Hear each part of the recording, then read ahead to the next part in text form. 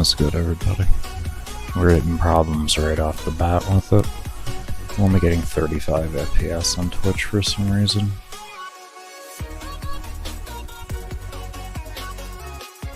Don't know why. I'm gonna go drop the bitrate. Maybe that'll help.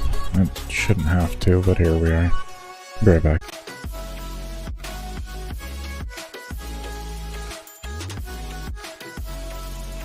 Okay, let's see how this goes.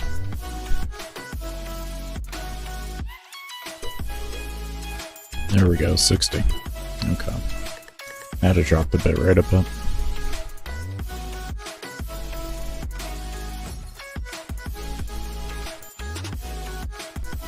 Okay.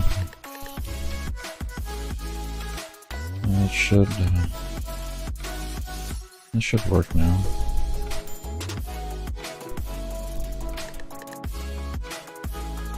It says my connection's unstable. It was saying that, I guess, the whole time, not yesterday. I didn't have problems, so I think we're good all on that end. Let me just do a quick little audio check on both streams to make sure.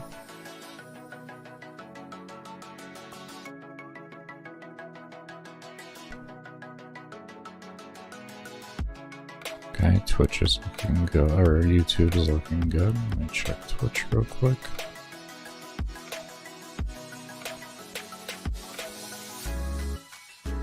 Yeah, okay, awesome. Awesome.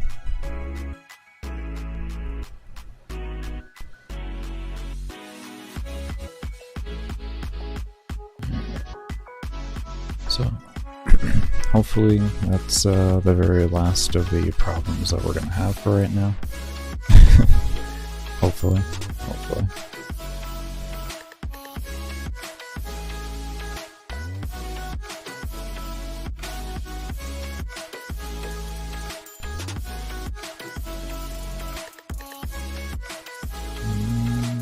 Just doing a few last minute things, and then we'll be getting into it. Okay. Yeah, we got 51 hours done. What's it called? Yesterday. Wasn't too bad. Alright, hold on, let me just do this. There, that's better. This way y'all aren't. So I'm just getting all the chats pulled back up and everything. Because I went and checked on the audio, all that got pulled down, so I am just trying to make sure I have all the windows up. Okay, we're good. Okay. Yeah. We did get 51 hours done, a little bit over that, 51 hours, almost 30 minutes. Started at around 44-ish hours. I don't know if it was exactly at 44, or a little over, a little under. I forgot to really check. It wasn't bad, given the fact that I also spent about 6 hours doing everything for the stream yesterday. I don't know. Between all my setups and everything like that, it was just, it was a whole mess in itself. It's alright.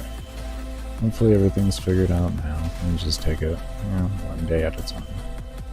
I did get timers set up for each of the channels. I think I got all the timers I wanted, but we'll see as the day goes on and everything, and if I think of something else.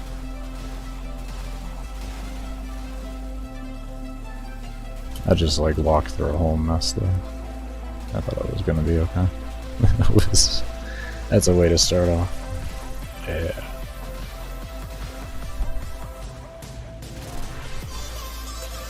I did have time to wake up, so I really don't have an excuse for that failure. I think it's just warming up on the game. I've already done some self-care today. I did get a little bit to eat. A nice little meal in my meal prep. Oh no, oh no, oh no, I hit my W on accident.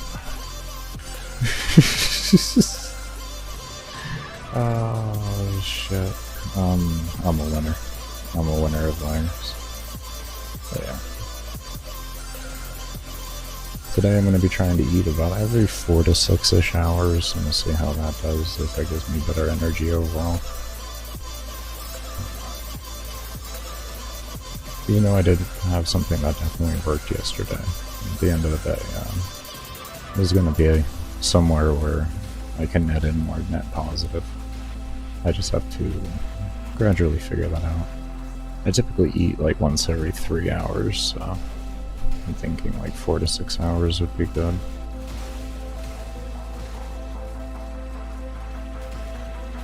Not working out too, give me one second, I gotta clear my throat. Oh, I forgot to do the starting soon too. That's good.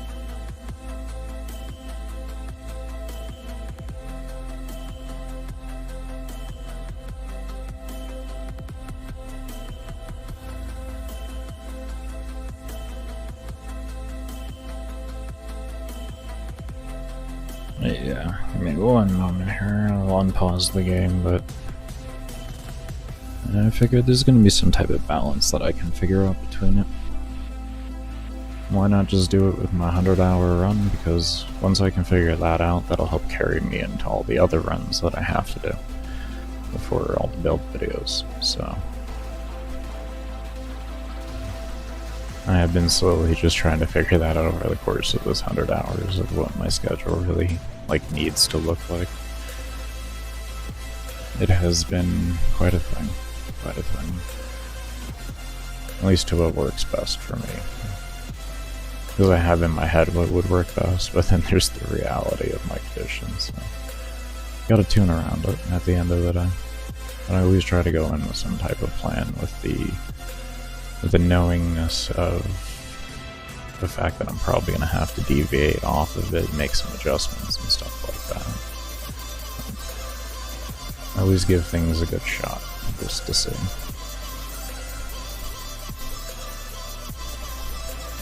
And I would like to actually eat more than once a day. I can't eat enough food to continue to actually gain weight while also only eating once a day. I can maintain, but I would be about it. I'm not really looking to do that, even though I'm not working out right now. While I'm doing this run, at least. I made the realization that earlier in the run, me trying to work out while doing this was actually just further exhausting me and making it so I really couldn't get as much done as I wanted. Not with this particular run, but the earlier runs that I've done. Because my dumbass forgot how science works, or how the body works. Your brain burns calories just as your body does, so you either gotta figure out eating more to make up for that so you can actually have more energy, or you gotta, step back on one or the other. And it's like, okay, well, this is gonna make sense, then just kind of step back and working out.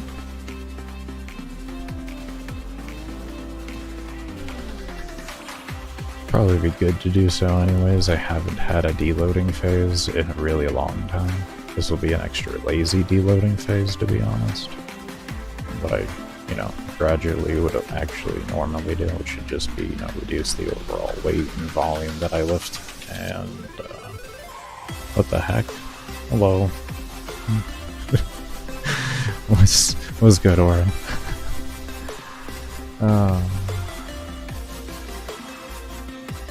But yeah, I typically would just reduce weights, but I figure with the extra mental stress of having to do these runs, it's gonna make more sense.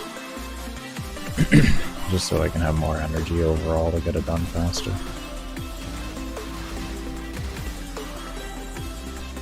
How you doing though, Warham? I do hope you're doing well. Am I alive? Oh yeah, I'm alive. Oh man, I've been pausing. I actually just got done taking a shower, eating, getting meds in me and all that, so. And before that I just woke up, so. But yeah, no, it's been 7 days, 7 hours.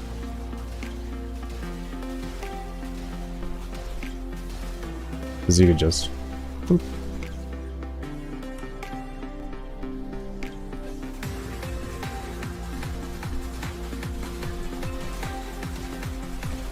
Not really on the pace I would like to be at right now, but it's life. Things happen.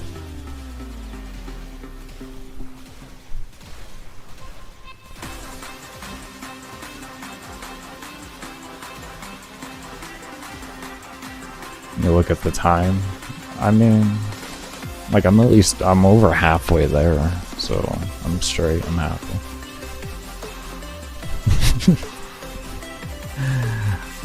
I get what you say, no man. I get what you say. I've been working on trying to do this run now for almost 5 years. If you actually look back at my old upload videos, you'll see like one of my very first mag endurance runs from like 5 years ago. I have been working on this for a very, very, very long time.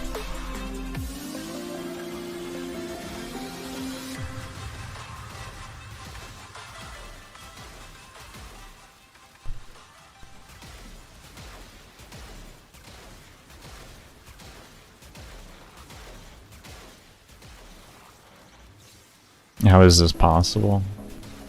It's all about kills per hour. Nekros is nice, but he doesn't completely make up for kills per hour. You're still gonna have to use oxygen capsules with a Nekros if you're getting under... what was it? 5,500 kills per hour, I think it was.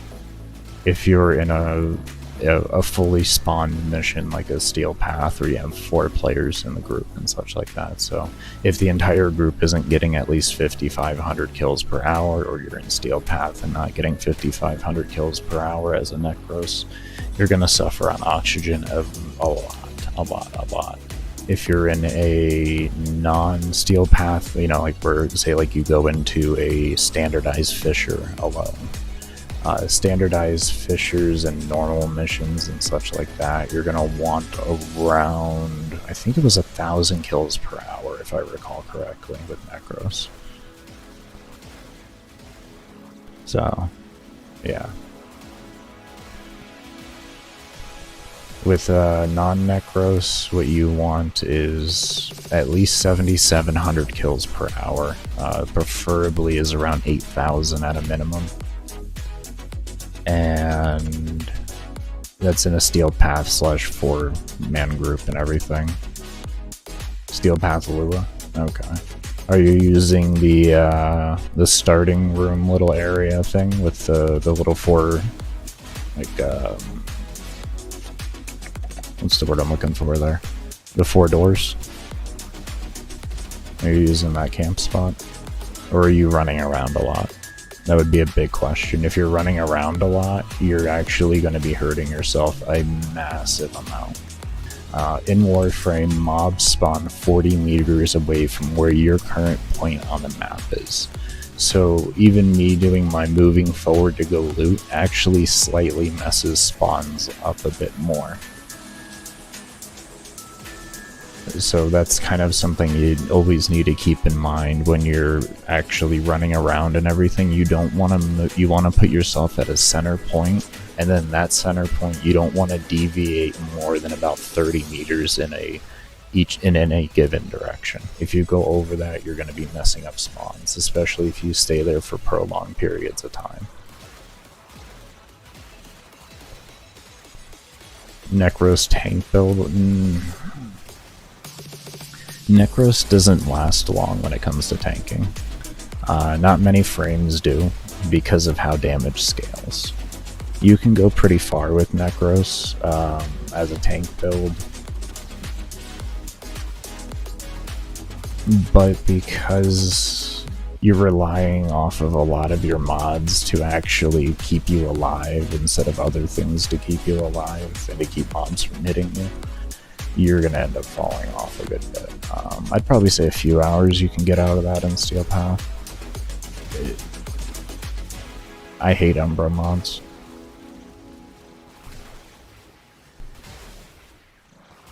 That's the reality there, man. I'm sorry to say. I hate them. I absolutely hate them. I never use them. I've used them on a few occasions, but I never found it worth all the extra forma and stuff, or even having to bother with an Umbra forma.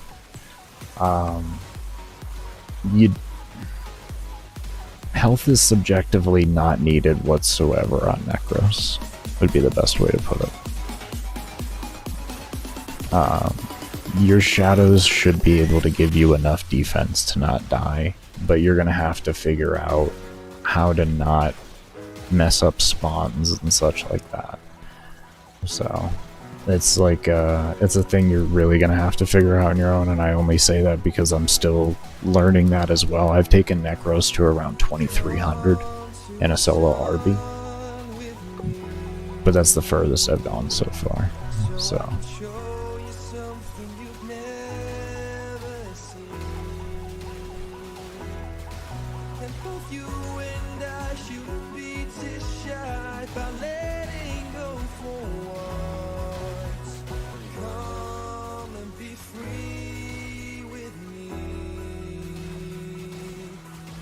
that makes sense. That makes sense.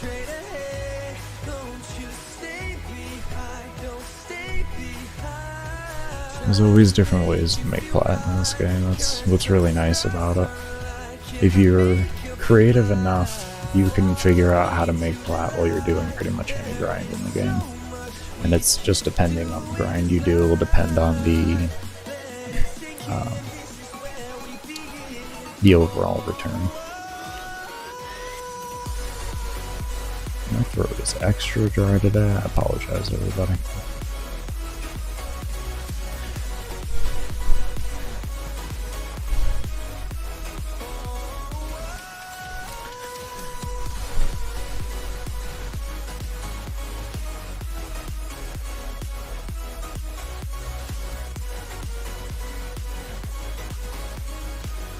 What do you mean by more crowded?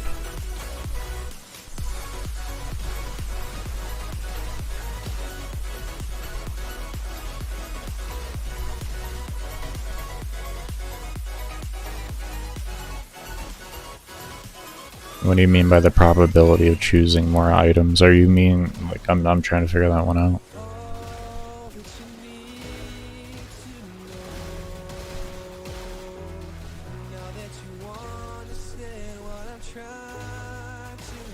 Because I know we were talking about his shadows, but that has nothing to do with choosing items.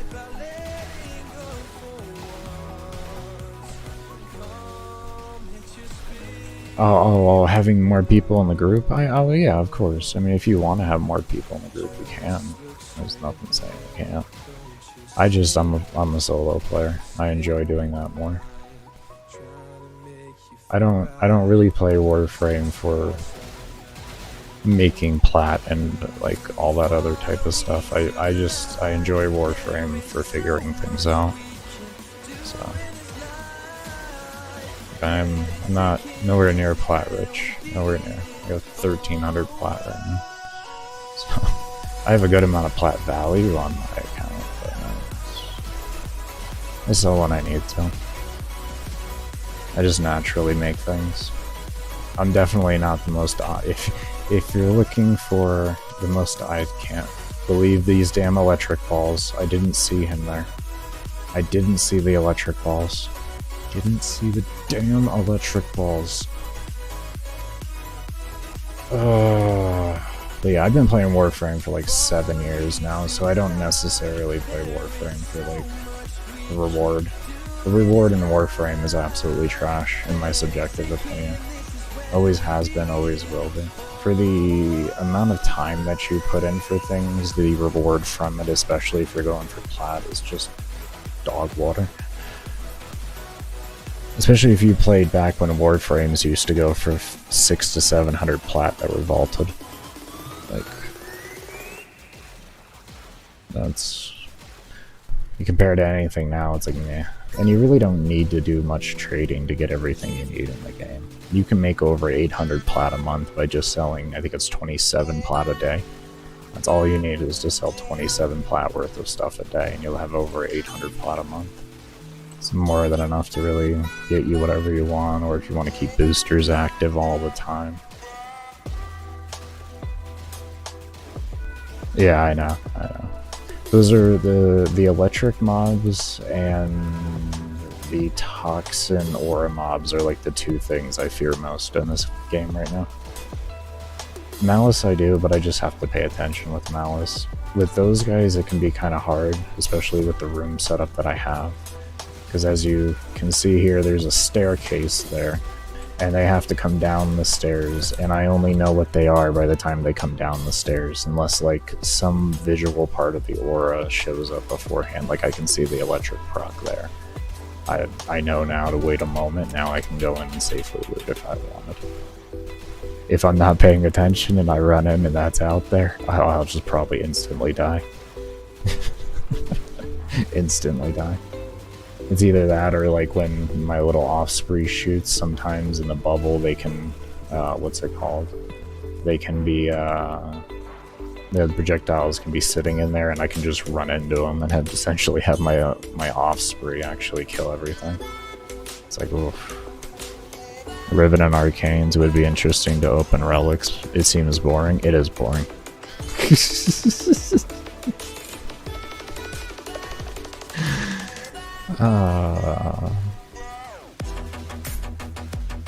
Fissures are nice because they allow you to keep your oxygen up better. That's one of the biggest reasons why I chose a Fissure for this. It really wasn't for the increased loot or anything like that, or the free radiant relic every 5 cracks at this point, with you know, double boosters for credits and resource drop chance. But yeah, it's because Fissures really drastically help with keeping up O2. Drastically. So, like, the difference between this room, no Fissure, and Fissure, because, you know, of everything else, is probably about 1,000 kills per hour. So, like right now, I'm holding around 9-ish thousand kills per hour with this room, but if I didn't have it as a Fissure, I'd be closer to 8,000 with it. They can turn a terrible spot into an okay spot because of it. So, I typically, though, if I'm looking for efficiency in my farming, I wouldn't stay in this mission longer than my Void Trace cap, which for me takes about 90-ish minutes. Unless I get lucky with Kavat procs, or just the RNG overall with Void Traces. Because you can get from 6 to 72 Void Traces without any boosters. It's the most ridiculous range ever.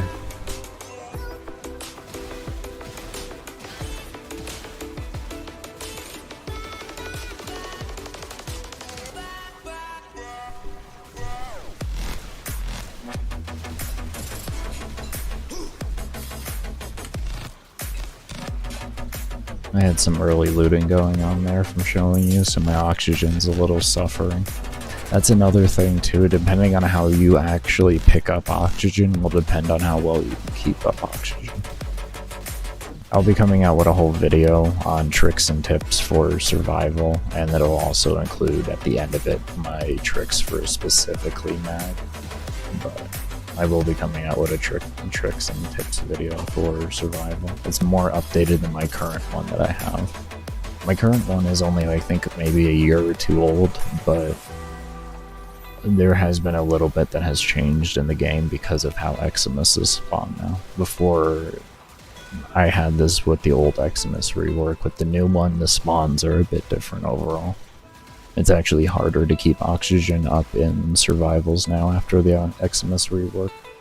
Not because they're harder to kill, but because there's less total mobs spawning. At least during the Eximus wave. Well, what are supposed to be Eximus waves, but they're not like that anymore. So you get less mobs during what was supposed to be Eximus waves, and non-Eximus waves you actually get more mobs. It's a really confusing and annoying thing, and it's something you, sadly enough, you actually had to have been around for a long time to really get what was going on and see the change. It's stupid. It's so stupid. Like, they reworked a lot of that stuff without even thinking about the consequences on a lot of mission types, especially survival, because as the longer you stay in a survival, what's supposed to happen is more Eximus mobs are supposed to spawn, until eventually it's almost the entire thing of Eximus mobs, and then afterwards it starts to taper back off, back to what it originally was, and it just hits a flow up and down like that. But then they made it so that only 2 Eximus mobs are up at a time, because, not because it's too hard to have more than that up, but because they increased the loot table on what they drop. And they wanted to make it so that loot didn't get absolutely crazy, because... No, I don't. Too low of a deposition. You'd have to get really, really particular when it comes to that. Anything that's like under a 2 deposition, the roll becomes so nitpicky on that becoming better than anything else, like normal, that I personally don't think it's worth it. There's very niche situations where it can be worth it, but I want to say there's not many, really. Profit Taker and Etalons maybe type deal, like... But like normal everyday play, since they made the mob's health additive and not multiplicative, there's no purpose for trying to go that far. You know, if it's like 3 and over, you can use it to have fun.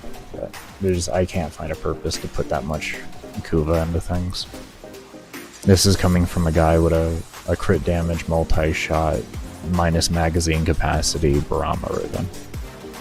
So, and I've had it now for 3 years, something like that, 2 years. So, I used it like before the nerf even happened and everything. Nerfs. It's been nerfed all hell.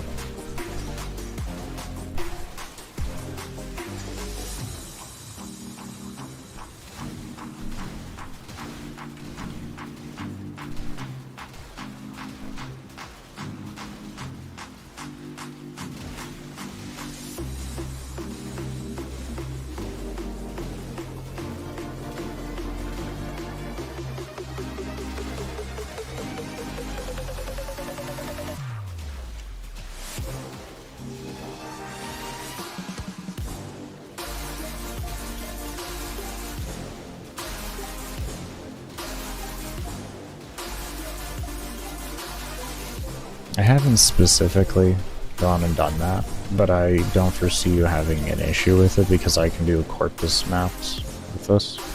So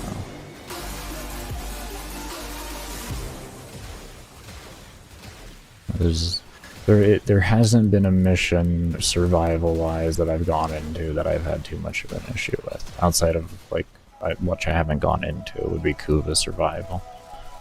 But I'm not going to guarantee that. Honestly, I don't even know what you're talking about when you're talking about train tracks. I have no clue, man. Like, is that the conjunction survival? Is that what we're talking about? I think that's what we're talking about, right? I didn't even know you trained something in there. I thought that guy was just there to give you a free buff or something. Yeah, that's the honest. A lot of his systems in the game aren't needed, unless you really want to go for a world record. But if you're just looking to get to like level cap and everything, I did level cap at MR6 3 years ago. Mutila, Cernos, and Mag. You got Lenka, fucking one of the best items in the game. I don't know if that's the same MR, but that might be MR8. I'm not 100%. Like, the dojo is realistically full of weapons and frames and items that can get you to level cap, if you just looking to experience level cap. Now, is it going to get you there the most efficient that you can get? Subjectively. It really depends. Like, I had almost 12,000 kills per hour in my world first Steel Path level cap when I was MR6 with Mag. Something like that.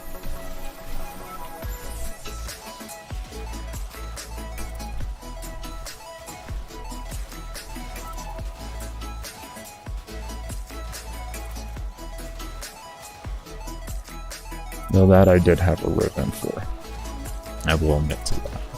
But Mutil Cernos Rivens are going to be cheap, to be honest. But they're a 5 deposition. It's crazy. It's crazy. I have a damage multi-shot. It's so nice. Gives me, with like split arrows and everything and all that, it's like 7 multi-shot on that weapon. It was just silly. But I wouldn't use it for going against a level cap acolyte. Not even remotely close. But like 1,000 or so, I wouldn't have an issue doing that.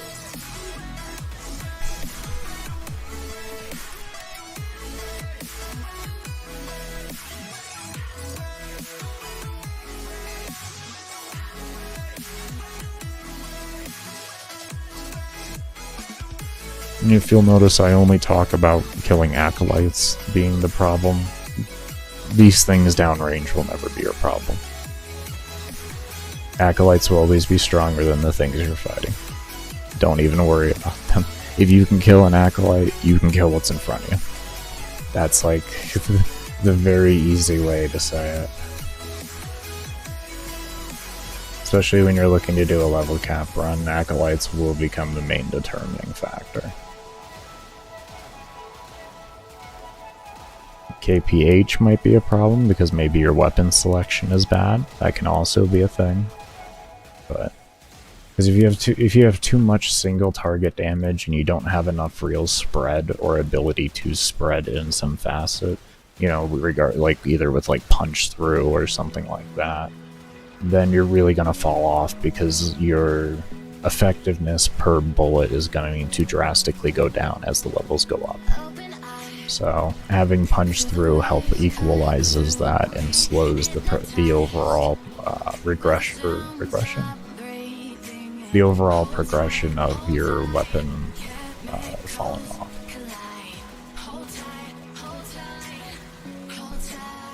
Punch through is probably one of the most underrated stats. And that's because a lot of the people who make builds nowadays, they make them for disruption and stuff like that. Disruption isn't survival. These aren't the same missions. What works there is probably not going to work over here. It may work to an extent, but it's not going to work as well as it should. They're completely different game modes. Like, I make survival builds. That's what I do. We got people that make disruption builds, you know. Defense, a completely different thing. There isn't anybody that does that. That's because defense is extremely hard. That'll be my next little pet project. Just figuring out defense with Eximus is. I mean, I have RB defense figured out, but that doesn't really count. You can move the target.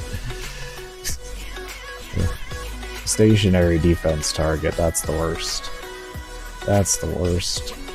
That is the worst with new Eximuses.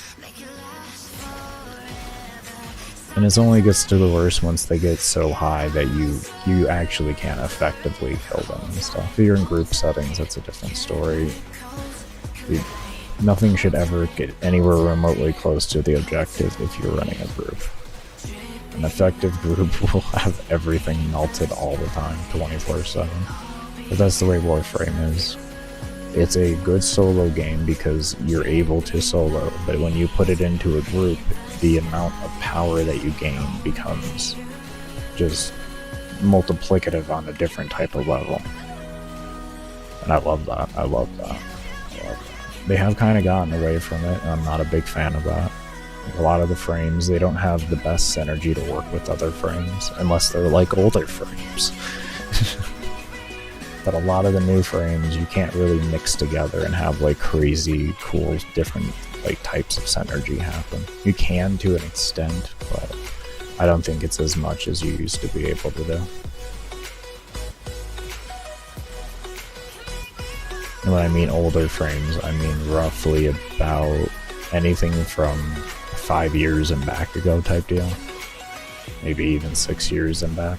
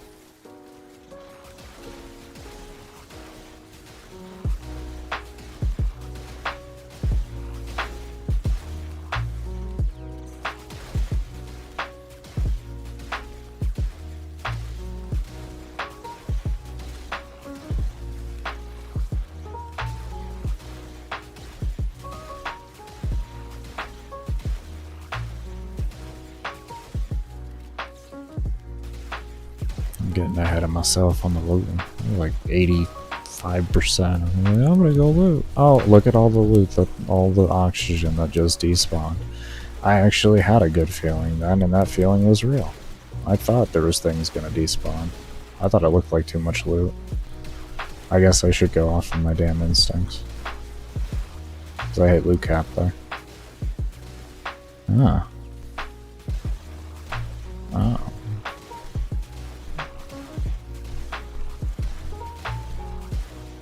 That's one reason why I don't like being here in this exact spot for camping, because it's a lot harder to see on my mini-map all the drops. I can see O2 drops fine, but I can't see anything else. I think this will work. Yeah, I'm gonna go loot. 73%, okay, that was a normal one.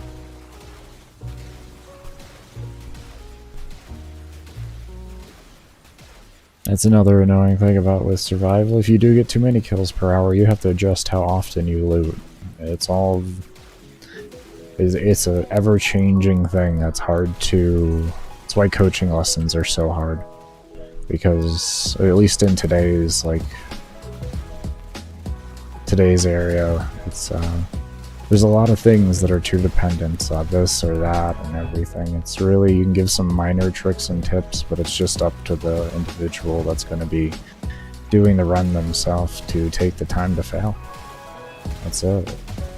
It's a annoying thing, but that's the reality of this game.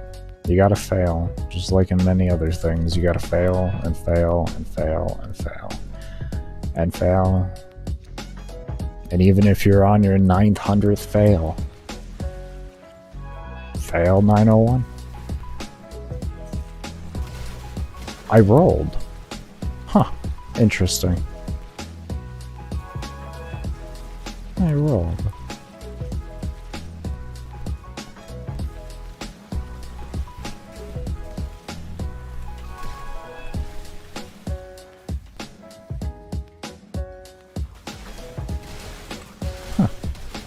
There's a bit of conundrum there.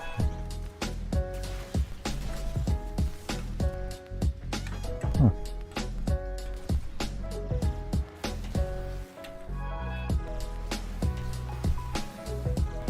That's interesting.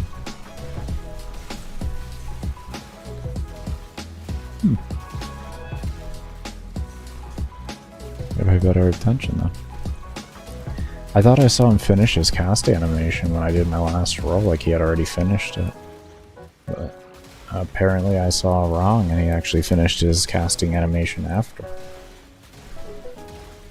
Huh. Very, very interesting. That's a good amount of loot there. There should be enough O2. Yeah, there we go.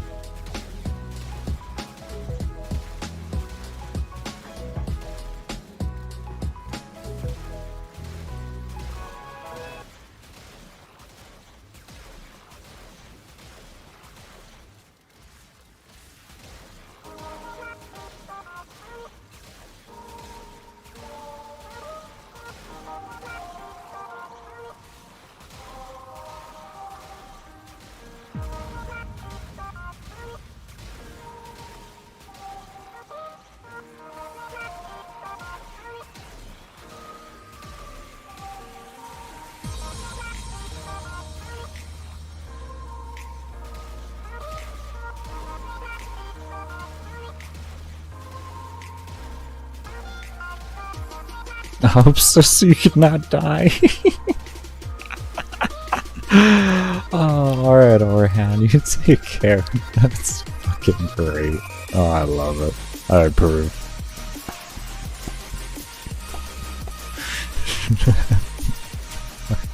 Great. You take care.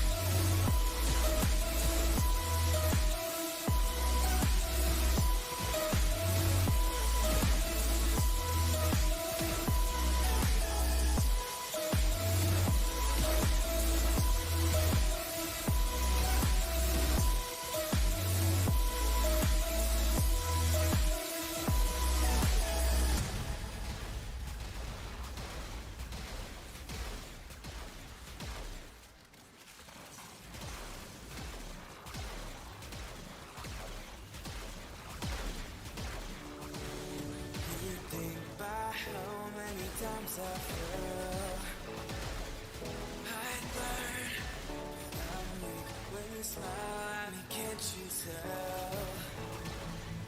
I yearn for that someone to bear with me. I'm hanging on to, I'm kind of fragile, so to speak.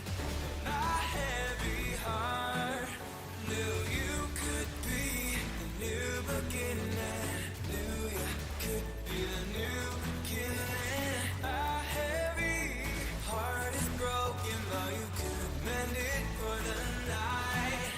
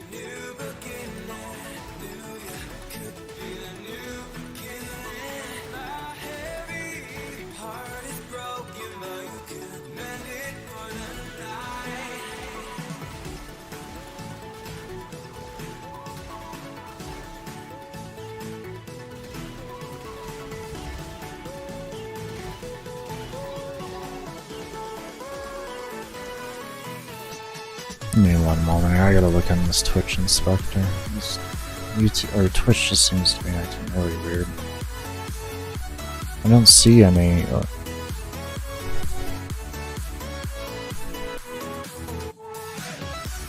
No, it's been stable. Why are you telling me unstable when it's been stable?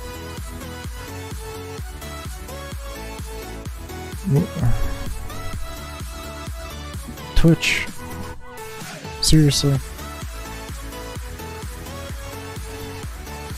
Alright, Twitch.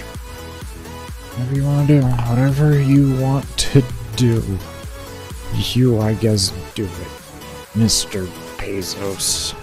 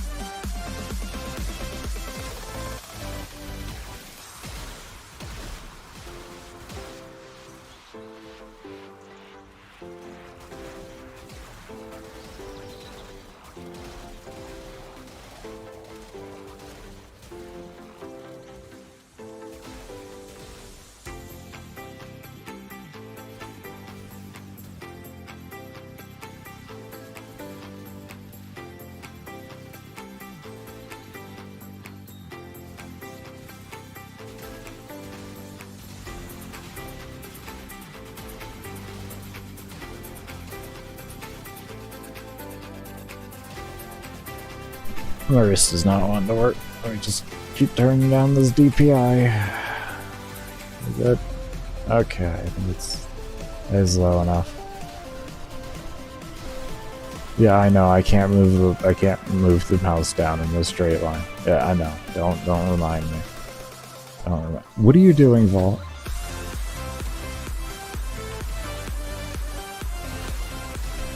Did you just follow me? Why is your shield here? Alright, let me just stay over here for a moment. Don't worry, it's okay. I understand. It's getting rough. I know. I've had the same Spectre for like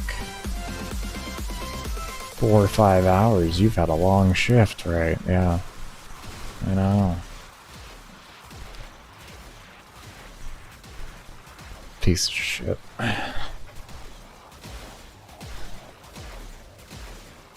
Really what it is I forgot to put him back on hold position because I forgot that he was opposite and I had double clicked when I put the offspring on stay, so. Tis life, that is my mistake. He's the opposite because I got affected by Malice's bubble and I put radiation on myself, and well, here we are now. Here we are now. I could just drop a new one, but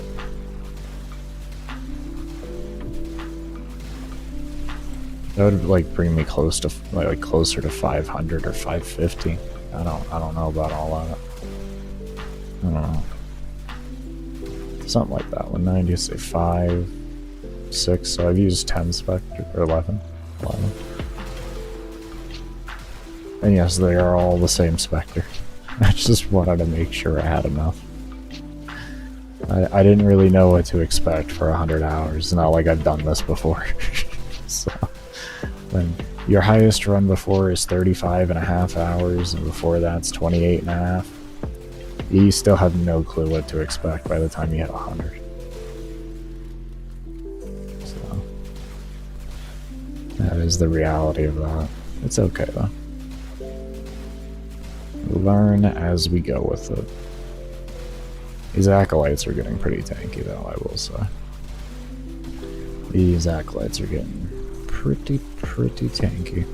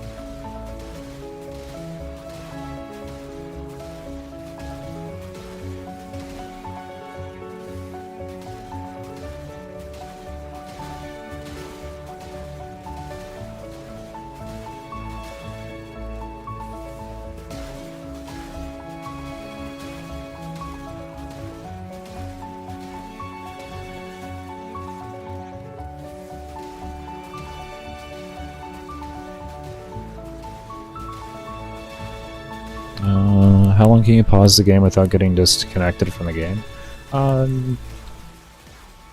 However long I want, really. There really is no timeout on that. That would be based off your internet connection, though. So.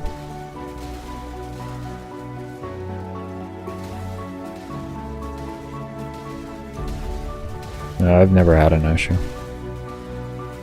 Even when I did 28.5 hours over the course of 10 days. Kind of give you an idea, it's 2.5 hours a day, pretty much. So 2.8 hours a day, essentially. So it's not much. I mean, like, yeah, it's just all based off your internet. One of the most important things is, I would say, also, you can actually reset your internet and you won't get disconnected either. So, at least in solo. This is just at least PC. I don't know if like Xbox and all that kind of stuff, if they run off of a different situation, kind of like, what's it called? Zombies in Cold War, where PC was constantly connected to the server, but you could actually go offline on PS5, and that was the only way you could get world records in COD Zombies for Cold War. It was terrible. Absolutely terrible. I don't know if it's something like that. It could be. I'm not 100% on that. Your internet was very unstable. were you doing solo, or were you in a group of people? Like I said, also just, you know, if you're in a group with people, then yeah, it can happen. But like solo, you shouldn't have too much of an issue. Group wise, yeah. Group wise, like what I heard from my homeboy Gamble yesterday was that for most missions, full squad, it takes like a 10 megabyte upload in order to to maintain stable gameplay. So what you're gonna need then is at least 15 meg upload if you're gonna be playing in a squad. Otherwise, you will face problems. Does your computer stay on the entire time? Yeah, it does. Yeah, it does. I run the game on window full screen, and this way not window full screen, but window mode, and then this way I can minimize the game, and it runs it as a background program whenever I'm paused.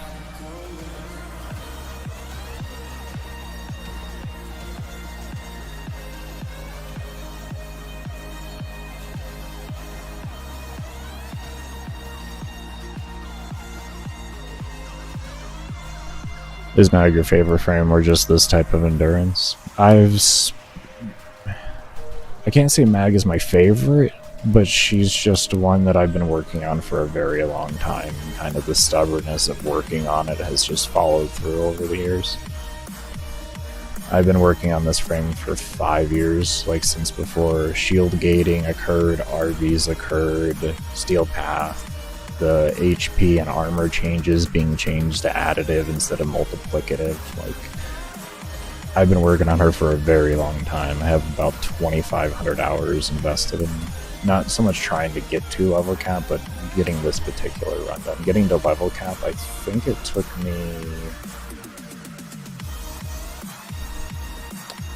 1,000 hours, I want to say, something like that.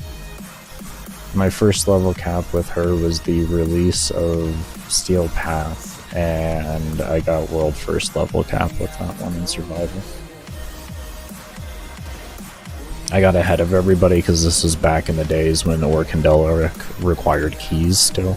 So I was able to queue for the survival right off the start, so while other people were trying to get to their favorite survival spots and clearing out the star chart, I was already in the mission.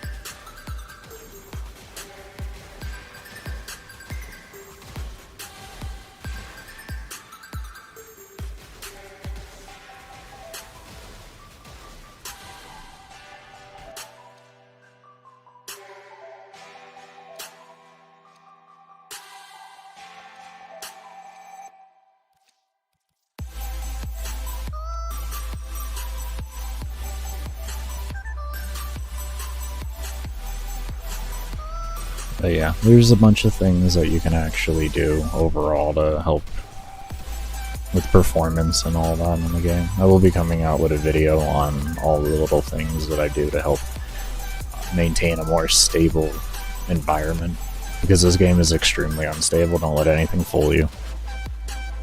Don't let anything fool you.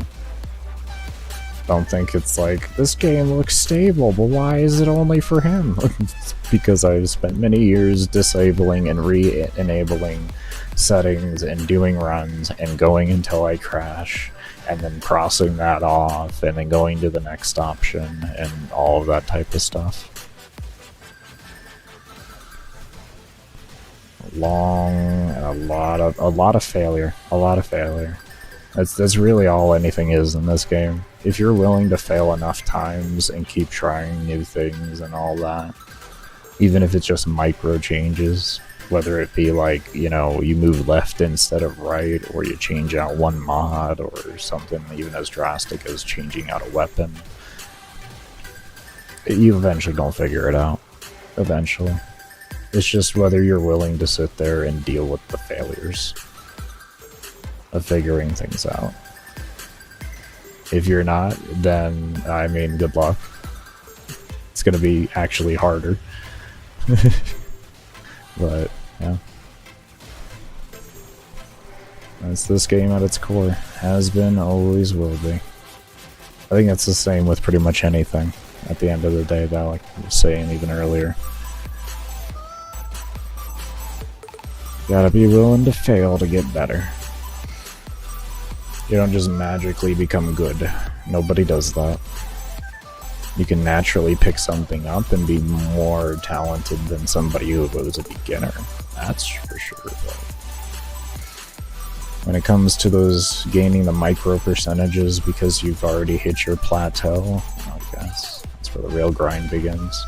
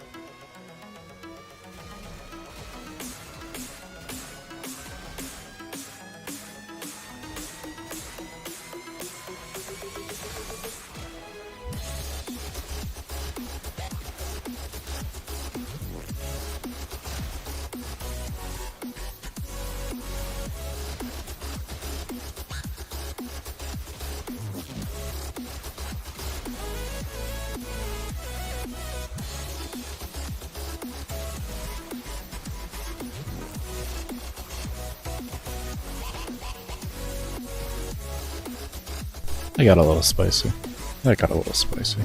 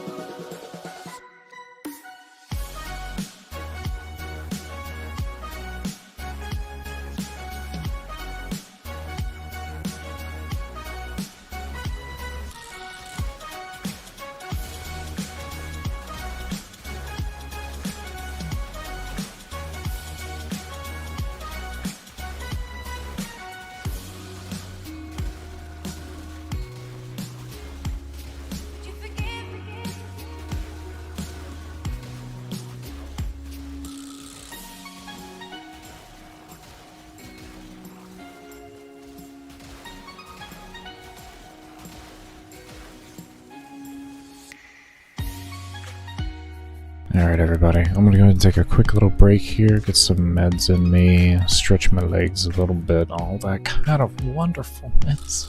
Oh, we'll see how the loot looking though. Oh, how that loot looking? That's 6,000 steel essence, 768 acolytes we've killed.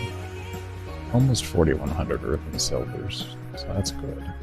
These don't matter if anyone's new watching this at any point in time. After 21.5 hours, I no longer got any more relics, and in the Endless mission, 256 rotational rewards. You will no longer receive rotational rewards after that point, so these don't matter as much. 110k endo, that's nice. Oh, look at the credits. Oh. Okay, this doesn't really matter, my cap's 1150, so...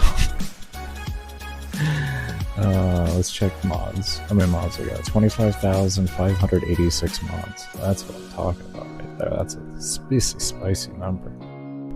Is this done right? Okay, I finally have my range there. There's aiming. There's scrolling. Okay, there it is. Alright. I should probably just, like, take the time and delete the other ones in there. Let's see, sensitivity. So 64 needs to go, and 1200 needs to go.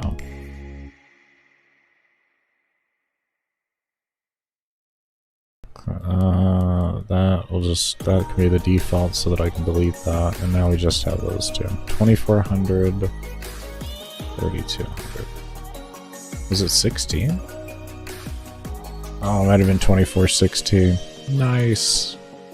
Alright, so we'll take the 32 and we'll drop that down to 16. Should be able to just type in the number. Dumbass, quit using the bar.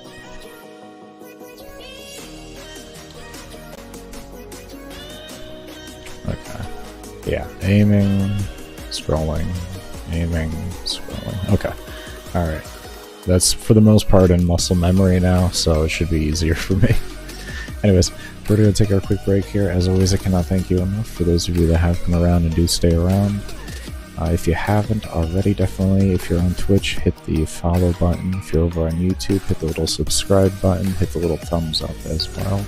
Also, be sure to check out in the description down below in the YouTube channel the links for my build channel that I have, and also my workout/motivational channel. Over on Twitch, if you give me one more day, maybe two, I'll have everything set up so that those links will also be there. But the Baker Science on YouTube and also the Baker's Fitness as well are the channel names.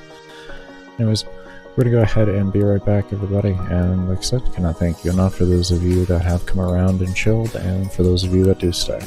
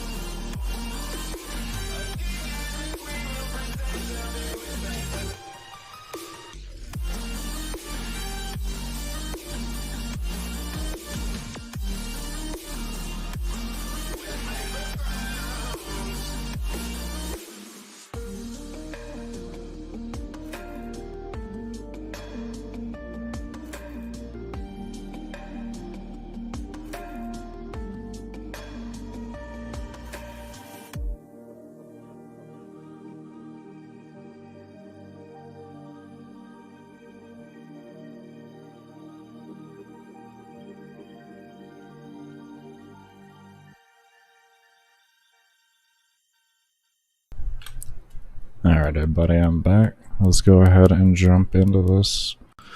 Let's see what happens. Hopefully things don't keep going bad. These acolytes, they're getting to be a straight pain in my ass, and I don't know, really. I don't know. They hit another degree of difficulty. It happened a little later than I thought it was going to. I thought it was going to be 7,500, but it more started to be like 78. So,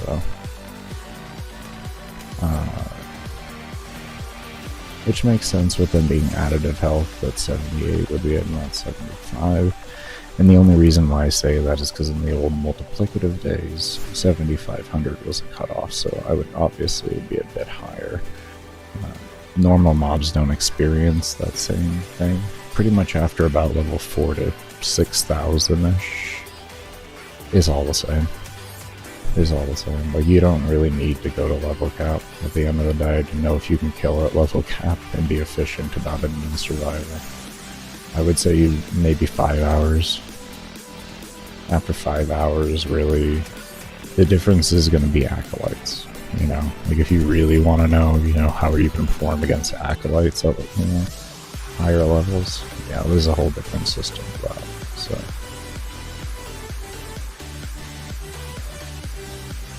Yeah, 7,800 for acolytes is when I noticed the next big jump. Before that was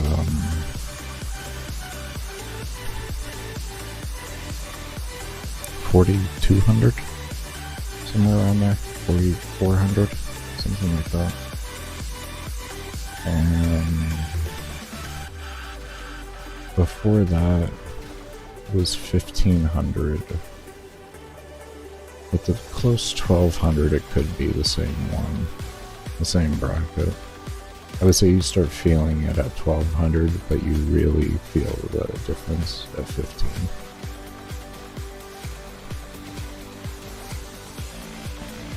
And then before that would go all the way down to spawn, or first spawn.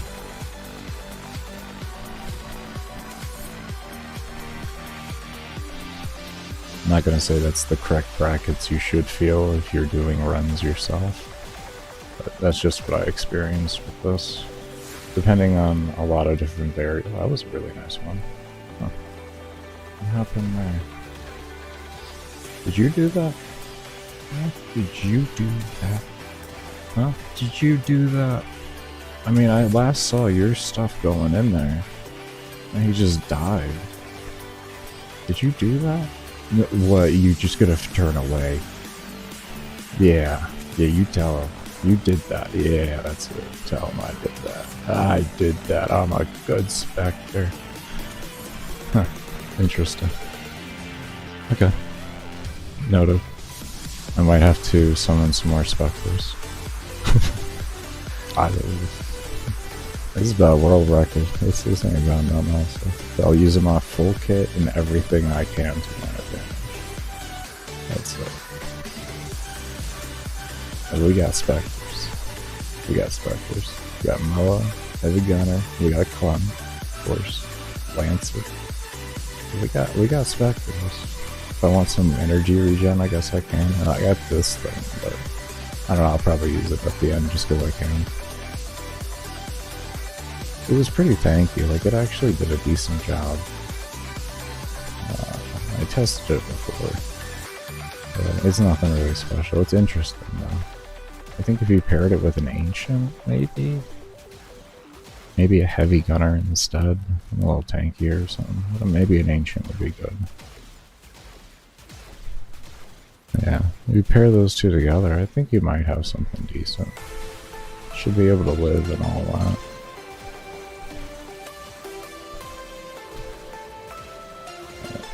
My ancients stay right where the ancients stay.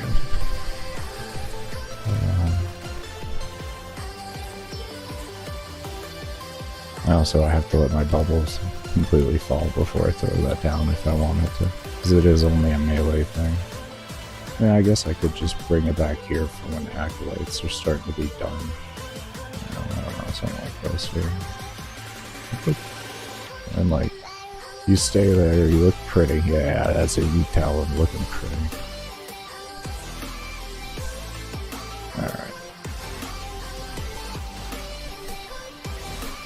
proud of you. I am proud of you. I'll do it after this.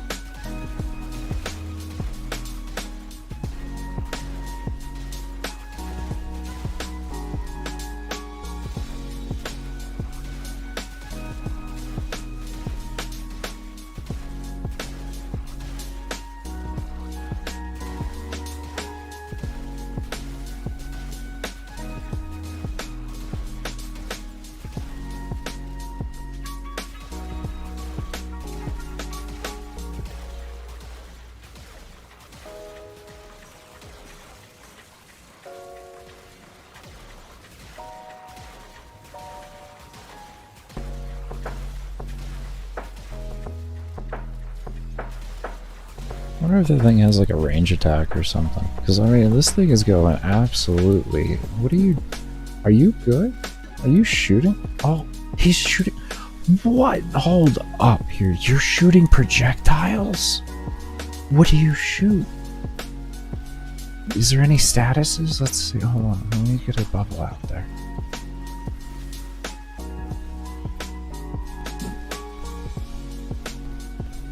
I see impact.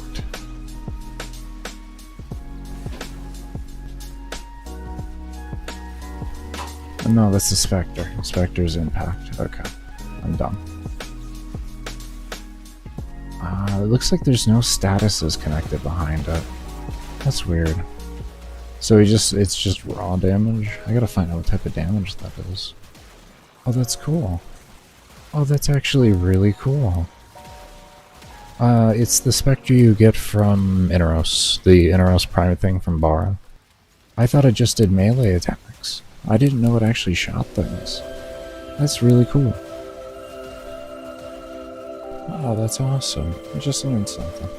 I just threw the thing in the, like, thinking it was like the other ones in the normal missions that you would get on the Mars tiles set.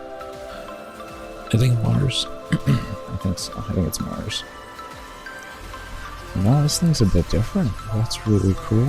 It actually shoots things. I like that. Good ad. Good ad. Oh, that's so cool. I'm gonna have to start paying attention to Acolyte TTK then. See if that goes up in that thing. Oh well.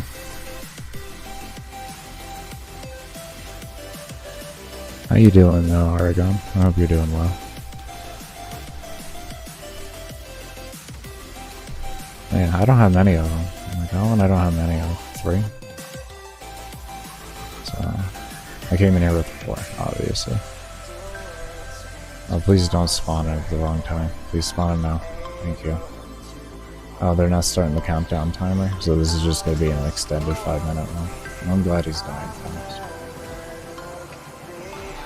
There we go.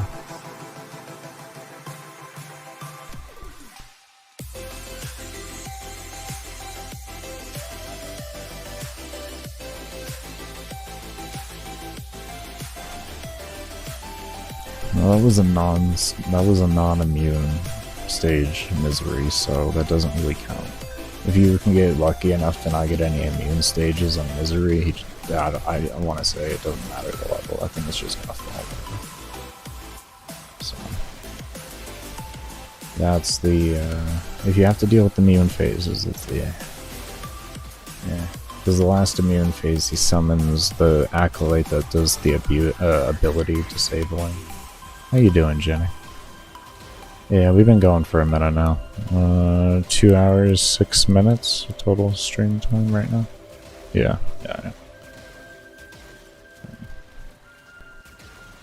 We're just hitting 54 hours? Question mark. I think 54. I think. I don't. This is the point to where maths don't work for me. There's no. Yeah, 53 hours. Oh, okay. Quick maths actually did work. I'm actually happy about that. I'm actually happy about that.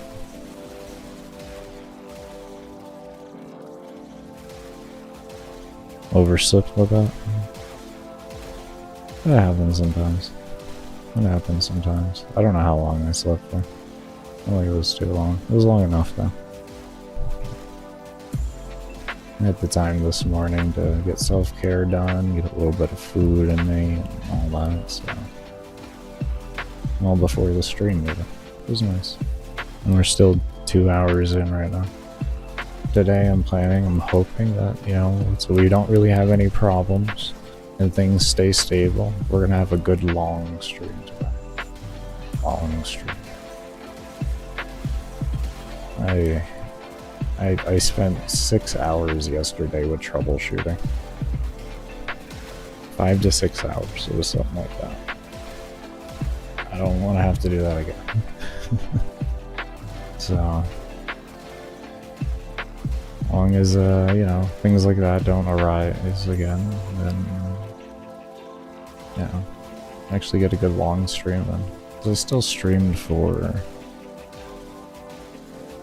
a total of 10 hours yesterday, 10.5 hours, something like that.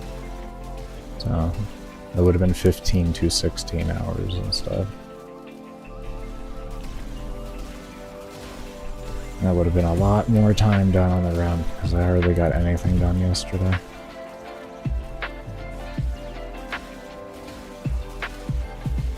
I was 7, 8 hours done.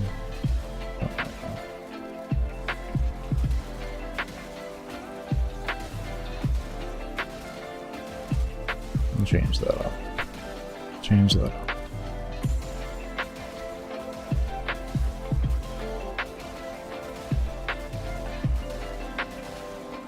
Let's see what this old man can still do. Oh. Yes, Jenny, I'm old. You're ancient, homie. Well, yeah. We'll see what the old man can still do. Oh, I don't know. We're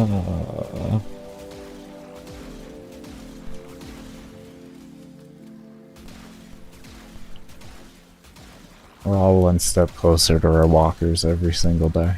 It's all good. It's all good.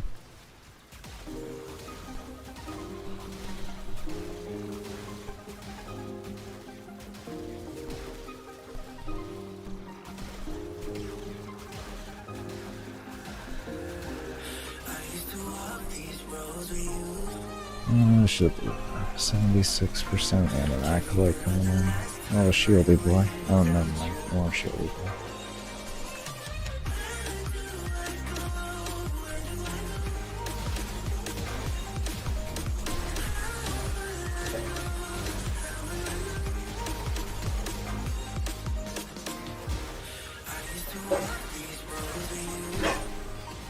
I don't know why I didn't plan for this to potentially get more damage, but it's okay. I mean, I guess I could realistically say I didn't feel like I was gonna need as much damage as what I'm looking at.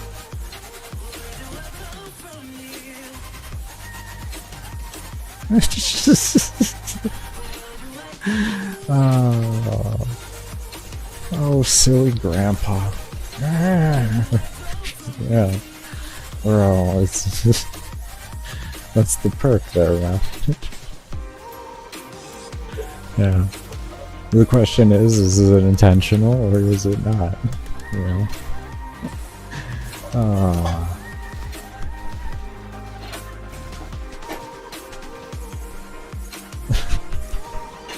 Shit. Oh man. Good tapioca pudding, my lord.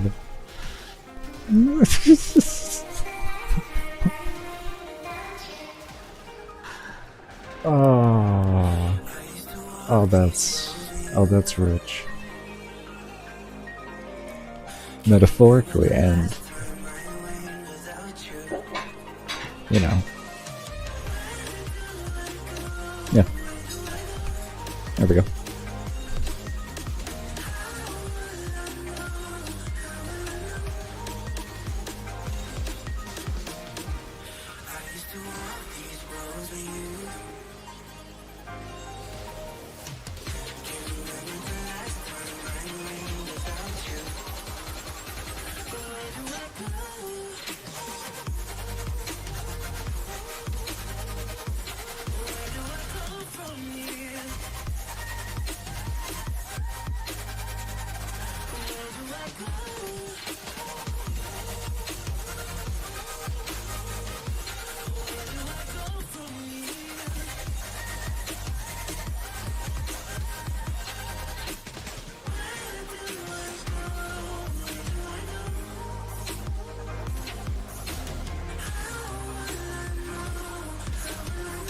I'm gonna be here a while. I'm gonna do a little test. I wanna oh no, actually we did see when we were looking for what type of status he applies. So they did just like, he does like no damage at all. It's just a cool little thing, but he doesn't do much damage. So, I mean, what if I threw like a Zenny star in there? Like maybe I could understand because everything has armor on it and all that. Am I close enough with that? No, I'm just winning at the game. Okay.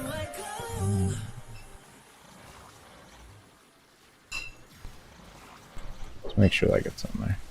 Let's see, what can you guys, what's going on here? Oh, that's a...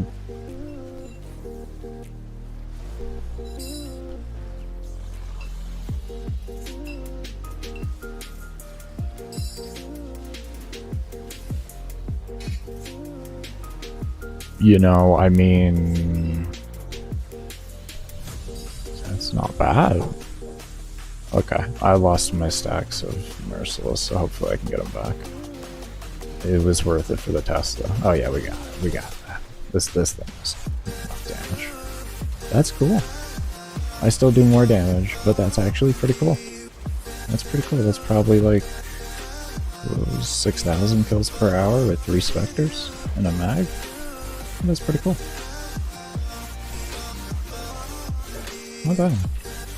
Not bad. Looks like nullifiers weren't even a problem either with the occasionals that came in. That was good. Impressed? Impressed?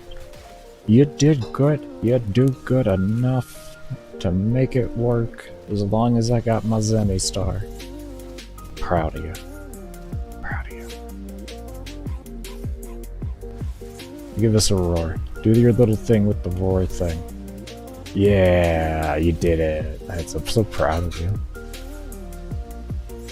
That's what I'm talking about. That was a good Spectre. You know, I just hate how I have to get you. Kind of like the heavy gunner. You're good. You're cool. You're cool. I like you. I wish you were on my ship. That's it. I wish you were on my ship. You and Georgie. I mean, like, come on. DE, you need to start doing these things. We need more things on our ship. I'm not talking noggles. I'm talking full life size. Chilling, alive. Just chilling on the ship. Like a Roomba. You know what I mean? Bigger. Make it have, like, you know, an actual unique amount. You can only have one. It's a unique one in ship. Huh. Start doing that. Let us populate our ship. You know? Oh. Just random NPCs. So great. What's up, 3000? Rest in GG? Yeah, that's how it is. That's how it is. How you doing, 3000, though?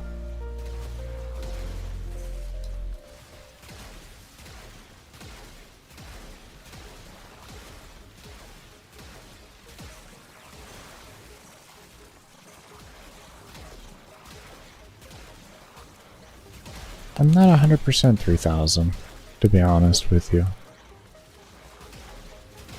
I don't want to say no, but I also don't want to say yes. I lean more towards no, but I'm not 100%. You can look that up. I haven't actually messed with Equinox in that individually, nor the helmet, so yeah. Should have converted liches and sisters floating about and such. That would actually be pretty cool. That would be cool.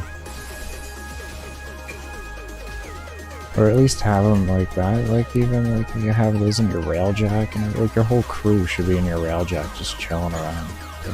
Go to that. But yeah, I agree. Like, there's a lot of really cool looking like liches and sisters and everything. And it'd probably be nice also to be able to hear their lines randomly. You know, maybe they change favorable once you have them on your ship or something like that. So when you're in your ship, they use the same personality, but they just say different things. That would be cool. Because that's one of the biggest key things for a lot of people. They love the personalities and all that. I think you are actually one of those, Jenny, if I recall correctly. But yeah, no, that would actually be cool. What do you, hey, are you dead? Okay, alright. Lucky. That was rude. With your yellow things. Doing a mission of Nightmare, and I saw the lich I was trying to, like, I forgot you had converted it.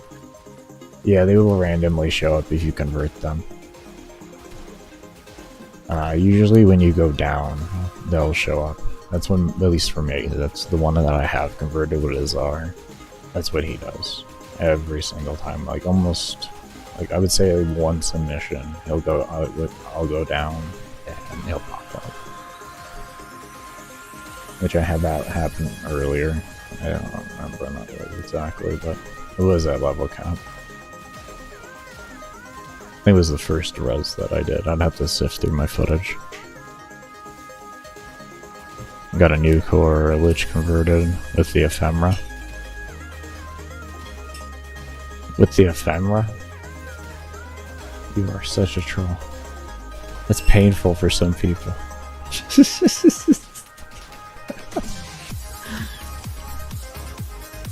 45 runs for this ephemera.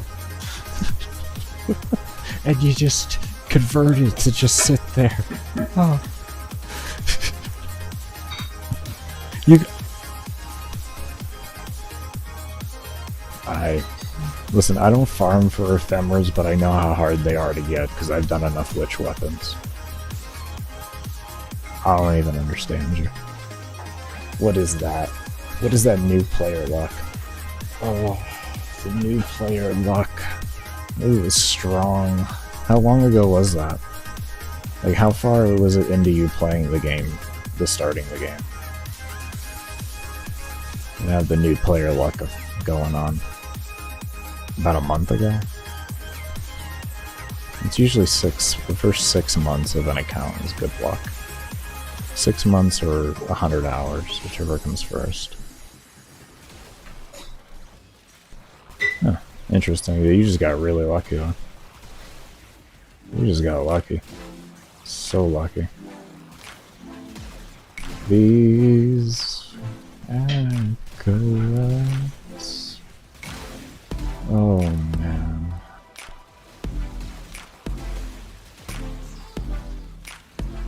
Yeah, pretty much. Pretty much.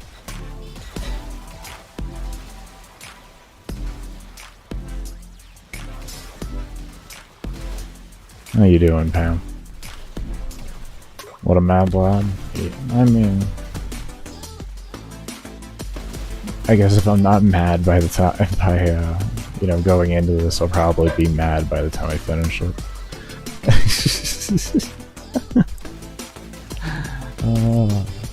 Yeah, we're getting it done. We're 7 days, 9 hours in total, so I haven't killed myself really.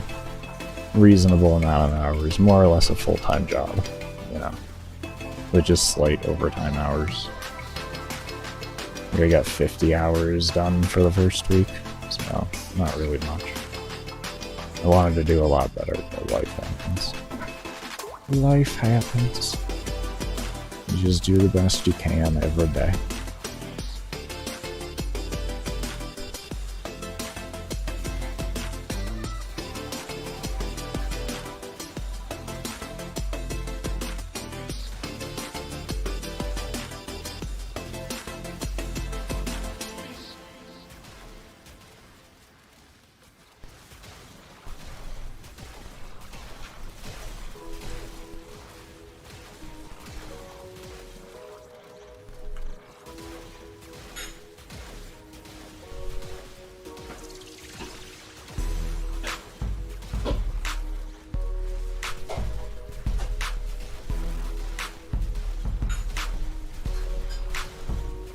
You can never go wrong with having meatballs, Jimmy.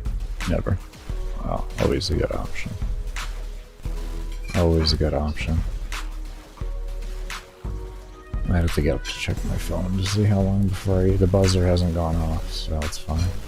So I don't lose track of time. I actually set a timer today for food and all that. I want to see if it'll give me a bit more energy. So that's... the longer I can stay up and get this done, the better, because I need to catch up on hours. Catch up on hours.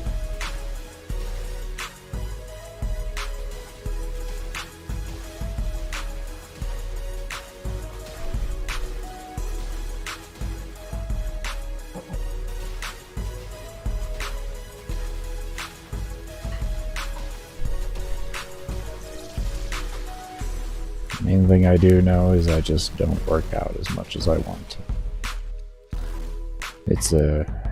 I gotta have discipline on that, because working out uses energy. Energy equals more run. So I have to resist the urge.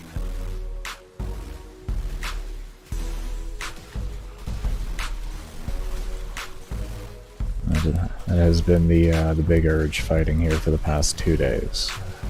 I finally realized that pretty quick, like really late at the end of the day, like almost a damn week to realize, like, hey, you shouldn't, you know, you would have more energy if you didn't work out. It's like, yeah, but like it gets your blood moving, which keeps you awake. And it's like, well, you could just do minor stretching.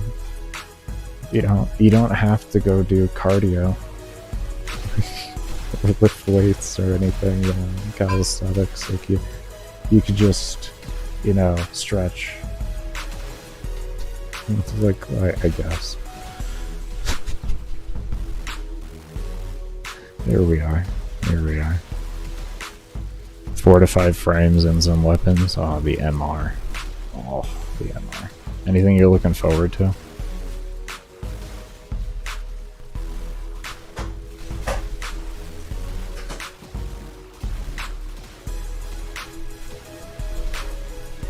Yeah, I enjoy working out. I like pushing myself and challenging myself, so working out is nothing more than that. Sitting here 54 hours, 53 hours into a survival, and yeah, kind of, I think people can get the idea there that I push myself. Vauban's so much fun. Vauban's so much fun. So much fun. Great gather frame. He was one of our OG gather frames before the helmet system was around. He was one of the best gather frames in the game back then. Still in an amazing spot.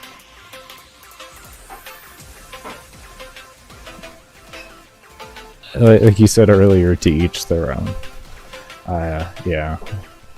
I'm not a really firm enjoyer of Hydroid. I actually like the old Hydroid.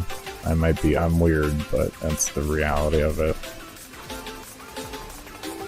I like the idea of the concept of his kit right now, but the values are all screwed up with a lot of his abilities, and they need to be adjusted to make builds work better.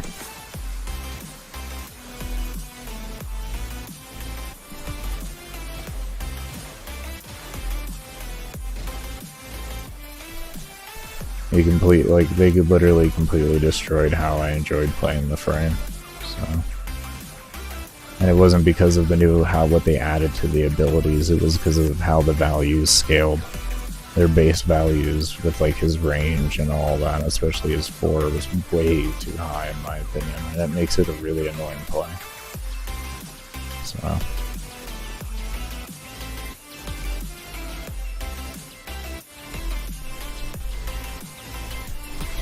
Yeah, it's life. You can't be happy with every rework. So, I haven't been happy, besides the Ember, not even the Ember rework, there hasn't been a rework Pablo has done that I've really enjoyed, to be honest. So, I know everybody enjoys his reworks and they love it, but I don't like his reworks. But he reworks for a different style of play that I do, and what I use, so. It doesn't really matter at the end of the day there. If that's like how he builds and it's for a certain play style that isn't mine, I'm obviously not gonna like it. You know? It doesn't matter what makes it wrong, that's at its core. If the designer likes a different play style than what that individual one player likes, then it's obviously not gonna work. So, not saying he does bad reworks, he just does bad reworks for me. That's it. Let's go third floor. How you doing, man? I'm just vibing right now, getting some more of the run done. We are almost 2.5 hours into the stream right now, so we have gotten a little bit more time done. Exactly, Jimmy. If he was to rework for how I like playing, then other people wouldn't like his reworks. You know what I mean? I'd be like, oh, this is the best rework in the game, and there'd be another player that says, this is the worst rework in the game. What the hell is wrong with you? You pick who you want to please, you know? And when you're a publicly traded company, you're going to focus as much as you can on the broad community and what they like. Pablo fits that really well and reworks really well to that. That's what makes his reworks so damn good, is like he understands what the majority of the player base actually likes to do. I'm a very small percentage of the game in the sense of my overall, the communities that enjoy playing how I like enjoying playing. We're a very small community nowadays. We used to be the majority of the game. because that's what the game was, but the game has vastly switched. Sounds good, Jenny. Hope you take care and have a good day. It's good to see me killing. Yeah. Oh, we getting the run done. I spent way too many hours yesterday troubleshooting, so I can get more hours done today now that things are actually stable. There we go, a long one. Okay. Get one shot off there. Let's reload that, get that.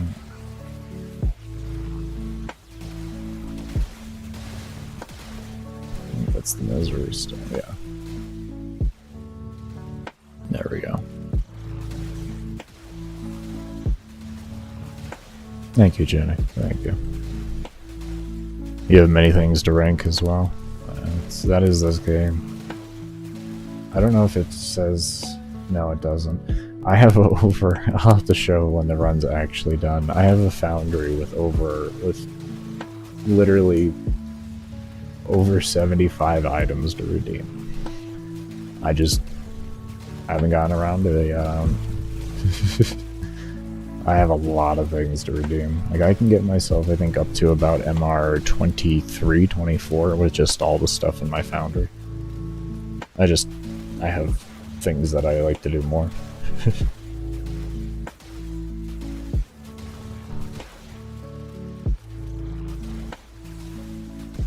I'm decent at the game. That's how I look at it.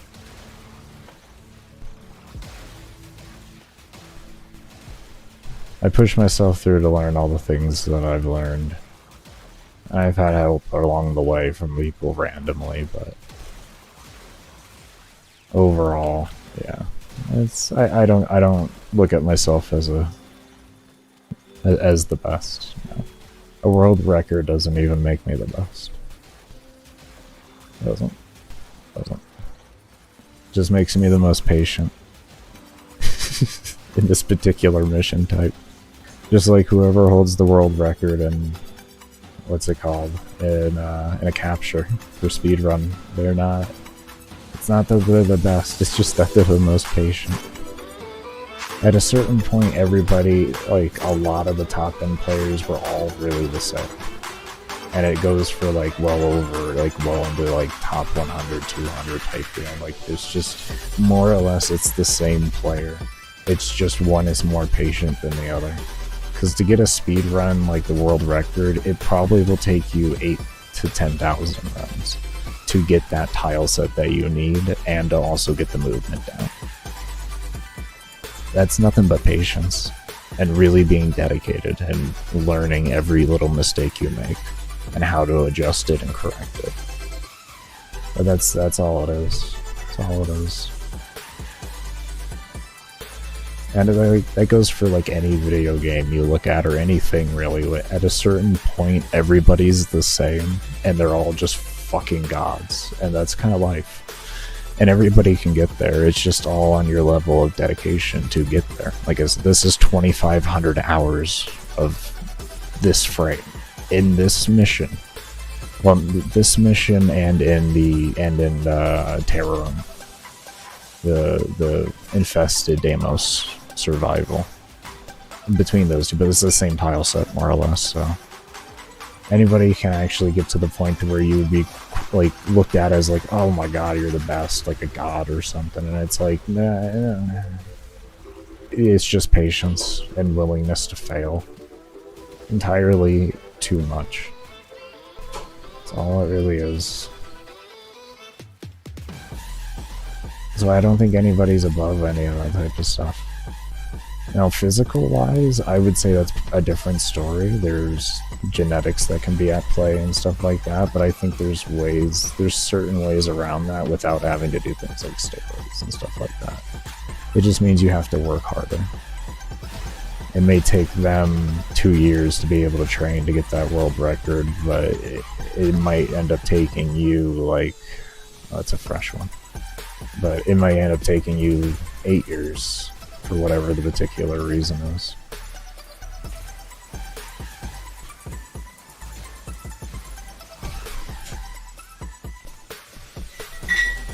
Yeah, and that's actually exactly why, is because we're all skilled in different ways. Because if you're not doing something that you're actually excelled in naturally, it's going to take you significantly longer than someone else that is. And that's usually what the genetic deposition is, more or less, whether it's like something mental or something physical within them. That gives them a slight unique advantage to pick up that unique ability faster. That's all it really is. Otherwise, it's just time. You know, if you're willing to put in the time, it'll eventually come to you. I got players that I know that'll shit all over me. They got level cap a lot faster than I did, and then it didn't take them years to figure it out, type deal. Like, they did it in under a year. It's like, oh, what? You know, that's the reality of that.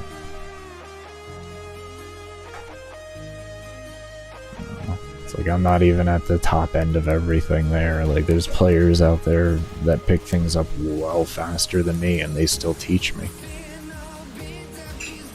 You hit level cap twice in Steel Path? Very nice. Very nice. What mission type did you do for that?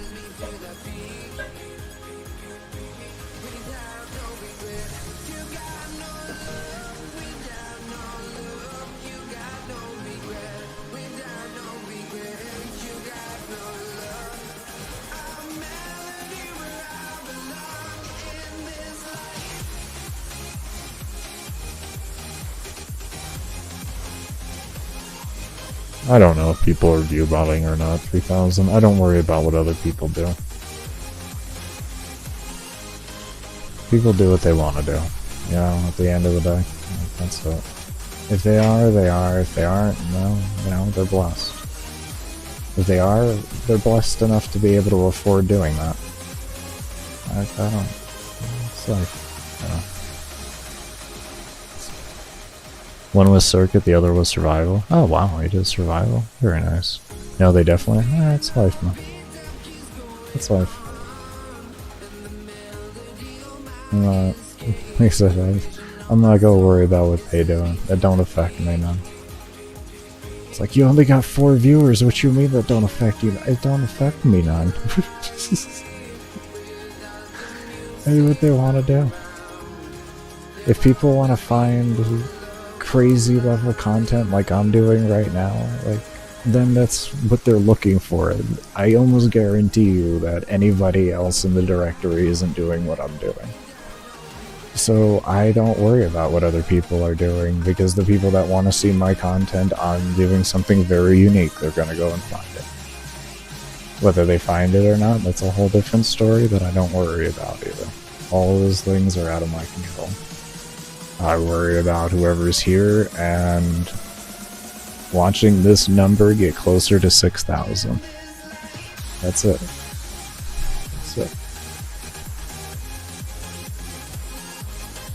That's kind of how I look at it, man. I've been streaming for a long time, though, man. 10 years now. You know, like, I've been streaming for 10 years between multiple platforms and multiple different types of streaming, like content-wise, so I've already been around. This account that I have here originally, I actually streamed on Justin TV with this, the original Justin TV. So, my stream before this very first one that I did here recently was back then, 12 years ago. Like, it is an ancient relic.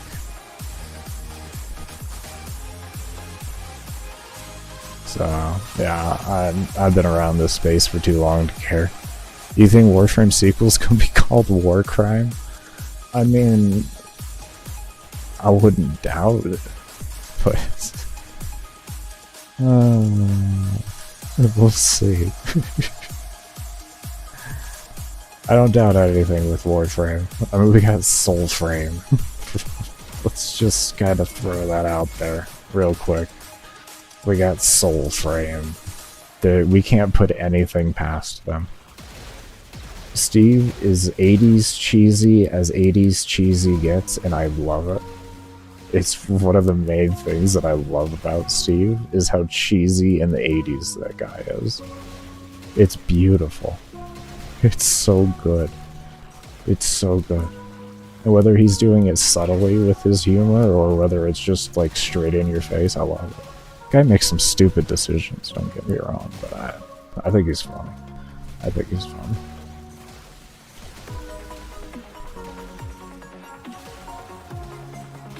Like, Warframe is essentially an 80s humor game wrapped up in a package at the end of the day. It's just wrapped up in a slightly different package, but this game is well full of references to the 80s.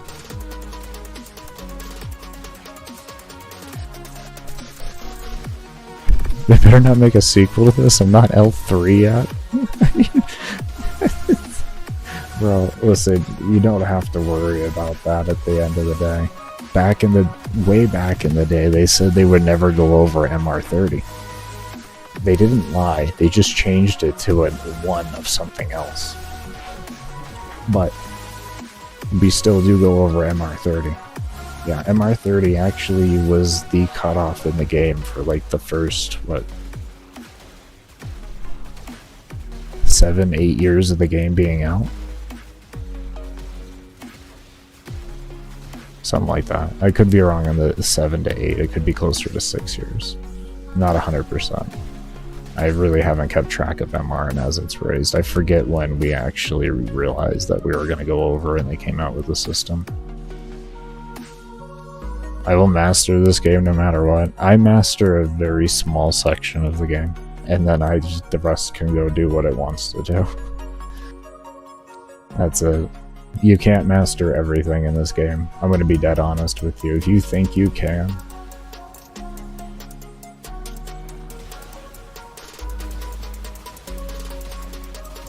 you are gladly mistaken. I know people with over 12,000 hours in this game and they still haven't mastered everything. 12,000 hours.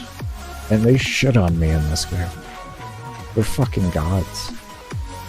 This game is, you master one section, your section, and then if you want to branch out, you can branch out after you've mastered it one at a time, but expect an easy 20,000 hours. That's why I say I really don't know if you can. It's a lot of time. A lot of time. I don't even think there's a player in this game that has that much time, even if they sat here and skewed their numbers by pausing like I do. Because, don't get this wrong here. Playtime, mission time means absolutely nothing. Nothing. Playtime is absolutely nothing in this game. At least the visual playtime that you see. Because you can abuse that by just loading into a mission and doing this.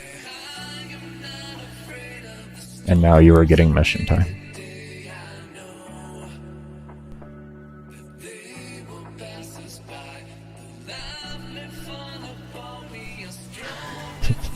So, don't ever believe anybody and think anybody is good, or like, oh my god, you have a lot of mission time. The reality is they could have just done that and went to bed. I can understand you want to be, but the reality is like, when you hear people talk about their play hours, just don't ever let it faze you. Because it does not. It's so easy to manipulate. So easy. And that's why Steam hours is probably actually the best accurate thing in the game, because it also combines with your time trading, your time theory crafting, and all of that, because that is playing the game. If you're making builds in your orbiter, you're playing the game. Why are you not going to count that as how much time you have played the game? That is actually playing the game. You're trading, you're playing the game. I don't, like... Now, if we could break down missions into like individual missions and see how much time on like an individual mission, that would be a little bit of a different story. Still could manipulate it, but that would matter a little bit more. Because like I think that's kind of the main thing. Like, how much time have you spent in a single mission? I'm not talking endurance. Like, even like people going for speedrun world records, you know, Profit Taker and all of that, and capture and everything. It's not like, you know, you're not going to be spending, you know, hundreds to thousands of hours trying to do that.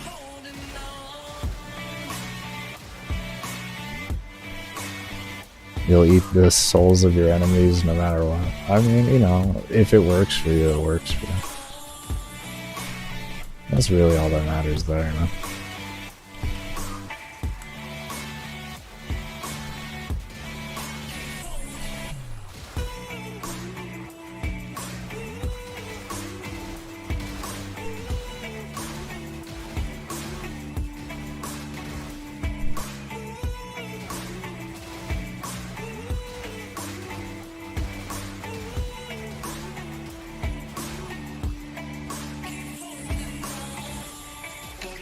I mean, not in Warframe, it's actually encouraged.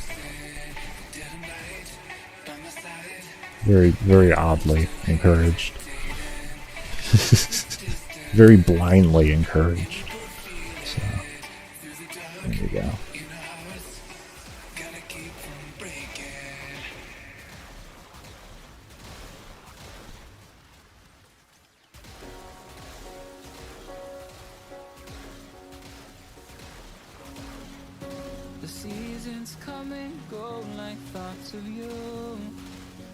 Like I said, look at your rocks off. Get your rocks off.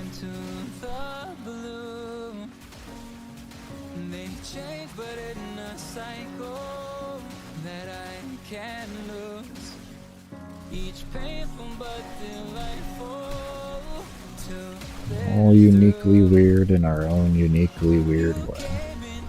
That's how things are. That's what makes the world such a beautiful and wonderful place.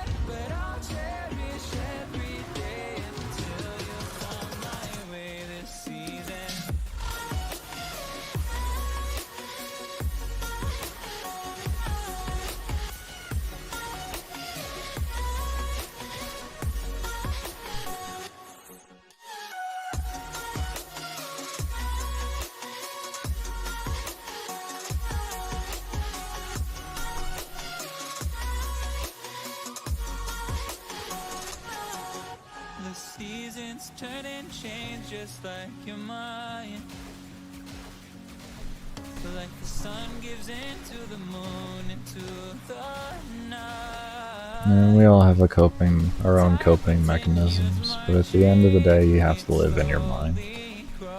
It's where it's there 24/7. If you can't learn to live with yourself, then you're gonna be in for a world of problems.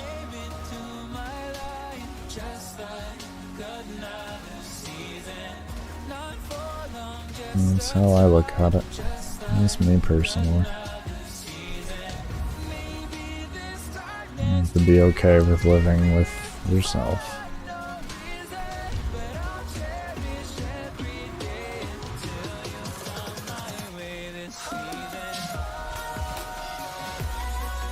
I mean, that just takes being inside yourself.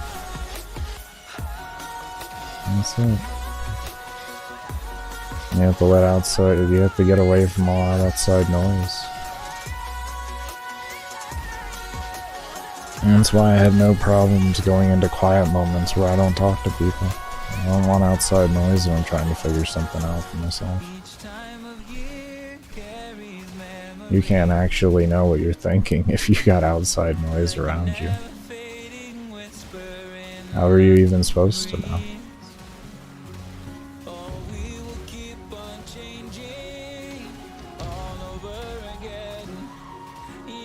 But you gotta learn to live with the painful reality of who we all uniquely are as a person. Because there's gonna be great things and there's gonna be absolutely horrible things. And you gotta learn to be able to cope with all those things.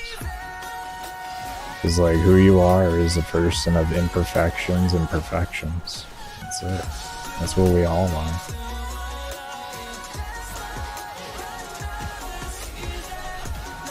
Silence is the most beautiful thing you can ever have, in my subjective opinion. I'm out of energy. Let me just try to do this.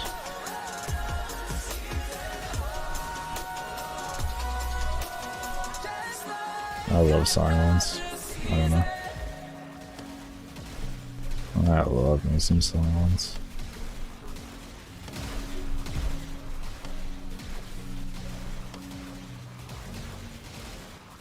It's just about finding things. It's all a journey.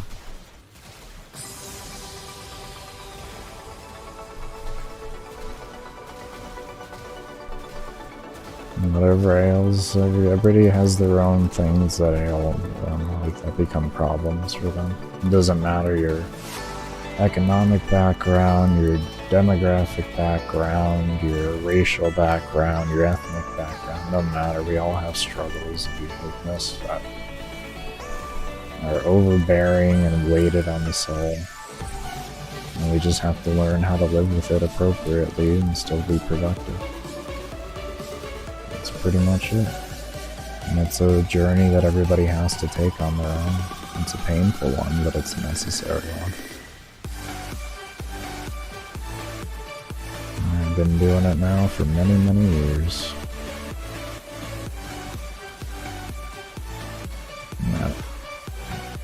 Over 10 years now into my journey of that. Still progressing every day. Nowhere near perfect.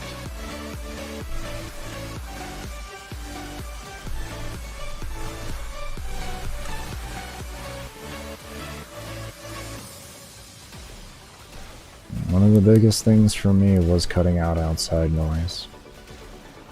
That was the best thing that ever was for me. Being able to just get my thoughts straight.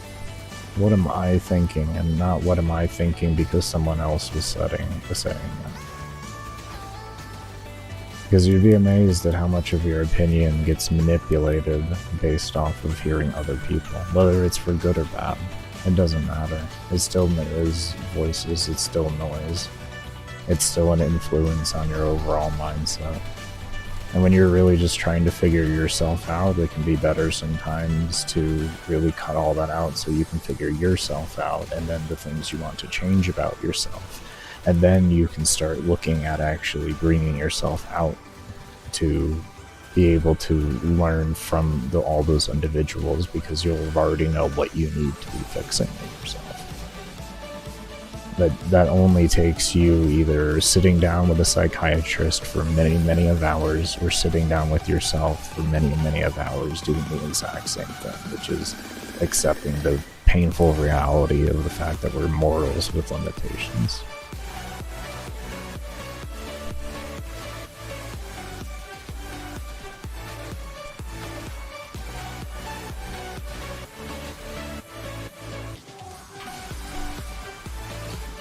That's where I would recommend getting a psychiatrist. And just going with it. Trusting in the process of it.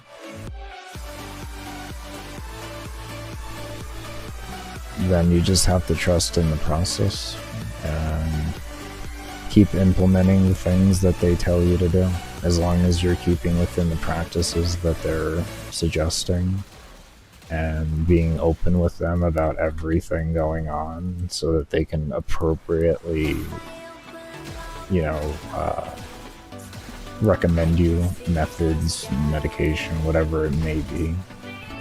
You know it has a higher probability of working. Yeah, that's all that matters.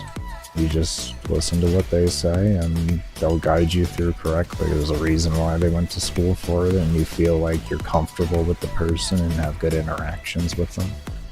then you're going to be on the right path, and it'll just take however many years it takes. It's just like even what I was saying earlier, you know, some people it's going to take a year, some other people it's going to take 20 years. You know, it's all just a different thing. We're all different people, different experiences, different backgrounds, you know, different genetics. So we're all just going to be different in that regard, and everything takes its own amount of time based on who you are. It doesn't matter how long it took X person to do that, whatever it may be. What matters is that you're just trying to do that, and you're trying to do whatever you can to see results within reason, within reasonableness, to keeping yourself within good health and such, while preserving yourself while not harming others, I guess is the words I'm looking for. As long as everybody does that, nobody hurts anybody, and we're good. There is, of course, defend yourself. You so are going to be harmed. Of course, not saying that, but that's a whole different situation, and that's just that's an exception to the rule, which I think is an unsaid exception. It doesn't need to even be talked about. Just be good to those, be good to people, and work on yourself as hard as you can. I don't think we ever learn patience because of just who we are as humans. I think the only way you learn patience is by going through a lot of pain, to be completely honest. I don't think it's an innate nature for humans to be patient. Nothing in this world is patient, to be honest. So I just can't fathom it being an innate nature. We wouldn't have progressed like we have as a species if we were patient. So I think patience typically comes with extremely hard times over and over again, and having to be patient and keep yourself together through all the hard times to see something good. That's where I think patience develops more than anything. Because even when you're trying to get good at something, you're going to have moments that suck. You suck unbelievably. Unbelievably. You injure yourself or something like that. It hurts something, you know, that your equipment you're using or something that's just going to completely set you back and destroy you.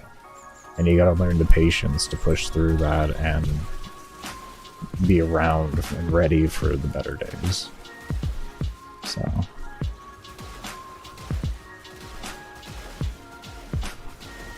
and that's why I do these runs a lot. These runs are, and I have said this back even when I initially got threatened to have my trade suspension to keep happening. This is a means of therapy for me at the end of the day. I have plenty of time to sit here and just be lost in my head. Be one with all my thoughts.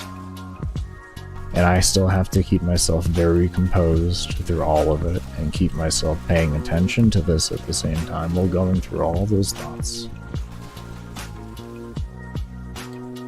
It's a wonderful tool. With group friends, you can't so much do it. It's a uniquely thing to solo.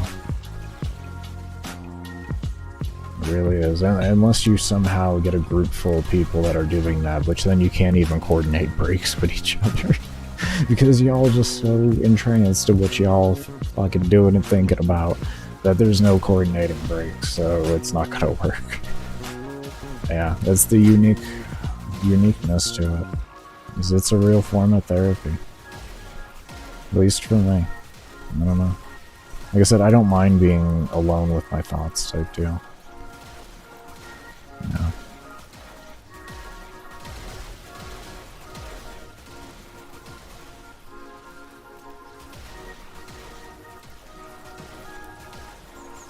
You either wait for the perfect moment and wait forever, or you jump right in right when you have to do it, because there's no choice.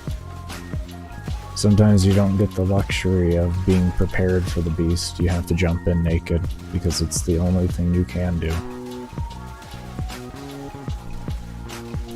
I did that. I did that.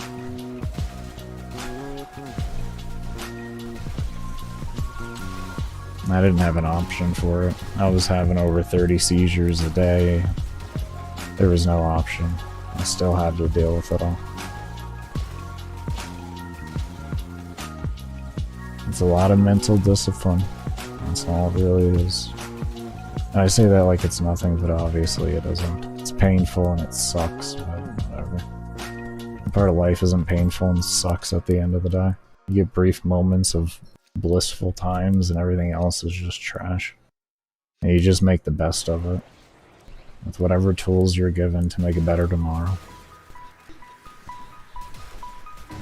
Because that's the cold reality of the only thing that us as living things deserve on this earth. We don't deserve anything more than anything else out there in the wild. We work to create it. We don't deserve it. No one deserves nothing. Whether you're an ant in the ground or you're a human on this earth, you ain't deserve nothing. You work for it. You sacrifice for it. You give your heart and soul trying to do better in whatever it is you want to do. Sacrifice whatever you can reasonably sacrifice in your life for it.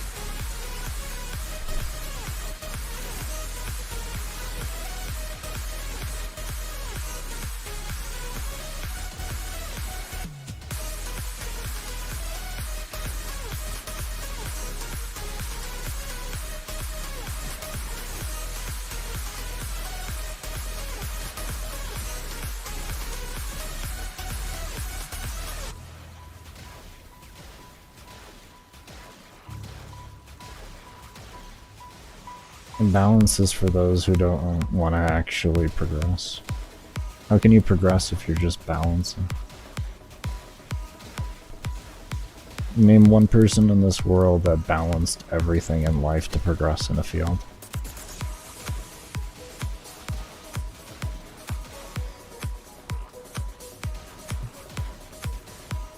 It's just up to you to come up with a list on what's most important.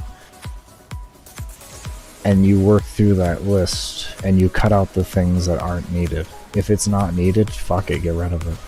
It's not needed.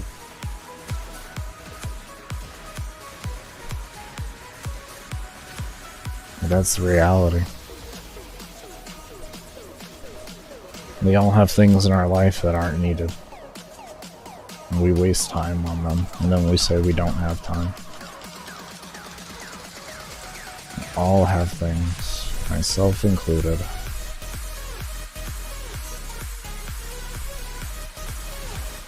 And then we sit there and complain about lack of progress and whatever else, and it's like, well, I mean, if you mapped out every minute of your day, can you confidently say every minute of your day is spent doing something in true productivity? Making you a better person tomorrow?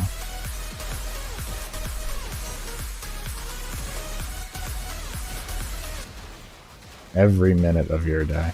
Because every minute is a very valuable thing. The amount of things you can get done is just not even speakable. You know, we're human though, that's normal. Like, there's nobody, and I think in this world that can say it, but what it is about establishing when it's important to get rid of those things that you don't need during the most important moments in your actual life. Cutting them out, and then just putting forth the effort needed to get done what needs to get done. And then you can enjoy those luxuries later on. We live in a very, very blessed society nowadays. I don't care about how violent and everything. I've been shot and all that. I don't care. I don't want to hear it all. We still live in the most blessed time to ever live. Ever. Ever. And we have to understand that and take advantage of it to its full potential. Life is still hard, not saying it's not, but like, you really compare. Life was really shitty. People would die from having the common cold at one time in the world. A common cold that we just brush off. We don't even care if we get someone else sick. You know? Oh yeah, I'm still alive, homie. Welcome back. Welcome back, Orion. How you been, man? Hope you had a good time.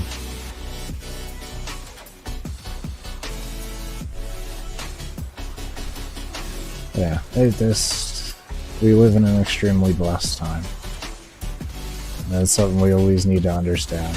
Life's gonna be hard no matter what. Don't ever think life's gonna be easy.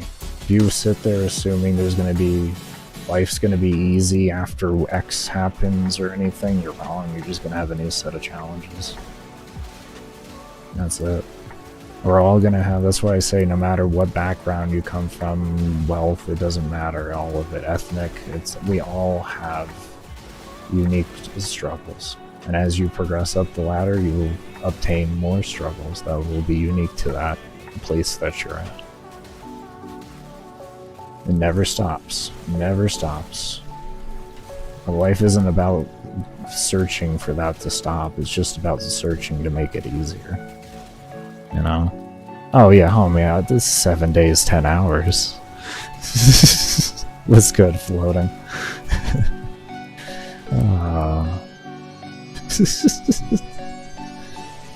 And yeah, or I plan to get a good amount of hours done.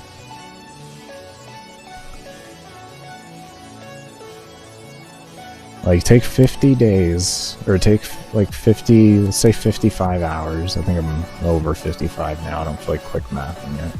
And then divide that by 7 days, 10 hours. Do 7 times 60 plus 10, and then divide that by 3230. And then that'll tell you how many hours I've been doing a day. You'll see. It's completely reasonable. Completely reasonable. Is it a full-time job? Yes, but I'm disabled and this is more or less my full-time job. So, it doesn't make a difference for me. It just takes me longer to do it than it would take a normal person.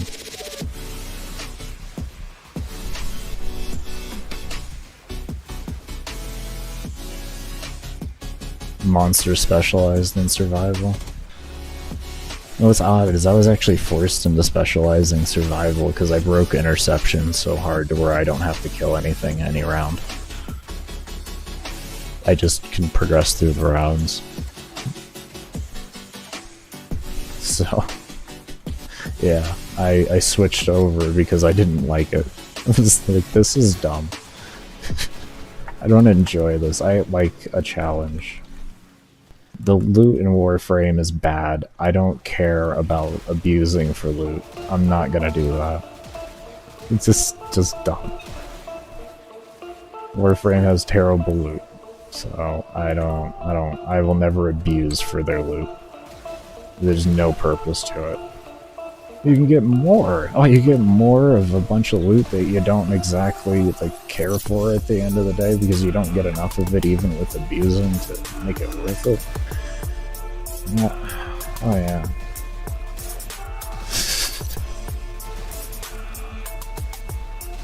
Like, I don't even receive rotational rewards right now. After 21.5 hours, you don't get any rotational rewards in survival. What it is essentially is after 256 rewards in any endless mission, you stop receiving rotational rewards. So like if you're after the relics, it's a net negative after that. You know? New competition survived for 1 year. I don't want to do that to my computer.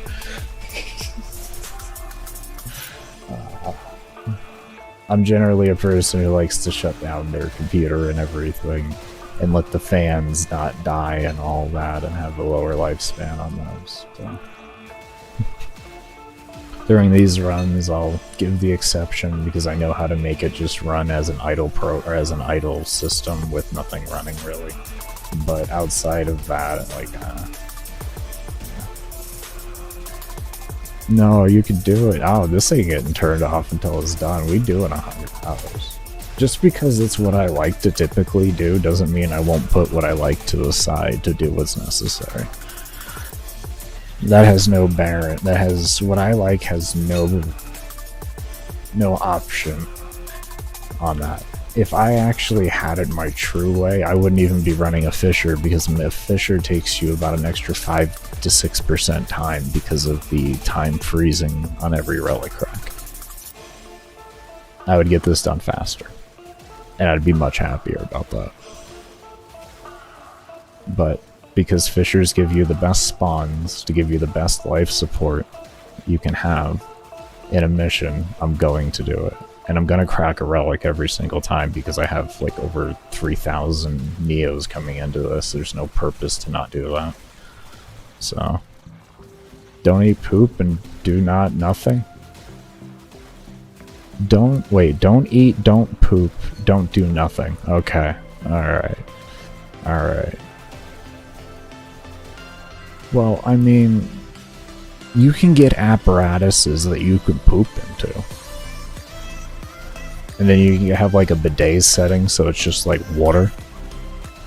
So like there are ways around the pooping thing, you know. And if you have enough money, you can just have like food delivered to you, you know. Because like I can walk away for the game. Just open relic. Okay. All right. Hold on here. We have about 51 seconds until we'll actually be opening the next relic, and then we'll see how many we've cracked so far, because I don't exactly know how many I've cracked. I know I'm in like the high 300s and everything, or 500s, 600s, 600s. Yeah.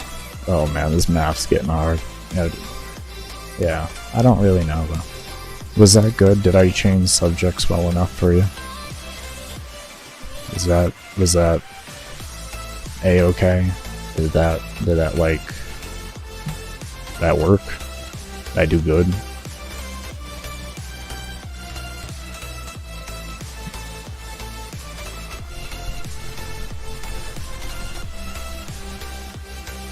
I'm getting nervous.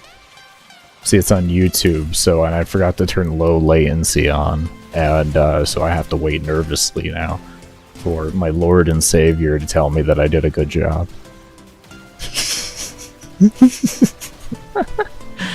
Oh, what's good, Leo? How you doing? 646 so far. 646. You're good. Look at that. Look at that. Calculator? Huh? What the E? Just kidding. No, man, I'm just messing with you. Chill.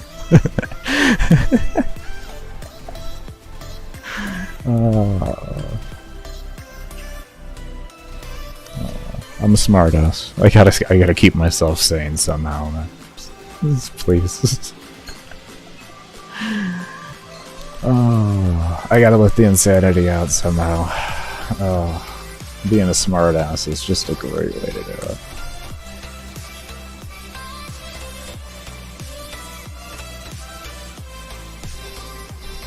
But you good. You good.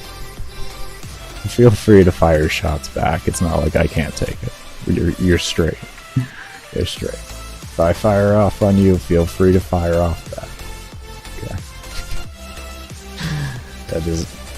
I think it should be universally understood there. I grew up around a lot of smartasses. A lot of just having fun. I guess this opens to crash the game's economy. That's 1,200 relics. It ain't gonna do that. 1,200 relics ain't gonna do that. Like, if you could get this done faster if you just did captures. You would get it done in less than half the time. It would probably take you about a third the time to get it done if you did captures.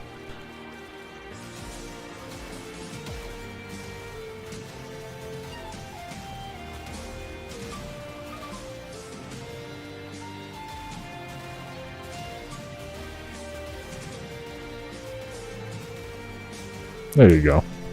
I'm proud of you. I am proud of you.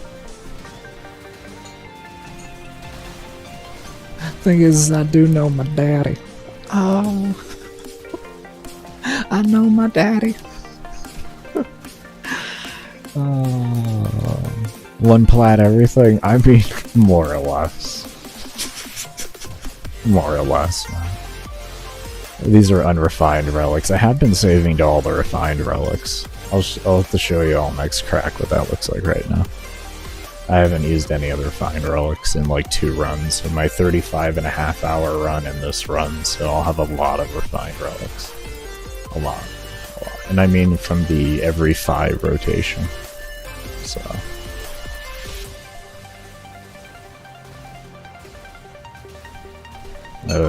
yeah, I'll get 250 ratted relics from this run. And then and then one flawless and one exceptional.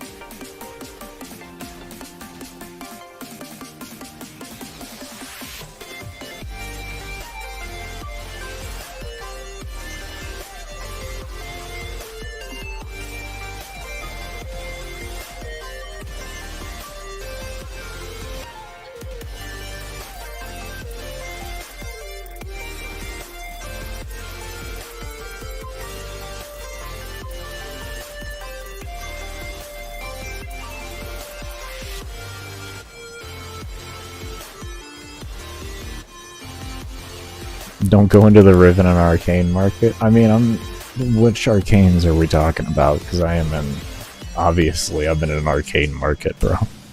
Not a lucrative one, but I am in an arcane market. If we're talking like Eidolons and like Fortuna Rep and like all those other type of things and all, like, yeah, no, you don't have to worry about that, man. It's content I don't enjoy doing. I used to do Eidolons way back in the day with old, like, old Tenno type deal. Yeah. My girlfriend and I actually have world first 3x3 duo, so yeah. At least world first recorded. I don't know if it wasn't actually, like, I don't know if it was actually true world first and the other ones weren't actually posted, but yeah. There's always that possibility. I wasn't like too heavily on the Eidolon community. So, like, I really only knew double XXF, and I only knew him vaguely. So, it doesn't really count. Oh, thank you. Bless you.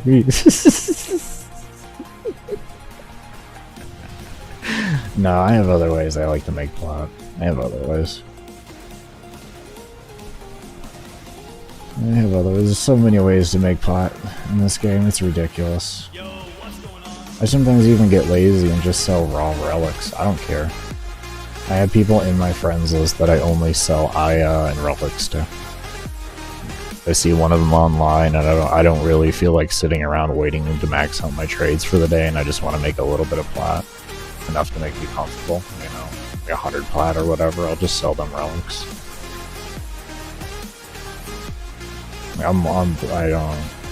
I'm not a huge person to go out of my way to make a lot of plat. Let me put it to you that way. I always make just enough to make myself comfortable. You know, as long as I'm between usually 1,500 and 2,500, I don't really give a shit. You know, and I'm willing to go down to, like, you know, like I am 1,300 right now and not really care, because I know as soon as I get out of here I'll be good and I'll make another, you know, whatever I make, you know, until I'm comfortable. That's what this game is eventually, though. Once you do enough of what you like and you do it enough times, you'll have such a backstock of everything from doing what you like to do that you can just sell everything. You know? Listen, the arcane market is getting lowered itself with the packs coming out next patch. What are you even going on about? I cannot make a dent in the market compared to what that's gonna do, even if it does equalize out in like 3 to 4 months. It's if it does. It should, theoretically, but it might not. Some arcanes I think will go up in value, but a lot of the higher priced arcanes are gonna go down in value. So, it's gonna be a weird type of equaling out, but I think if you have a broad amount of arcanes from all different sources, you're not going to notice much of an income fluctuation. Just don't sell for the first 2 weeks, really. That would be my best recommendation. Wait till you see prices stop dropping. If you're in like a heavily competitive market type deal, like say like the primary and secondary arcanes out of Steel Path, where people have like, you know, thousands upon thousands of those things of full sets. That's you wait a bit. But if you're in like the markets that really don't have much, you know, surplus to begin with and everything, and the way of people having back stock they're not selling, I don't think you're going to be worrying too much. I'll be coming out with a full build video once I'm done with the run, huh? I hope you're doing well though, welcome to the stream. But yeah, I'll have a full build guide after the run's done. Now you can, in the description below is my channel for all my build videos. You can go ahead and subscribe to that, and I will be releasing it there.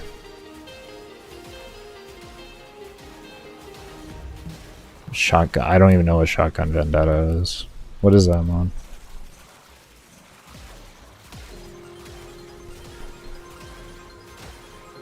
So no, I didn't.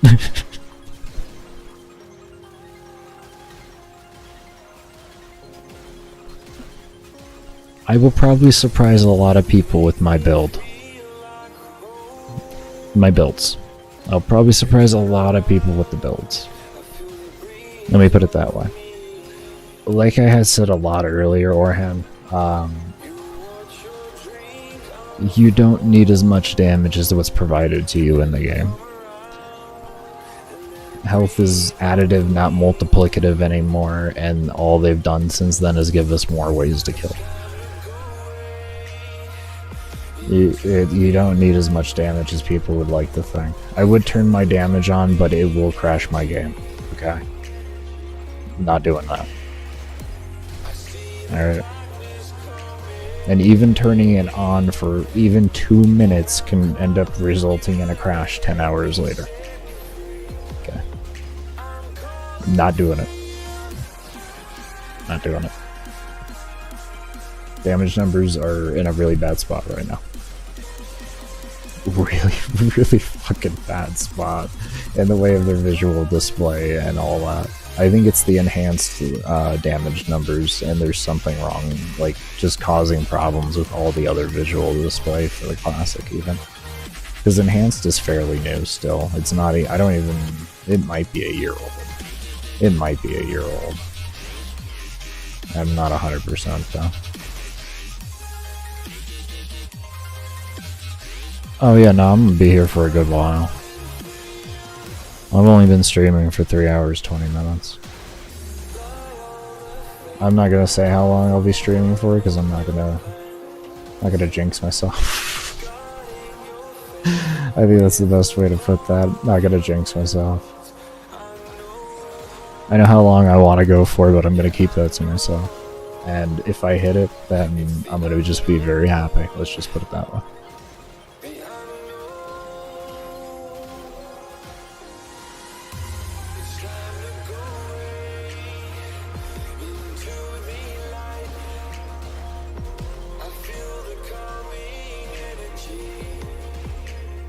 Oh, it's an arcane Vendetta? No. You can actually see my, if you know what buffs are, if you know what buffs look like, you can see what arcanes I'm wearing.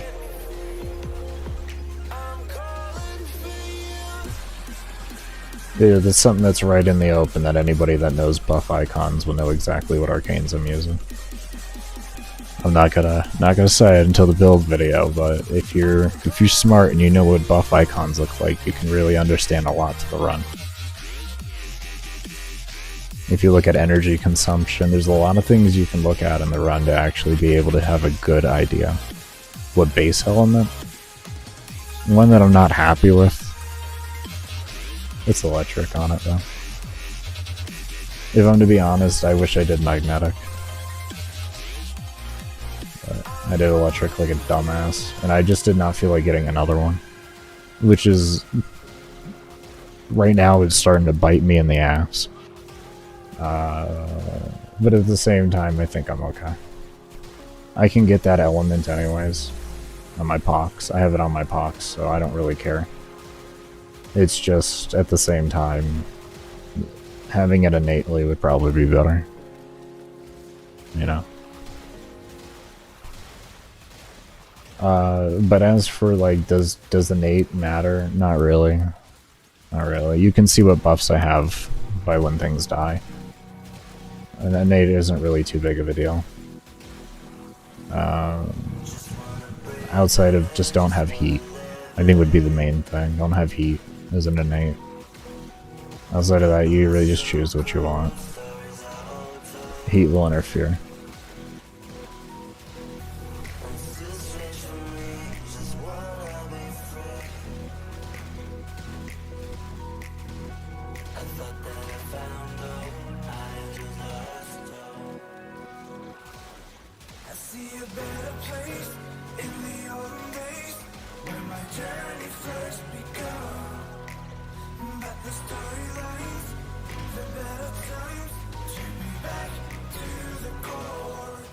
But yeah, I don't mind saying those types of things.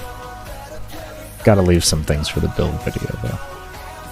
You know what I mean. I mean, it's gotta give you a reason to click it.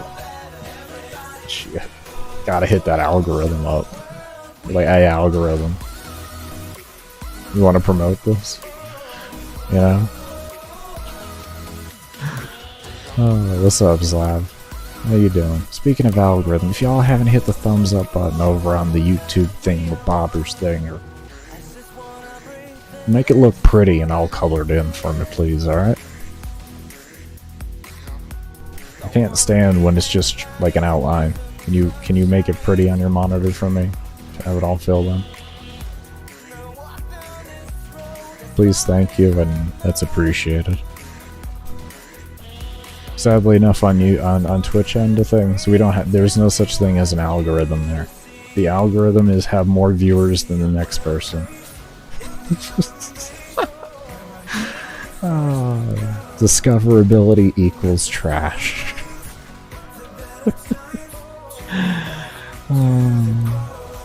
Damn, look at you going hardcore.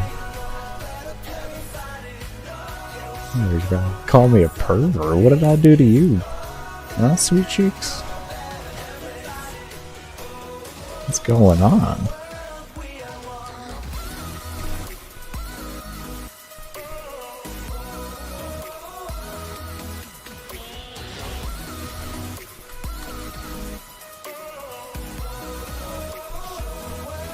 No, I'm stuck at the fucking corner. That's why we have lockdown. If they ever put me in a corner, I put them in the corner. You go in the corner, I'm gonna go over here. Oh my lord, that was stressful. I hate Malice. They're getting hard to kill. I'm not gonna lie, I'm gonna die here. Okay, good. I didn't.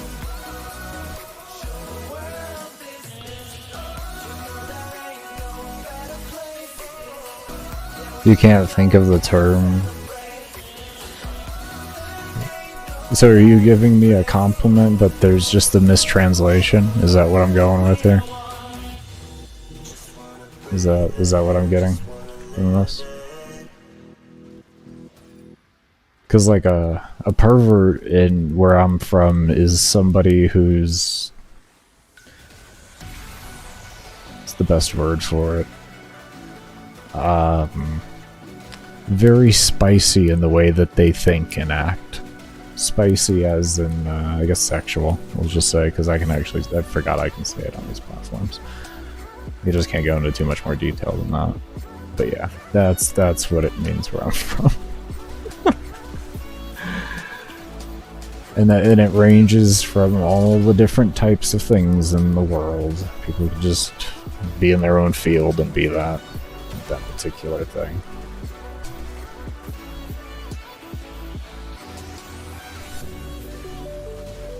But thank you so much for sharing out to your friends and everything. I'm gonna be here for a while, so better to say genius. Okay, well that would be yeah, that would be way different. Way different. I thank you for that. I do try my best. I wouldn't call myself a genius. I would just like to say that I think I failed enough times to learn to do it right. It's how I view that, but I guess I have an issue taking compliments too, so don't feel bad on that. That's just how I am. I'm very awkward at taking compliments.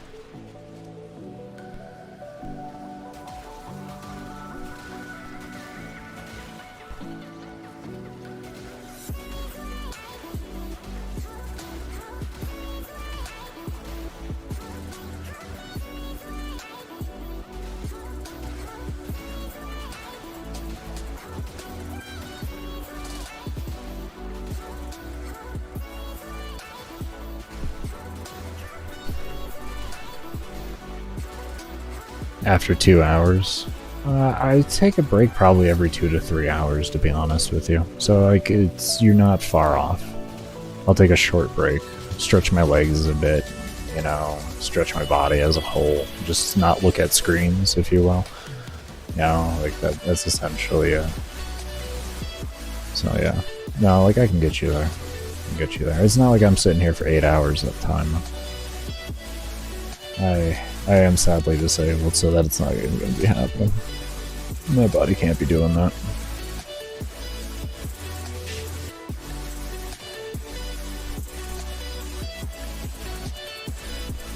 Yeah, no, it's all good. It's all good.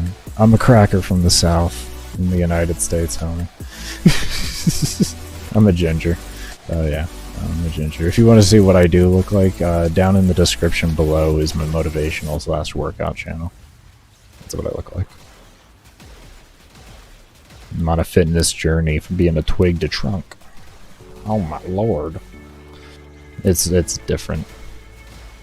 But we do what we do.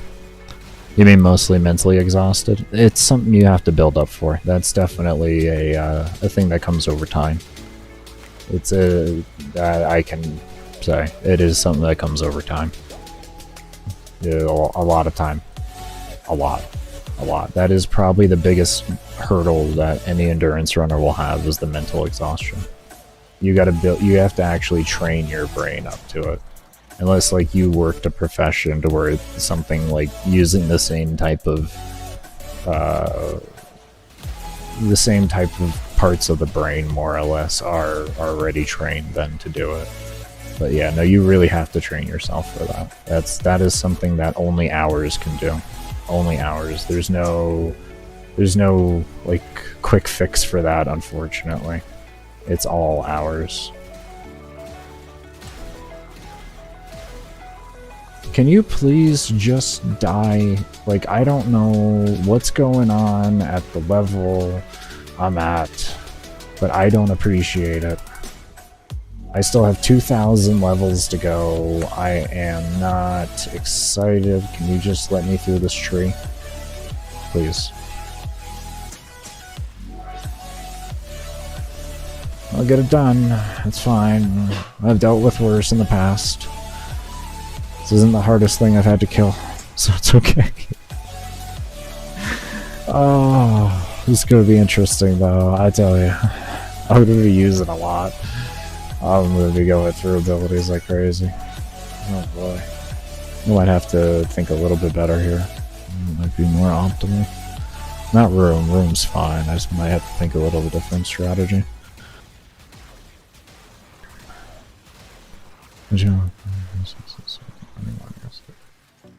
I can't do anything in this game. It's trial and error, man. You also have to remember, like, back in my day, mobs at level 200 had the same health that they have now at level cap. Once you've been through that type of charade, and you've had to learn how to produce like numbers high enough and all of that to fight the enemies like that, like, it's ridiculous.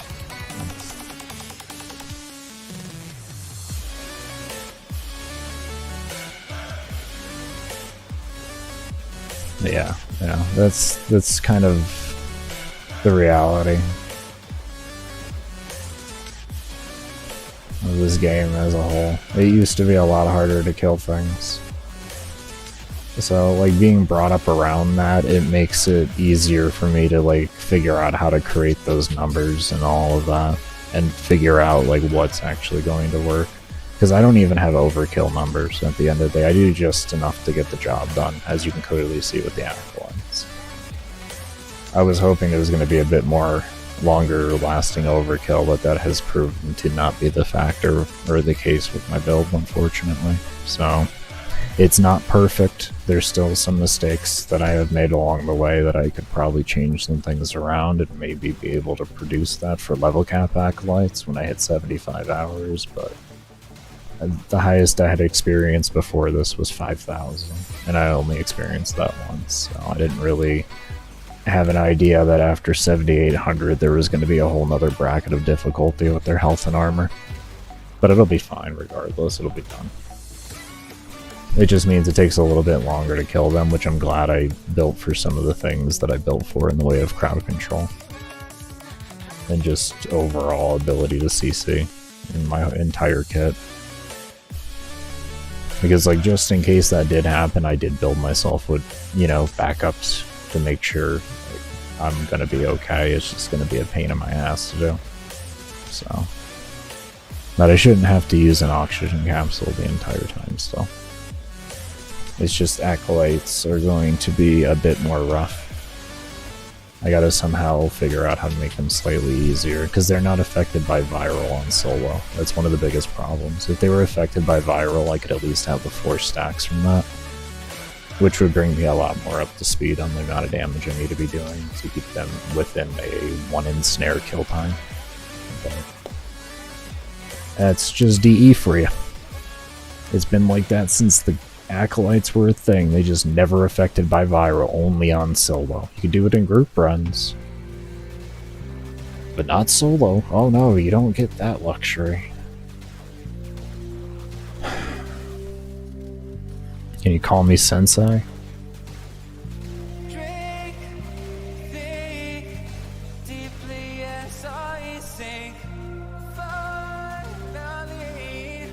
I mean, baby, if we talking about the right price right there, you can call me whatever you want there, sweet cheeks. I mean, what's up?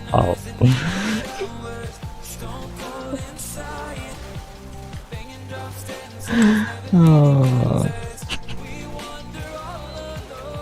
You just stumbled upon this video? That's probably how everybody here has done it. That's good. That's good, 509. I hope you're doing well.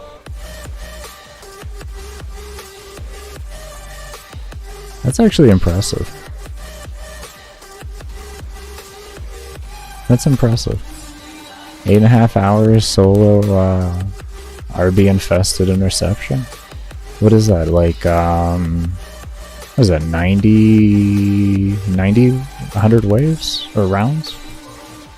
Because I know it takes the 125 takes. No, maybe no 8 hours. If you did that perfectly, you would have had the level cap, which is the 125 or 123.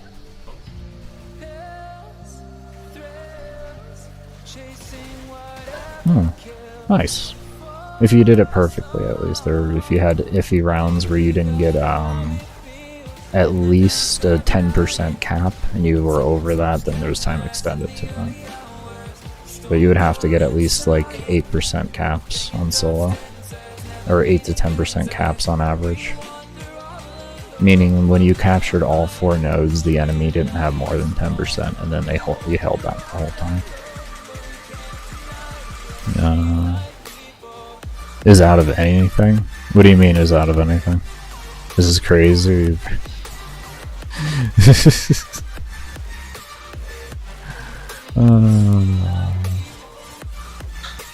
Yeah, we do it. We do it. Is it 105 now? Really? It's 105 for level cap now. They reduced it? I haven't done interception in like 6 years, so forgive me on not having the exact math on that. It used to be 123, 125, somewhere around there, depending on which mission you were on. Wow, that's cool. 105? No, it's not bad. That's not too bad. That's reasonable. So they evened it out with survival. Okay. Okay. Huh. Huh. And whoa. What you going on about Hermos for? That is the karaoke melee survival god. What you mean? Oh, we got that trade ban fixed, homie. Oh, you see, a lot of the people that I know, the reason why you know that as the meme that you know it as is because of the protest that I led years ago.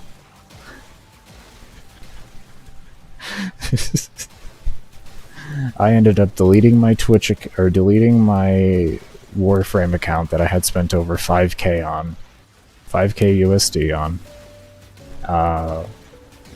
I got blocked by Rebecca on Twitter. Yeah, and some other things that, yeah. DE Pablo? Oh, I've already personally talked to Pablo. Like in PMs and everything. That Pablo and I aren't on the best terms, I would say, anymore. We used to be on talking terms. No, I wouldn't say we're on talking terms anymore.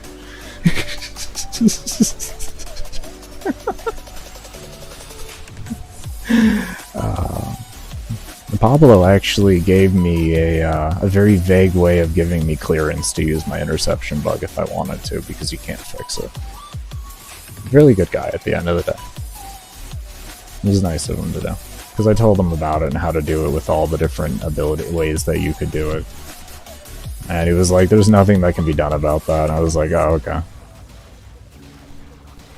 I was like, do I have the permission to bug it? He's like, you don't, and I can't tell you that you don't, and I can't tell you that you can. And I was like, well, it's respectful of you. It's one of those things you know you can't fix. And you're not going to really ban people for doing it unless they get stupidly carried away with it. Understandable. If it accidentally happens, it accidentally happens. But if it's very clear and intentional that you're doing it, then you're gonna get the fuck out of here. And I was like, okay. Granted, he didn't say all that. He just said, I can't tell you can and can't do. And I took that as that. It's like, if it accidentally happens, it's not a big deal. If we can clearly see you're doing it, it's a big deal. But yeah, no, I'm blocked by Rebecca on Twitter and everything for posting about the fact that back in the day when I was doing world record runs for content creation on Twitch, they told me in tickets that even though I had proof and everything, I was going to keep receiving the trade suspensions. And I kind of went on a posting spree every single TennoCon after that, to where they couldn't make a post on Twitter without me posting that ticket. Yep. Go to Rebecca. I mean, anywhere. I don't even care.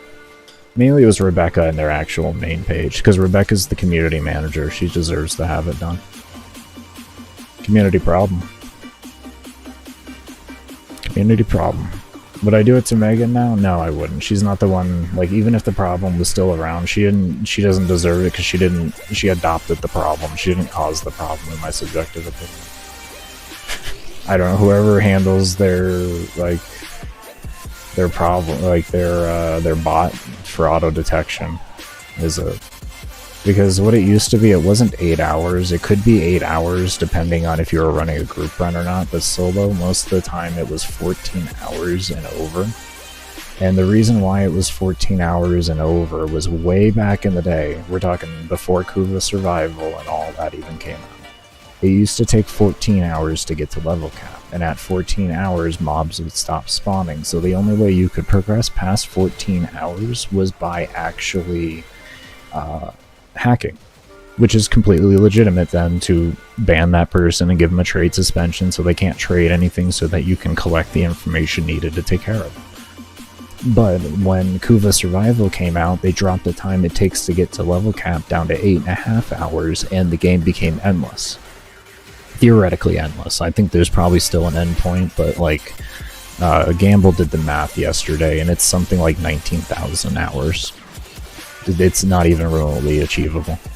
So, or 19,000 days, sorry. So it's not even achievable. So it'll never be hit again.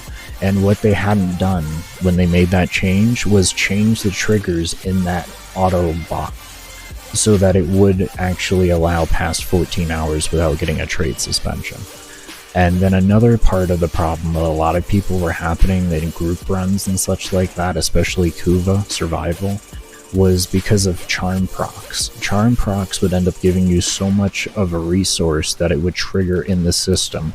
And I'm guessing that's because back in the day there wasn't the charm mod, and they never actually adjusted it. And over the course of time, more and more people playing, there were more triggers of people getting like 4 times procs, because it's very hard to get a 4 times proc, but not impossible. But if you have a 4 times proc plus in a booster, like an innate booster on you, plus a Fissure booster, and then you have a blessing, you have like a 12 or 15 times loot multiplier. So, you know, that's something that DE did not think about actually really happening for legitimate players, which is once again understandable at the current point in time. But things needed to actually just be slightly adjusted within that auto detection system, would be my guessing on what was needed to be done, which they didn't care to do for a total of about 8 years. 7 to 8 years they didn't do it for. There was a protest that happened before me about it, and DE was just deleting all the posts and everything, because there was a huge protest back when the game ended at 14 hours, or even like 564 waves of defense and stuff like that, which the game still does end to our knowledge at 564 waves of defense. At 565, mobs stop spawning and you can't actually extract, you have to alt F4. So if you ever want to do a very long defense, don't go over 560. Unless you're prepared to possibly lose your loot, because we still don't 100%. I haven't seen anybody in like a year or 2 years do a defense cap like that, so just be warned about that. That could happen if you ever do like a long defense like that. If you get a good group together though, you can do that in about 7 hours. It's really fast at the end of the day. You'd probably even do it in less time than that, because if you have a good enough group, you should be able to do 30-second waves all the way up.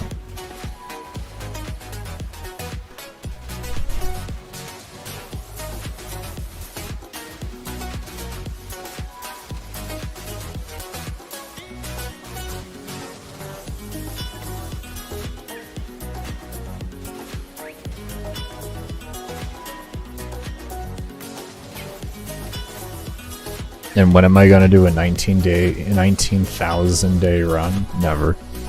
I'm good. I'll be happy when I get this 100, because I've had this as a goal of mine for 5 years in the game, close to 6. It's been 100 hours in a survival. I'm not even. Oh, what's up, Eden? How you doing? Sorry I missed you over on Twitch. How you doing? And thank you. But yeah, this is just a personal goal. Even if this wasn't the world record, I probably would still just do it. Like, even if this wasn't the guaranteed world record run and somebody had, like, you know, 150 hours as the world record.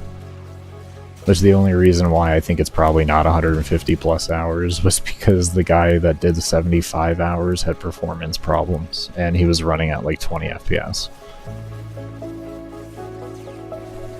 So... what's still alive? Where though? Oh, they're in front of me. Oh no. That's what it would build. Oh, I don't have Tenno or anything.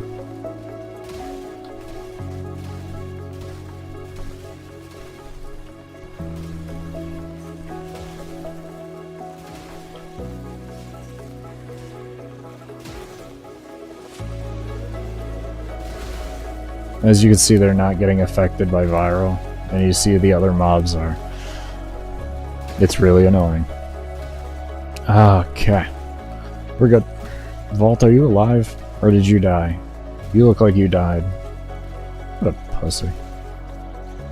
Did you die too? You died even? Jesus.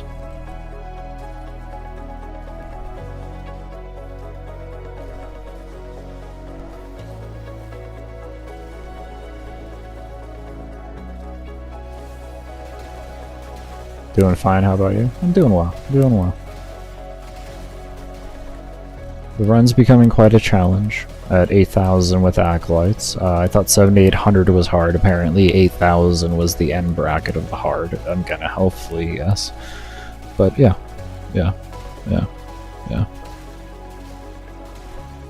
So much information that you'll never have the patience to check. I completely understand that. It takes a lot of patience to go out of your way to find out the things that I have found out to have myself ready for this run. I had to dedicate myself to survival. I have done nothing but survival endurance mainly for the past 6 years. Like, I've done a few RB defense 560, but mainly it's just all survival, even survival RBs and stuff like that. Like, I'm not good enough to never go down. Like, I've died 2 times already. And I've gone down probably about 10 times and been rezzed by this wonderful floating blob next to me. You are such a good boy, I tell you, you are a good boy. Anyways, yeah, I'm not perfect, so that's why, I mean, it's like RBs is training even. Like, it's training to be perfect, because you can't make like really many mistakes there without just dying if you're playing the wrong frame. Like, I'm trying to get level cap Nekros and RB solo in survival. It's rough. 2200's where I'm at right now, and then I just start to die sometimes.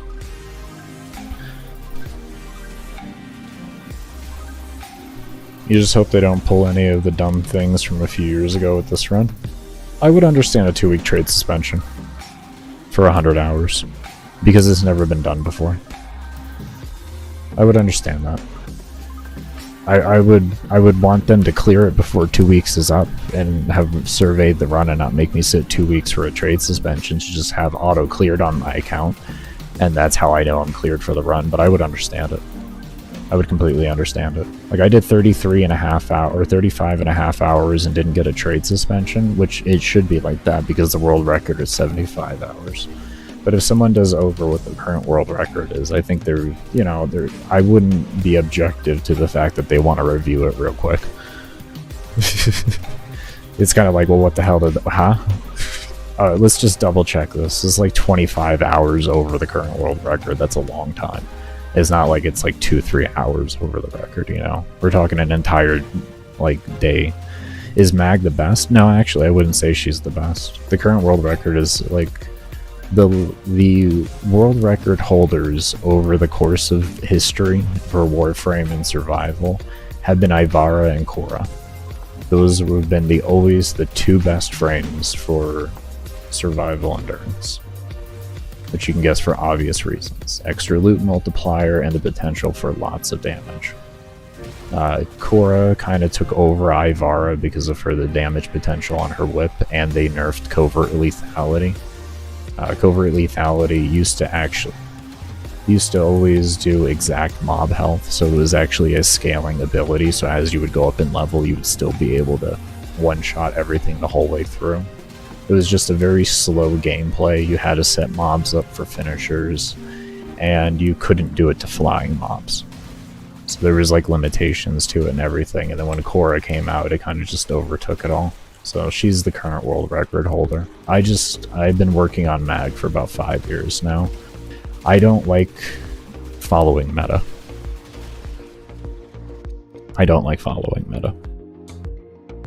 Even when I did my 500 rounds of solo old Zinni, I didn't follow meta. I used Frost with a status primer for condition overload. I had a 12 status set up back then for in old naming strike Atarax days. And then I had a backup killing method of, because this is back when viral used to be 50% health cut, I would use environmental damage with Frost Globe to kill mobs if I was having issues.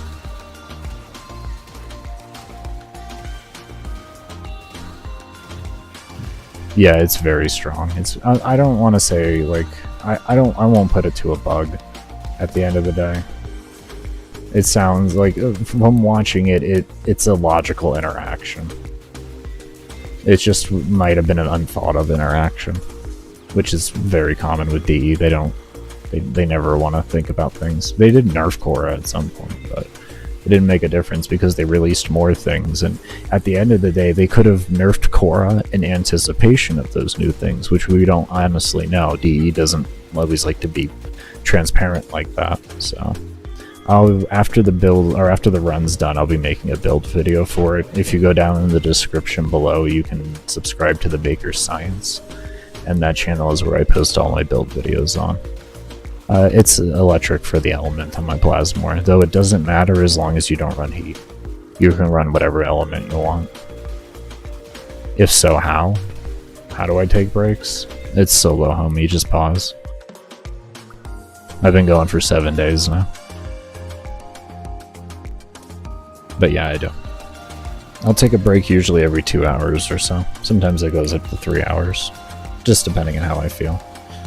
If my legs start bothering me or something like that, then I'll get up to do stretching and all that. If I have spasms in my hand or something, you know, then I'll take a break for a moment or something. Yeah, I know. The anticipation.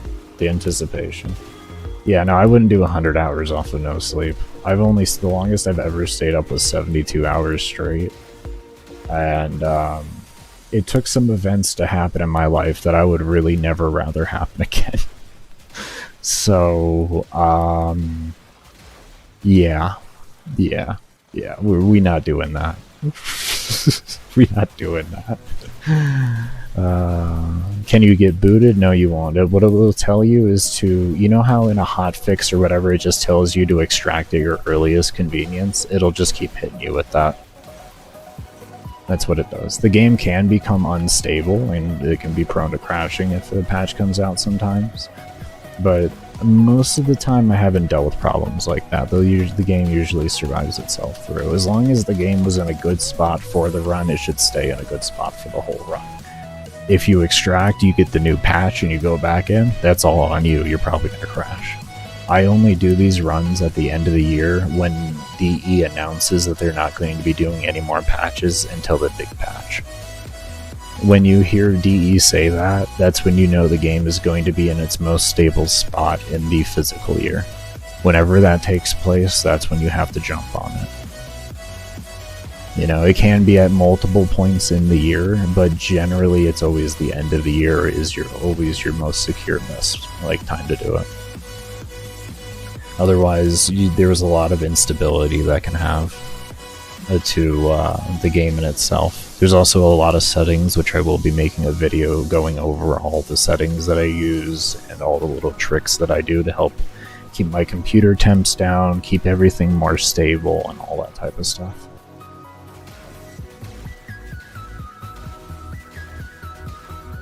Dedicated and completely nuts? Yeah, pretty much, homie. Pretty much.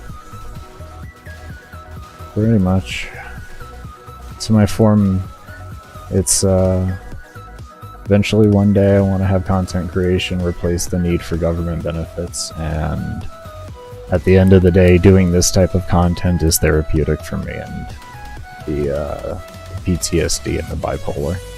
It's extremely therapeutic for it. So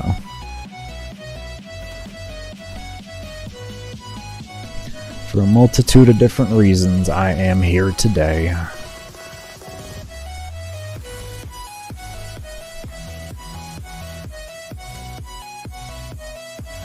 I started playing this game originally, though, after having a really bad seizure, and then I couldn't talk on voice anymore. That took roughly 5 years, 6 years to recover from, but before that I was doing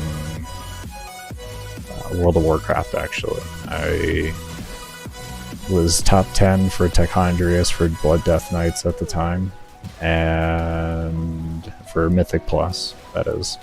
And then I was 2,500 in RBGs for a Unholy / Frost DK, whatever was needed, because people generally wanted me target calling.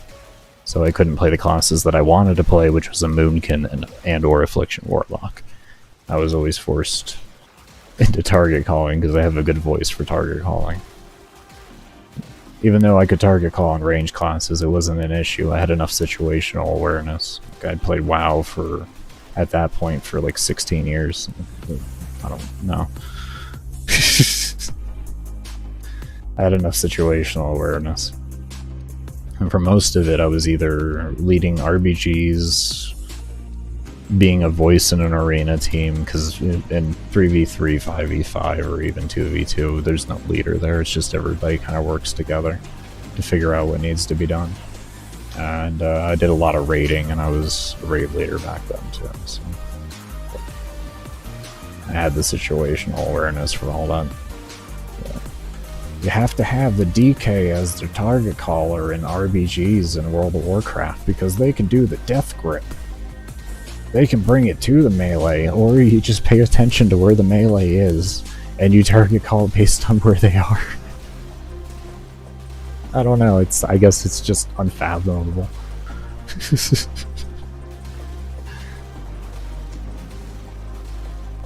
But yeah, that's what led me to actually play World of Warcraft or Warframe for the first time. Was after that I couldn't talk on voice anymore, so I was like, well, I need to find a solo game that I can still make content off of that has an endless amount of content and a lot for me to think about.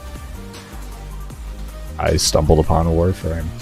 That was through Summit's channel, not Summit 1G, but if you type in Summit Warframe, Zephyr build, Mag build, or like his my two favorite builds that I had seen from him. That was the old school endurance runner that made me start the game. He sadly doesn't make content anymore because of a controversy that you can go hear about on his channel that honestly is just some bullshit or whatever. I only got to talk to him maybe once or twice. I know at least once I talked to him. After that whole drama happened, I was in the same Discord he was in for Endurance, back when it was a thing. And I hit him up in PMs about it and just talked to him about it for a little bit. And then ultimately ended up telling him, like, you're the reason why I started. It's so sad to see you go.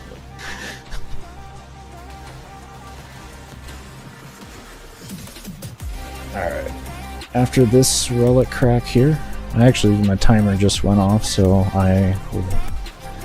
yeah, I know, it's there for an hour now, but it's 4 hours I've been totally streaming, so I'm gonna consider it they're done, even though it took me an hour to get ready. But here we are. After this relic crack, I'm going to... I don't know if I'll end... No, I'll just put myself on a be right back screen. It will be an extended AFK. I'm gonna go eat some food, stretch my legs, and all that kind of goodness. But when I'm done, I'll come back, grind out some more. All that kind of goodness. I definitely need to get a little bit of food in me. Not terribly hungry, but I feel the energy getting slightly low. Still a lot of motivation to get it going, but I'm not gonna just thrive off of motivation. That's temporary. I need to be smart. I did that yesterday. It worked yesterday, but it's not going to work long term for me at the end of the day. I've become accustomed to eating every, like, 3 hours pretty much, so my body wants to do that at the end of it all. So I told it, no, we'll eat every 4 hours, and that's what you'll have to deal with. Because I'm not burning the same calories that I usually would when I'm working out and everything, so. Still burning a fair bit of calories, the mental exertion, but not enough for me to eat the same way I was eating. It's just going to put me into a food coma.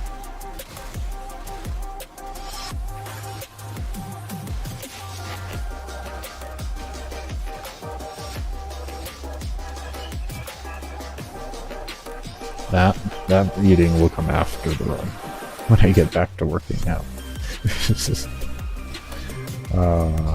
Oh man, the food. So much damn food. So much. I feel like food's more in my life than anything at the end of the day.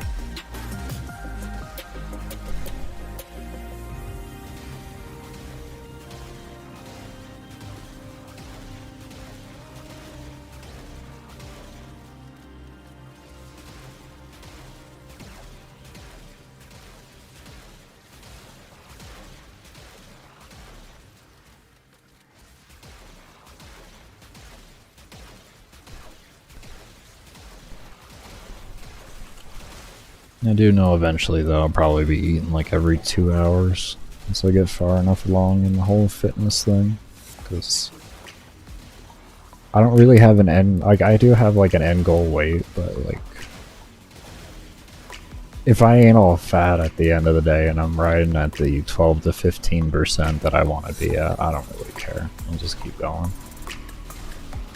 As long as I can still be functionable. Like I'm not going to be getting so big to where like I'm not going to be able to fucking function. I don't even know how I see with some people like that. It blows me away. Just so buff they can't even do normal shit. Literally can't even really shit. God, no, ridiculous. You don't need to be doing that. Keep yourself functionally healthy, but if you get past that, you need to like cut back on your food, you know, lose a little bit. Doesn't matter if it's all muscle. You can't wipe your own ass, there's a problem. But we're gonna go ahead and get this little break in and all of that good stuff, get some yummy food. As always, if you haven't and you're over on the Twitchiverse, hit the little follow button. If you're over on the YouTubes, be sure to hit that subscribe button, color in the little thumbs up thing for me, please. Like I went over earlier, I hate when the thing is grayed out on someone else's screen. You gotta fill that in for me. Really appreciate it. Also, be sure to check out the description down below if you enjoy actually seeing the build videos of the runs that I do. You can subscribe to my Baker Science channel, and if you want to subscribe to my motivational/workout channel, where I do post motivational quotes done by me and other people on there, and just a little fitness journey of mine that I'm going on. But if you enjoy short form content like that, definitely be sure to give this a subscribe over there. If you give me like 6 years here, I'll post those links over in YouTube, or in what is that called? Into Twitch. That is the build channel right there. And I know there's going to be a, yeah, here we go. I need to make commands for these. Give me tomorrow and I'll do that. I did timers today and that's about it, but it looks like the timers on Twitch aren't working. So I'll have to look at that one on break. Anyways, I will see you all when I come back, and as always, I cannot thank you enough for those of you that do stay around and have stayed around. Let's have you look at this better screen here. And see you all when I come back.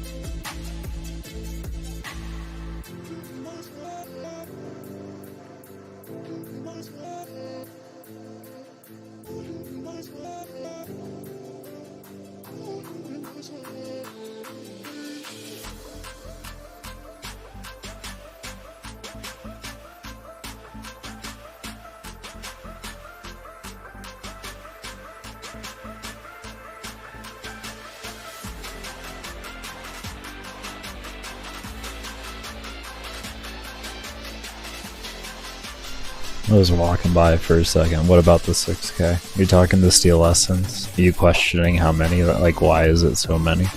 I'm in a Fissure, and I have a booster on. So I have a double booster, and every crack you get an additional one. So ever since 85 minutes, after 85 minutes, I've been getting 9 Steel Essence every 5 minutes. Kind of do the math there.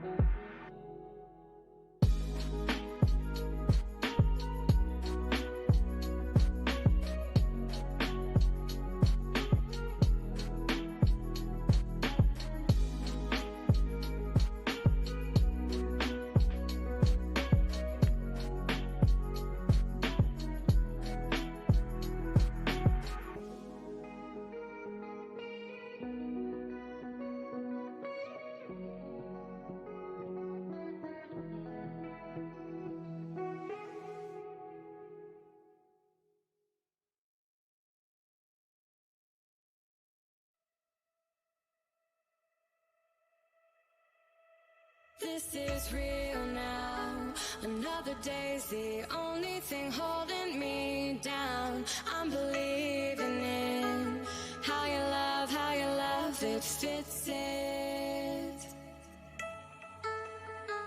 How you love, it fits it.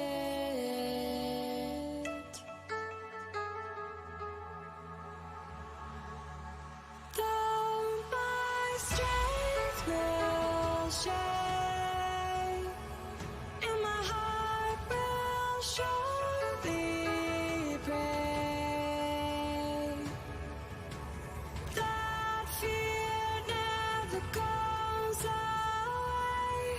Your risk worth taking.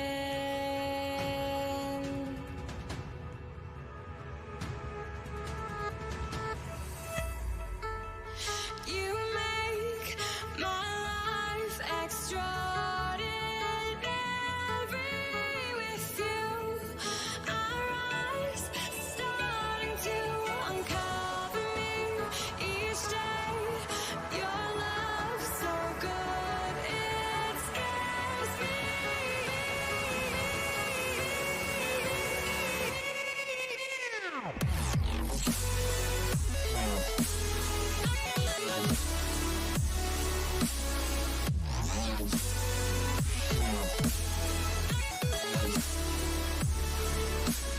You make my life extraordinary. With you, I rise, starting to uncover me.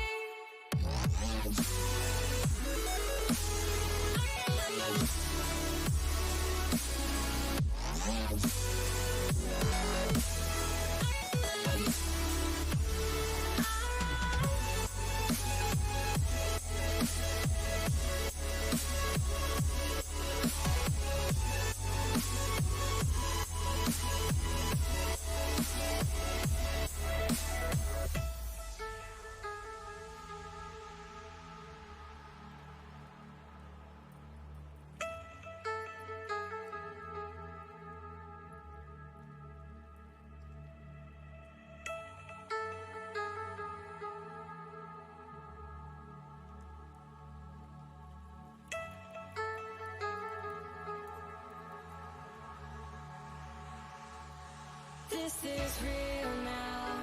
Another day's the only thing holding me down. I'm believing in how you love, it fits it.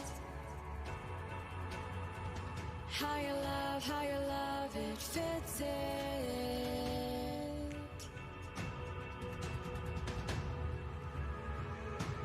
Though my strength will shake, and my heart will surely break, the fear never goes away. Your risk worth taking.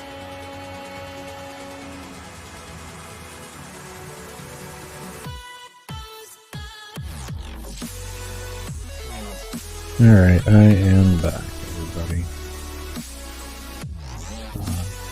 Gonna be back for about, 5 to 7 minutes type deal. It's not gonna be long. Food's in the oven, I'm waiting for it to get heated up, so I figured I did my stretching, I still have some time. Let's just get a little bit more done in the run, even if it's just a few minutes.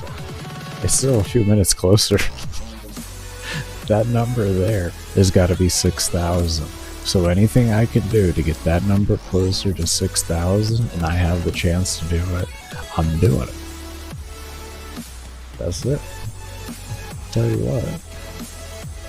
I could take a few more minutes off, but it's like, why? I get a good stretch, I feel good.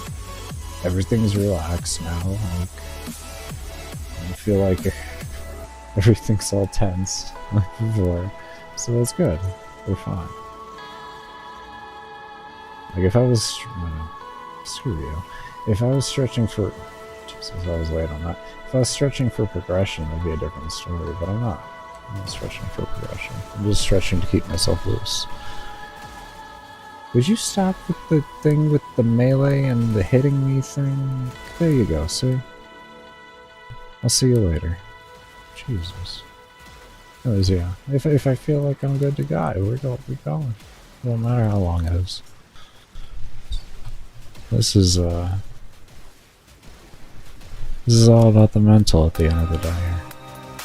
Which I think is why I enjoy it so much, because this is why I enjoy working out. Like, working out for me is not, like, really about getting bigger. It's about the mental for it. I would lift for strength if that was the case, and I tried doing that for a little bit. And yeah, I made good progress, and I just didn't enjoy it. I like training for endurance type, yeah. Endurance, like, you know what I mean? You know, that's 30 plus reps. That shit excites me. That excites me. That's what excites me. I'm sick in the head about that. Granted, of course, you know, the weights are lower, so I'm not gonna fucking kill myself, but regardless, there's a lot of mental that goes into really pushing out those reps. And then there's the mental planning to make sure that by the time you hit there, it's a really effective amount of reps to develop the skills. So it's like a whole different level of thought that comes with it. Should, like, more or less reads like this run exactly enough.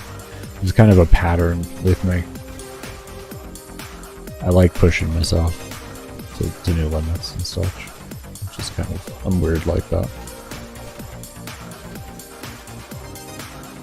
I am weird like that.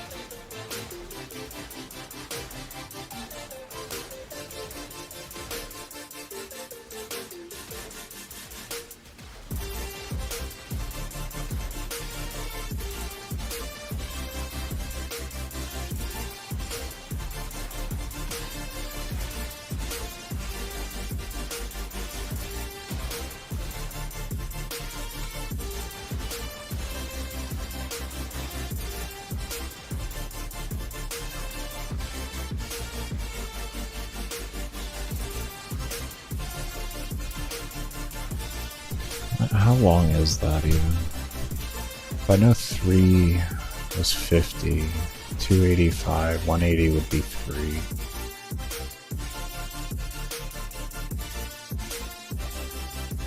$240, then 3. Like 57 hours? Almost 57 hours? 56, almost 56 hours, something like that. 76 hours, I think. My math might be off, but I think. Because 180 would be 53, and then 240 would be 54. Oh, and then 240, and then we're 40 minutes up there. Okay, never mind. We're approaching 55. Okay. Maths. Maths. Maths.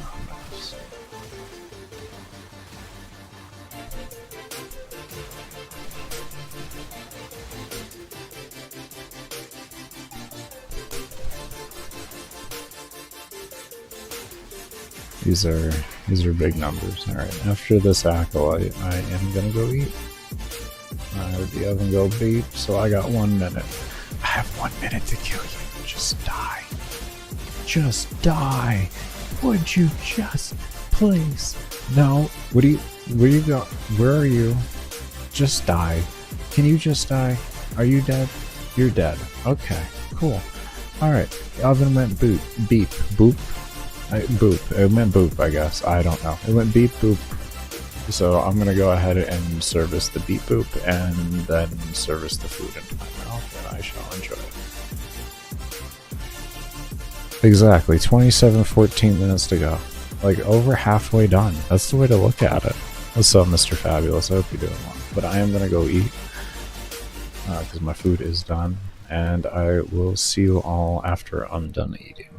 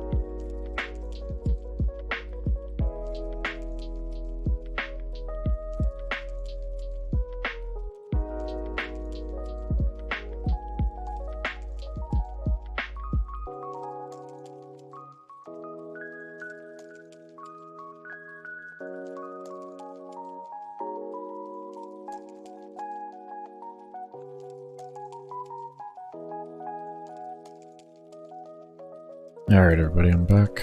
Had a protein shake and a muffin. A blueberry muffin. Oh, it was so good.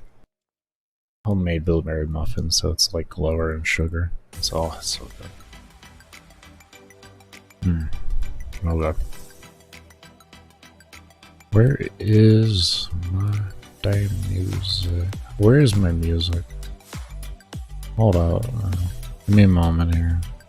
Is this in a different tab somewhere too? There? This one? No.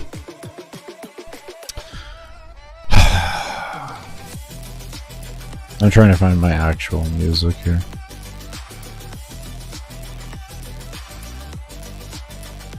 Twitch, stream elements, it's gotta be you. Yeah, it's you. Okay. There we go. I do not feel like hearing that song. Alright. We will go ahead and... Give me one moment here. I'm gonna minimize Warframe for a moment here, just so y'all don't get that flashing anymore. I don't know if any of y'all are photosensitive, and I'm not gonna take the chance as a photosensitive person. So.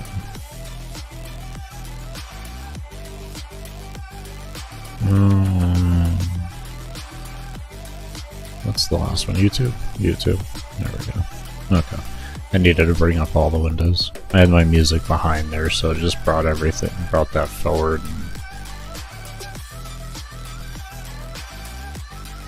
After I minused, it did not work with that. There we go. Okay. Let me turn the gear back off here. And we'll get into this.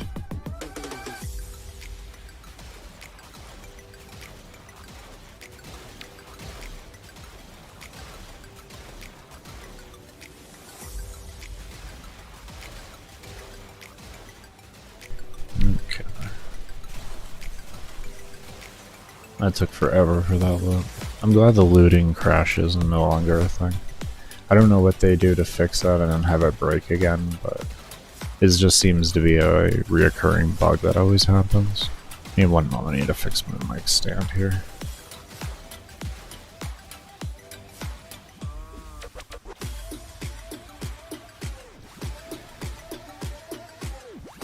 Okay, there we go. Mic stand fixed. I had it loosened, being able to so I could swivel it around. My dumbass forgot to tighten it when I came back.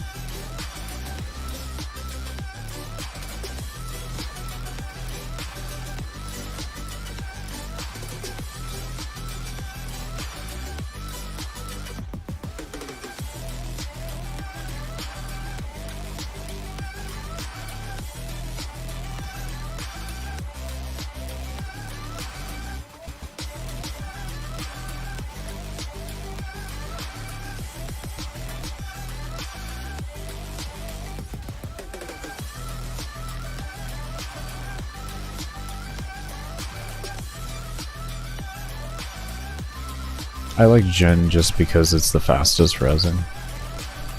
At least for convenience wise. There's a lot of different mods to increase or decrease the timer, but for ease of access, Gen has the best.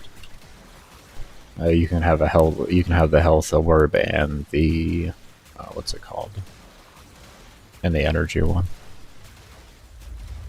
So a faster res than at most and convenience wise. And when it comes down to doing anything for 100 hours, you're going to want to do as little as possible, you know what I mean? So,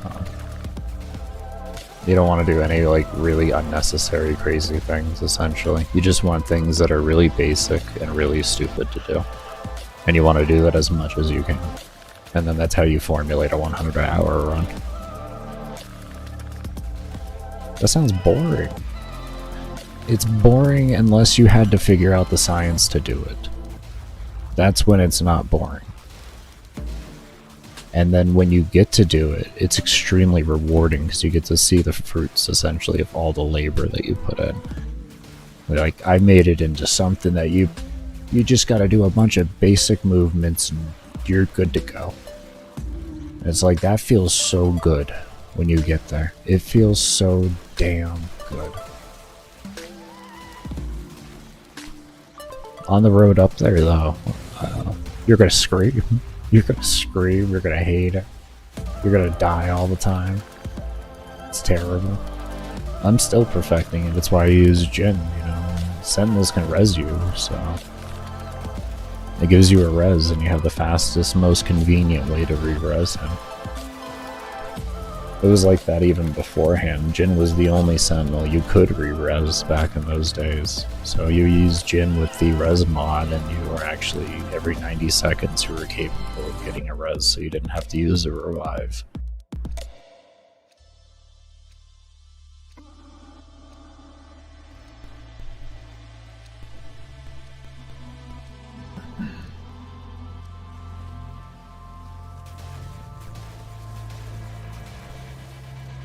What I call Jin is the best learning companion you can use. If you want security in your runs, and you know you're going to make mistakes, this is who you use. There's significantly better options out there for damage and other things like that. Significantly better options.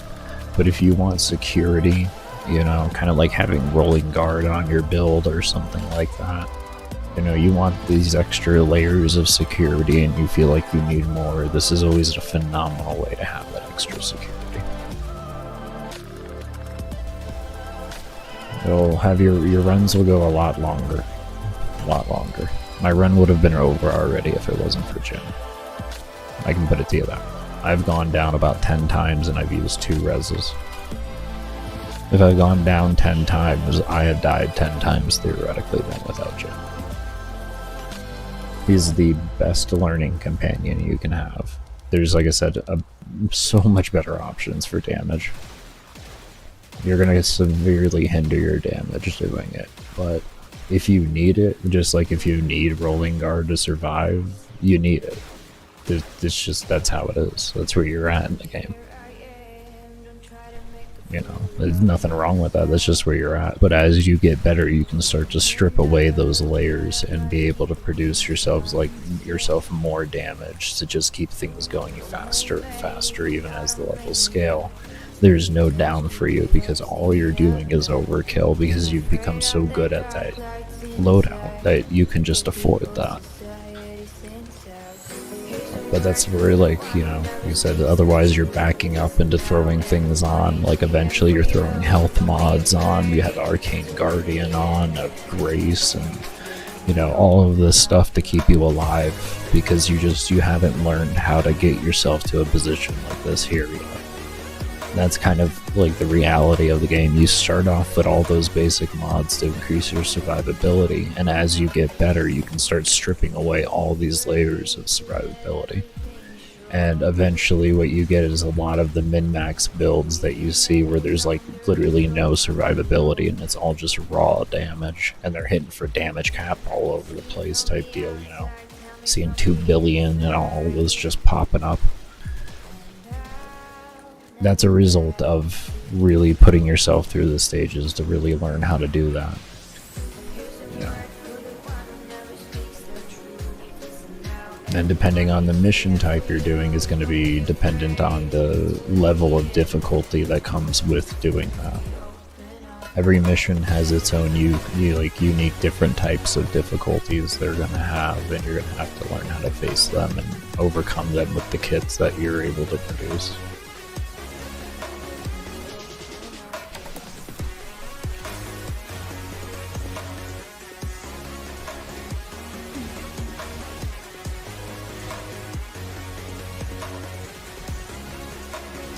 I know that was a really long way to answer why Jin, but I feel like that's the correct answer. Because it goes much deeper than just a companion.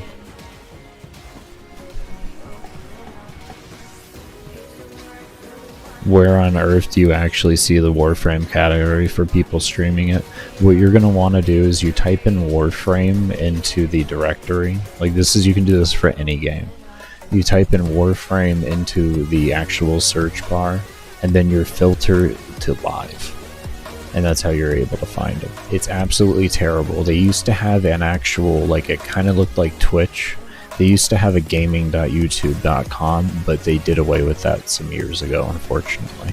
But they used to actually have an own, like, a dedicated URL for everything. You could still find things in the way that I just said, but there was actually a place where you could find nothing but gaming related stuff, and it was easy to search directories for video games. But yeah, that's how you, unfortunately, you have to do it. When you want to find anything live stream related, what you're going to want to do is think of the most broad term that you could for what you want to research, and then that's what you research on YouTube, and then you filter to live. And that will generally, not all the time, but generally give you the results that you're looking for. That's so lame, they got rid of it. Yeah, I know, man. I know. I've been on YouTube since like 2010. It's so dumb. Like, some of the things that they introduced were really good, and if they marketed them, keyword, if they marketed them, because they didn't market gaming.youtube, you had to go out of your way to find that. They didn't market it. If they would have, they could have continued to develop the UI, and it made it really, really good. They had something there, but they pissed it away by not marketing it.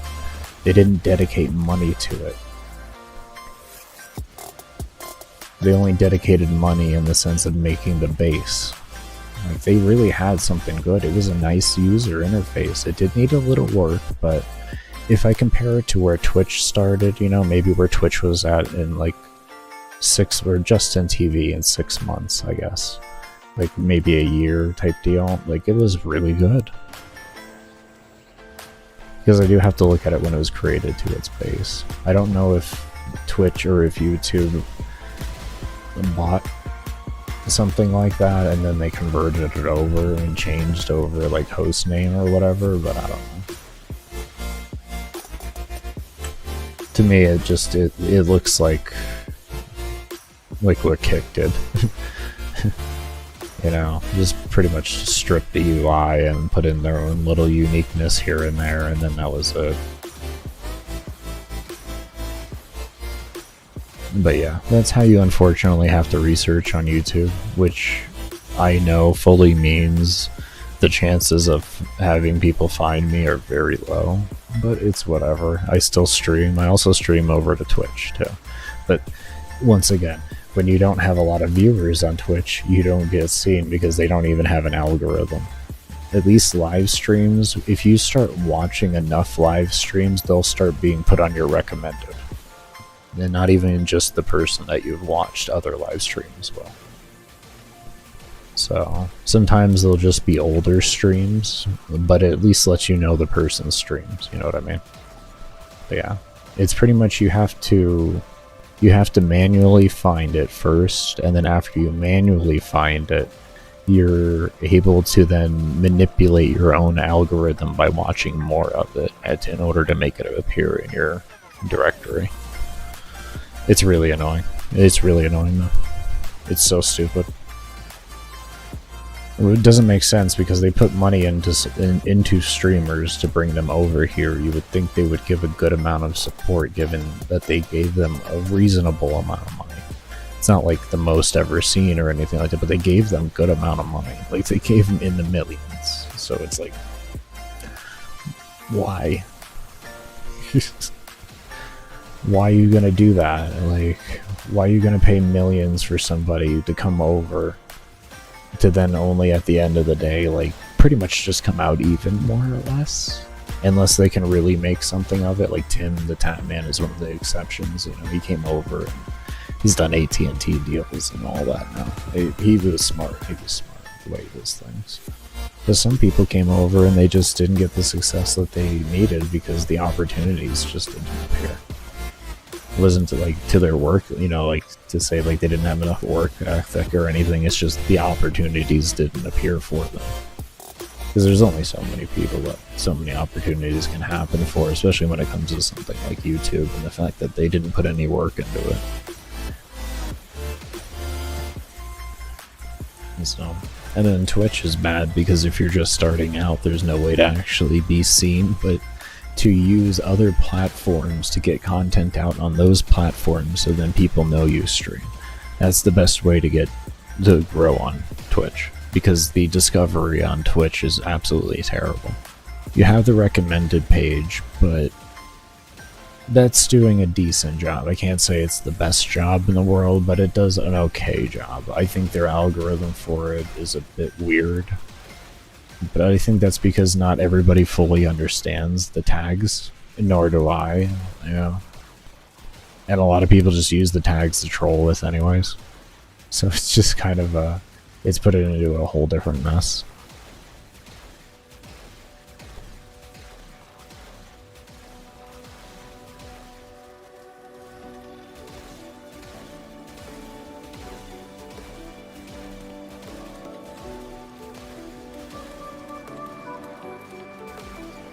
But I can't say I blame them. It's a very complicated thing to make what really wants to be seen by the viewer be shown. It's not easy at the end of the day. So, you know, we're only at the point, you know, right now of having pretty good Donald Trump AI, you know, versus Biden debates. You know, like,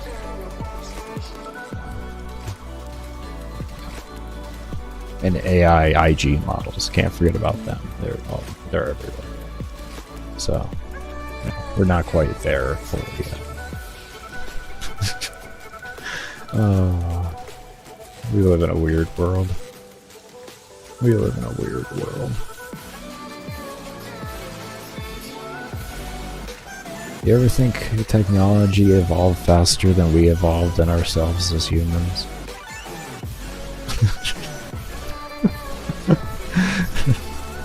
I don't know if that's true, but sometimes the things I see scare me.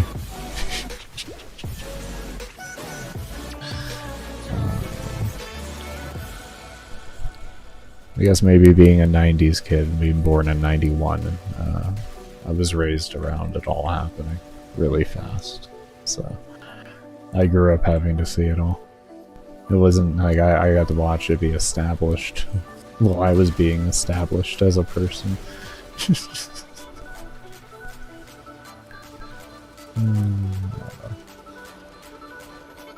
It's interesting. It's interesting. It really is. It has a lot of benefits, though, at the end of the day. A lot of the technology that we have. But that's the thing. The best stuff in the world can always be used for good or bad. It's just depending on the hands it's in. So I would never discourage the progress we've made, because in the right hands, it can always be used for just wonderful things, and it just takes that person getting a hold of it. And you just pray and hope that that type of opportunity shows for that person, and they have the opportunity to do that in better world. Because you gotta take the good with the bad. Otherwise, you can't have it at all. That's the reality of anything in life. Want a world record in Warframe after it's been out for a decade? You better be ready to lose your mind. So, give and take. I guess it makes sense. You know, it's like 10 hours for every year.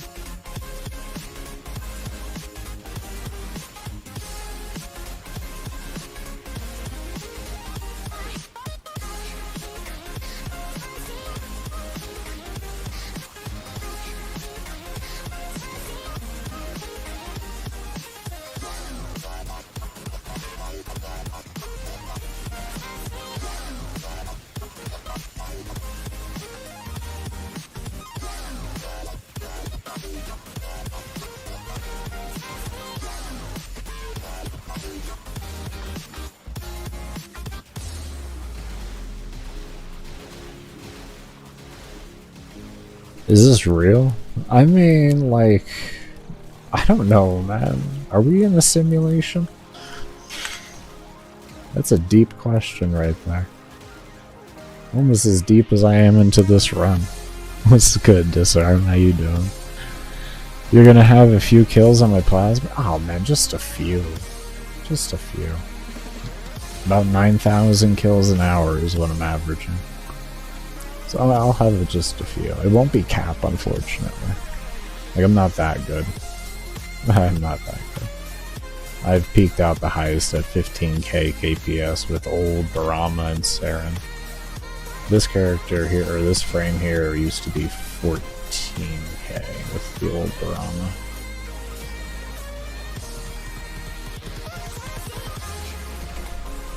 I feel like that's a cast. Yeah, it is.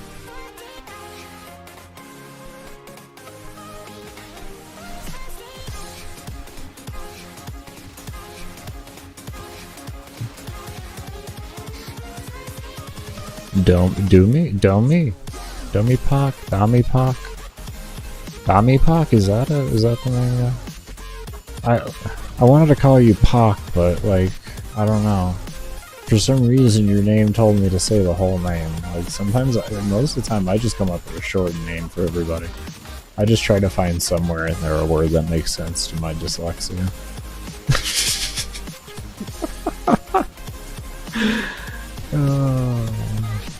I mean, dyslexia and brain damage. So something's gonna make sense in there. I don't know where though. Oh man, I'm still alive? Yeah, man. We've only hit 5 hours. What you mean? It's only been 5 hours I've been going so far. When I go to sleep, oh, you can pause in solo. Here, let me show you. See? See how the round froze?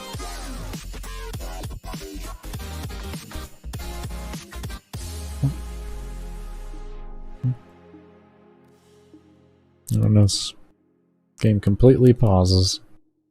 You just sit here and enjoy yourself, look at the loot.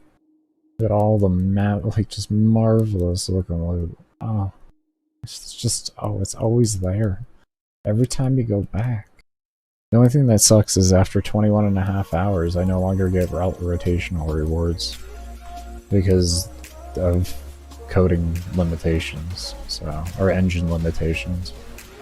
Nothing DE can do about it until they, like, either a better system, like, they can develop a better system. Because I believe they still use their own engine. I know they used to. I'm almost positive they still do. Which is just fucking awesome at the end of the day. Love that shit.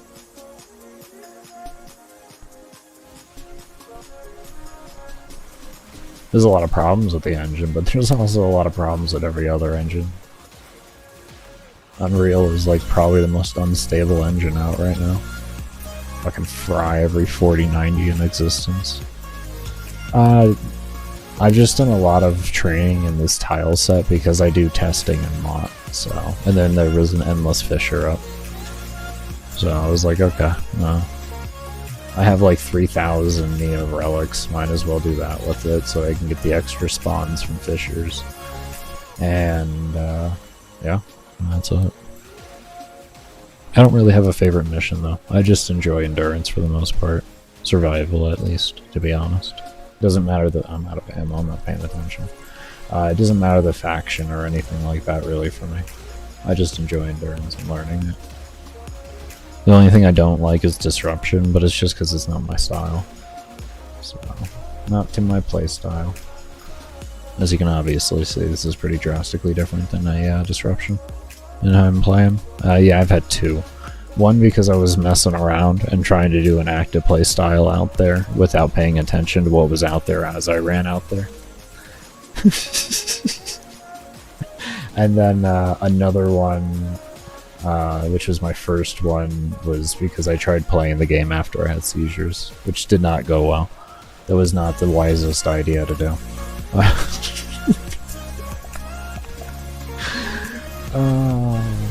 It was. I was determined though. I want to get the run done. My body was like, "You rest, bitch." I was like, "I'm a bitch." Okay.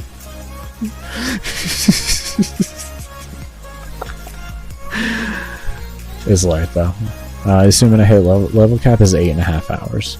8.5 hours on any mission that you do for endless survival. 8.5 hours. 3.5 hours you'll have them be what is it, 4,000 or 3,900, and then they are 14 levels every minute after that until level cap.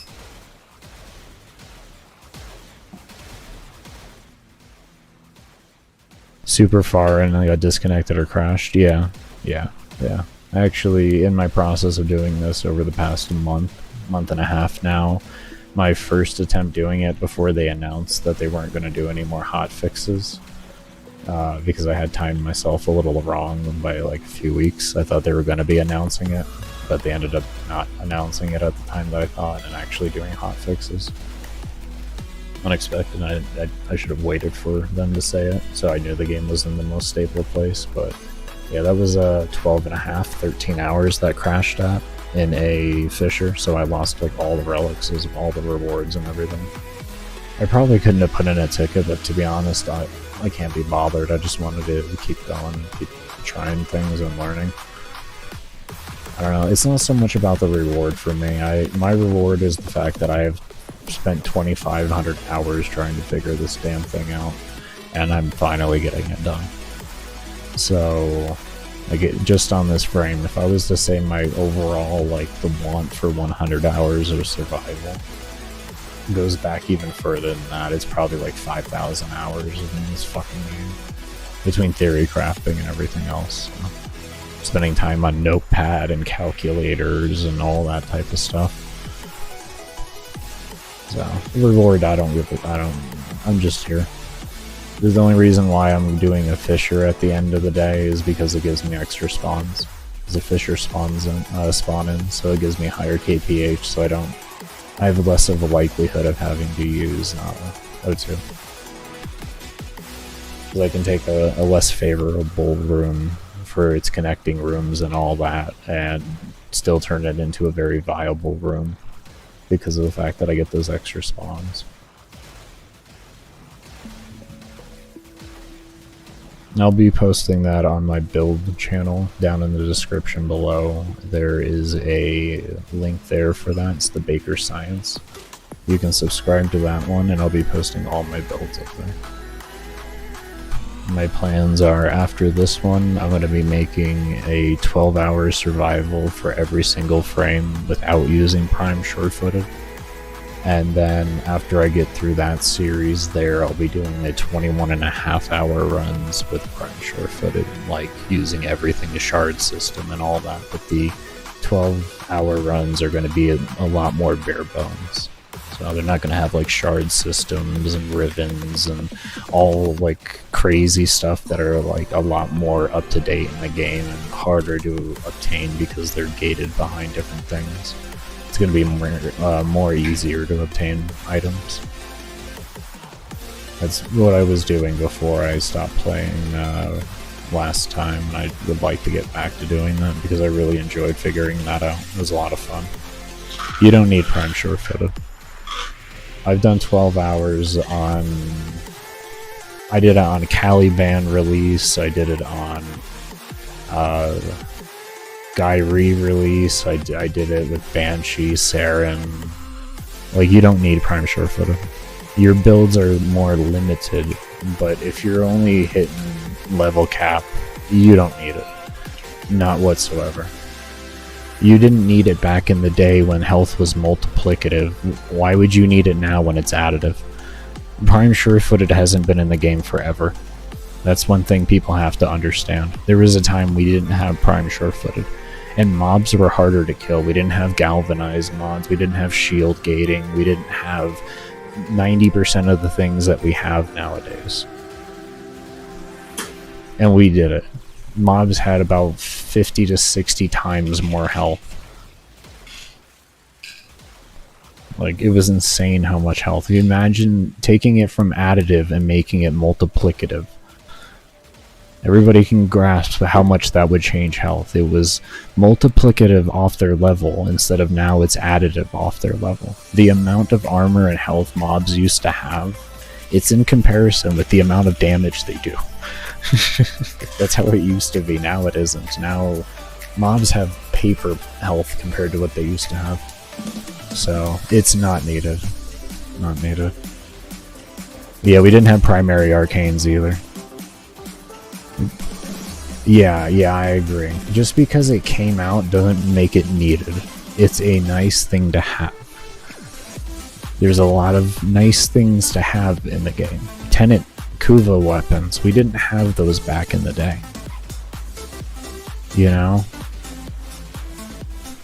Because he's behind a...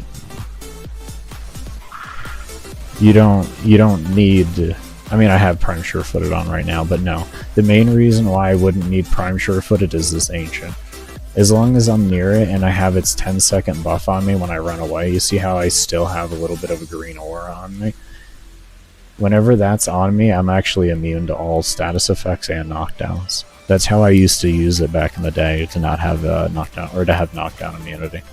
But this does help too, I will agree. I use a macro, I use a hold macro. Not a toggle macro or anything like that. I use Logitech software. It's for me, it's more for accessibility. I got carpal tunnel trying to do an Octavia run. I got 28.5 hours in without a macro, and I got carpal tunnel from it. And I can't be spamming like that anymore. So I use a hold macro for my shoot and my bubble. Yes. But the real thing is what endurance runner doesn't actually use that? Everybody knows that macros are actually allowed in Warframe because of the spindle windows. They allow 2 action macros. If you get carried away past that, you can get banned. But at 2 action, I've had DE review over 50 of my runs, and I've gotten trade suspensions for them, and I have never actually gotten banned. All I do is endurance. Yeah, that's why I started the game 7 years ago. Yeah. That's the thing. If you don't get over excessive about it and you don't have it actually fully playing the game for you and you have to do actions and it just saves you a limited amount of actions per minute, then they generally don't care. Just don't get carried away with it. Don't be stupid. It's kind of like in Plains of Eidolon where people are porting through during the Plague Star event. As long as you're not down there killing mobs and getting free loot and doing a bunch of dumb stuff down there, visually, clearly exploiting out the loot there. But if you're just saving yourself, like killing yourself at the end of the day, like they're generally okay with it. Just make sure you have to do the action for it to happen. If you can walk away from the PC, they're not going to like that. You know, they don't want the game played for you at the end of the day, but like, why do you think they added options in like this? Where is it? Right here. Repeated button presses. It's the same damn thing. Same thing. You remember coptering? I was actually not around for coptering. I just missed it, and when bullet jumping came out. That I never... I know there was a crazy macro set up for that. But yeah, no, I set my macro to my actual own response time, because with Logitech software, they have a little macro thing in there, and you can actually have it detect your response time and every single thing. So generally what I do with all my macros is I'll sit there for anywhere from like 3 to 5 minutes until my hands become fatigued, more or less. And then the very last rotation of me doing the 2 actions that I wanted to do for a macro, like here is shoot and bubble, that's what my time in between becomes with each one. Because you can, theoretically, I've seen people, like, you know, set it to like a 50 millisecond so that it's absolutely going insane and it's spamming like what you would see like this here type deal. But with me also making builds, I want things to be remotely accessible to console people. Is this for plat? No. If this was for plat, I would have left when I was at Void Trace cap or when I hit 21.5 hours and didn't get any more rotational rewards. How do you keep enemies pathing to you when you're camping like this? Let's stop spawning for me if I stand still for more than 10 seconds. I think you're exaggerating on the 10 seconds there. But it all depends on connecting rooms, more than anything, Steve. What makes a room is the rooms that the mobs spawn in. So how mobs spawn in this game is they're 40 meters, I think it's 40 to 60 meters from wherever your current coordinates are in the actual map. And after 1 minute you go, no, I think it's shorter than 1 minute, they changed the timer, now it used to be 1 minute. 45, I think it's 45 or 50 seconds, somewhere around there. If you stand still for 45 or 50 seconds, it doesn't matter if you're doing actions or not. You will be counted AFK, in which case mobs will decrease in spawns or they'll stop dropping loot altogether. So those are a few things that you have to look out for, but it's a lot of just looking at the rooms and trying to figure out what rooms are going to work best for you based on their connecting rooms and learning those connecting rooms and where mobs want to spawn in that room based off of your location. And then through trial and error, you'll eventually find rooms that work based off of all of those set things. It's, yeah. Started doing after Maiming Strike was meta. Yeah, that's when macros took place more than anything. I will agree on that. There wasn't a need for it otherwise. The only reason why we used a spin to win macro was because we hated hurting our hands, but we enjoyed the playstyle. You know? Oh, you play on controller? Yeah, I feel bad for you. I feel bad for you. You can play with keyboard and mouse though, and it can kind of work. Is there a way to pause? Yeah, you can. You can pause and so on. There. There we go, perfect timing. You see how the rounds freeze? That's when I usually like to pause to show it right at these moments too. You see how the round freezes there? So the game is in complete pause. You can do whatever you want to do there. So, and even if you're in here, say your boosters run out, but you can get a homie that will gift you boosters.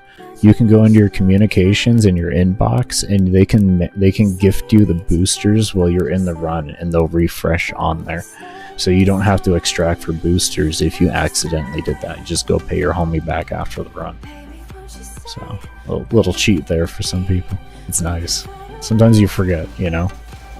That you're like, oh shit, yo, yeah, I'll give you like 200 plat when I get out, but can you gift me a resource booster? Mine ran out. I didn't even think about it. I'm sitting in this... I'm sitting in this Fissure, you know, where you run out of a resource drop chance booster and you're in an RB and it's like, oh man, I can't get my Vitus Essence now as much. Like, oh, well, here, hold up, you know. Because you can use both of those. You can use a resource and resource drop chance in RBs to help get you more Vitus Essence. But yeah. Nice little thing. But yeah, no, I've been doing this run now for 7 days, 12 hours. And I'm, what's that, 55 hours in or something like that? I don't know. What are you doing this for then? Well, there's a multitude of different reasons behind that. So, we'll start with the most pressing one. I'm disabled and trying to replace government benefits, so I am doing what I can to be unique in the space and to draw views. I also enjoy doing endurance because I have PTSD and bipolar, and it's a sort of a therapy for me. It helps me sit back and I can clear my head and really just think, you know, I can go through the storage bin that is my mind and actually make sense of things and all that type of stuff while I'm sitting in here doing this. I also like it just for a mental stimulus because I've spent thousands of hours trying to figure this frame out to do this. So it's nice to be able to see the fruits of my labor and how far it can really go. And finally, I like getting world records. Yep. I like getting world records. I've held multiple, over the 7 years that I have played the game, I've held multiple world records in the game, so I've lost almost all of them now. The only one I still hold is the one with my girlfriend for the 20 wave speed run, ODD 20 waves, or duo 20 waves, and that would be the, what is that, Demos defense, not on open world but the actual planet itself. That'd be that tile set. Wait, I think I still have that on this channel, on the YouTube channel, but we did like 10 minutes 15 seconds for 20 waves duo. Something like that. I haven't seen that faster yet. Speedrun used to have a section for it, but I don't know if they have it anymore. I think it's archived. But that's how I used to track that. When they had that there, it was easy to know that we still had the world record. Yeah. In one sitting? No, homie. 7 days, 12 hours. I've gone to sleep, taken showers, brushed my teeth. At one point I was working out in between doing things, but it just ended up draining me more in an overall aspect, so I didn't have as much energy to get as many hours done as I would like. So I gotta pull back on doing cardio and working out and all that. But I eat when I need, I stretch when I need. No, I've never gotten my account banned for an endurance run. You had a ban for it? What was their reasoning for the ban, particularly? And how long ago was this? This could have been back during the days of, before they had the triggers changed. Because it was only like a year ago they changed the triggers. And before that it was bugged for like almost 8 years straight.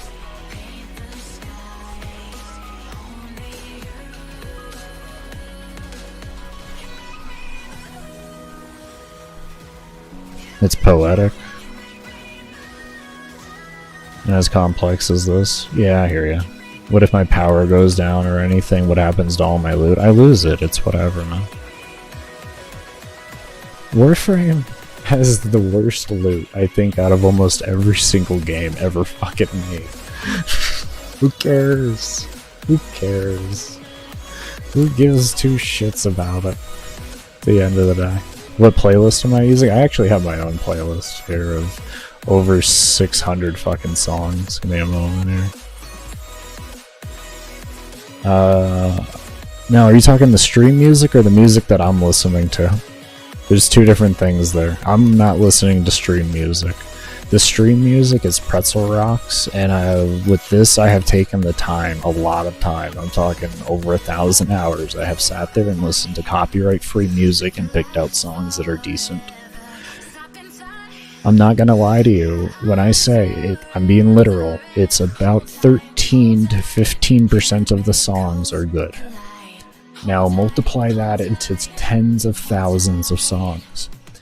And you can understand how many bad songs you listen to before you get something. Both would be nice. See if I can't do that for you. Give me a moment.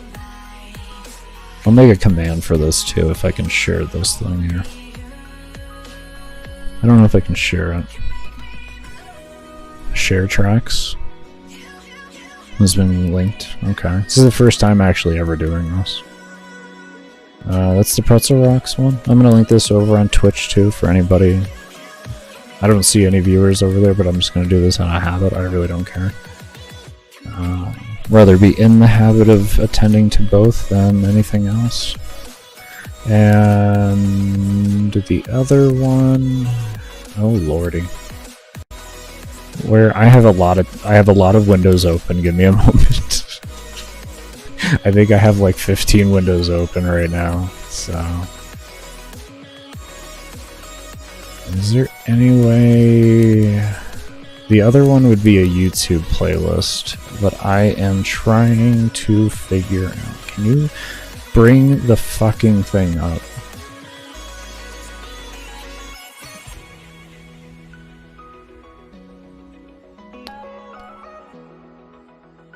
The share is not wanting to share. What I can do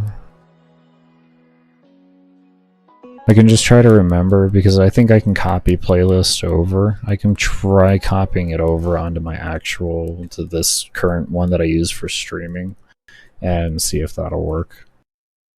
But yeah, it's a lot of my actual music that I'm listening to is a lot of early 2000s to early 2010s underground rap, predominantly southern-based rap, with also some modern day to like mid 90s rock and like metal and stuff like that. But yeah, if you do want to see the build, I'm going to have the build video out after the run is actually done.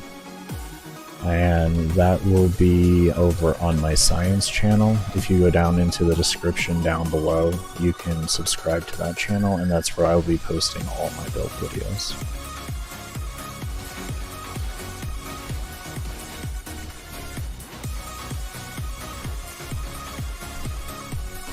But yeah, I'll have commands and everything for, was 2 years ago? Yeah, that would be it. That would explain it. If you went, okay, so what happened with the trigger change that happened about a year ago is that if you went over 14 hours in a survival, it would give you an automatic 2-week trade suspension, no matter what. Now, the issue why this was happening was because back in the day, before Kuva Survival came out, so a lot of people here feel like, I don't want to hear it again. I should probably make a video on this at this rate, but we'll do it after the run's done. I have another video to make at the end of the day. Because I did 35.5 hours and I didn't get a trade suspension. This was 2 weeks ago. So, I do have actual proof on that there. It works. But what happened was, back in the day, it would take 14 hours to get to level cap. But when you would get to level cap, mobs would stop spawning, so the only way you could progress was through O2 capsules, which weren't able to respawn fast enough to keep your O2 up without also killing mobs. So obviously if you went past 14 hours, what's gonna happen? You know, you have to be hacking if you got 15 hours at that rate, because you can't go an hour with just capsules. But when they came out with Kuva Survival, I think they upgraded something in the engine, but they didn't realize that also upgrading in the engine, and they also reduced the time it took to get to level cap, mobs endlessly kept spawning, more or less. And I guess they didn't realize in the bot, you know, for detecting hacking and everything, that was still there, which is understandable, but they should have listened to players and actually gave a real look into it. I knew pretty much exactly what it was as soon as I figured out what the trigger was, because I started going through and doing endurance and figuring out exactly at what hour the triggers would happen. And that's how I figured out it was 14 hours. And then after figuring out it was 14 hours, I then went back in the archives of the game, talking to, you know, old vets and YouTube videos and all of that, to figure out how long, you know, like, well, what is so special about 14 hours, you know? And then I figured out that's what was actually going on. It's kind of like with defense, you can't actually see wave 565 and have the enemies spawn, because they stop spawning at 565. You get 564 with mobs, but not 565. So the only way you can get past 565 would be as if you were hacking, so that's where that system stayed with that one.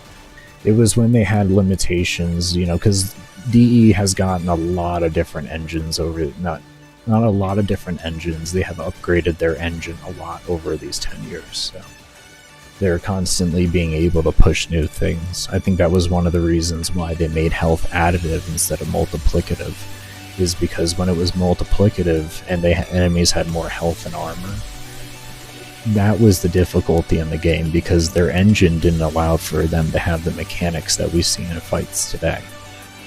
But now that they have the access in their engine to create the mechanics that they are wanting to create, they were like, okay, well, we can drop health drastically, and now we can get more unique abilities to deal with in different types of situations.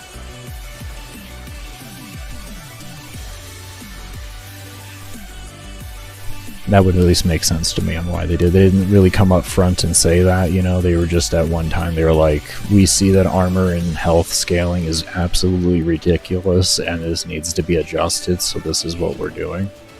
That was what was said, but I think it also probably led into them being able to make mechanics a lot easier without having to worry about an explosion and health pull because of an enemy level. Because before it was multiplicative off of their enemy level, but now it's additive off of the level, so it's drastically different on the actual number that comes out.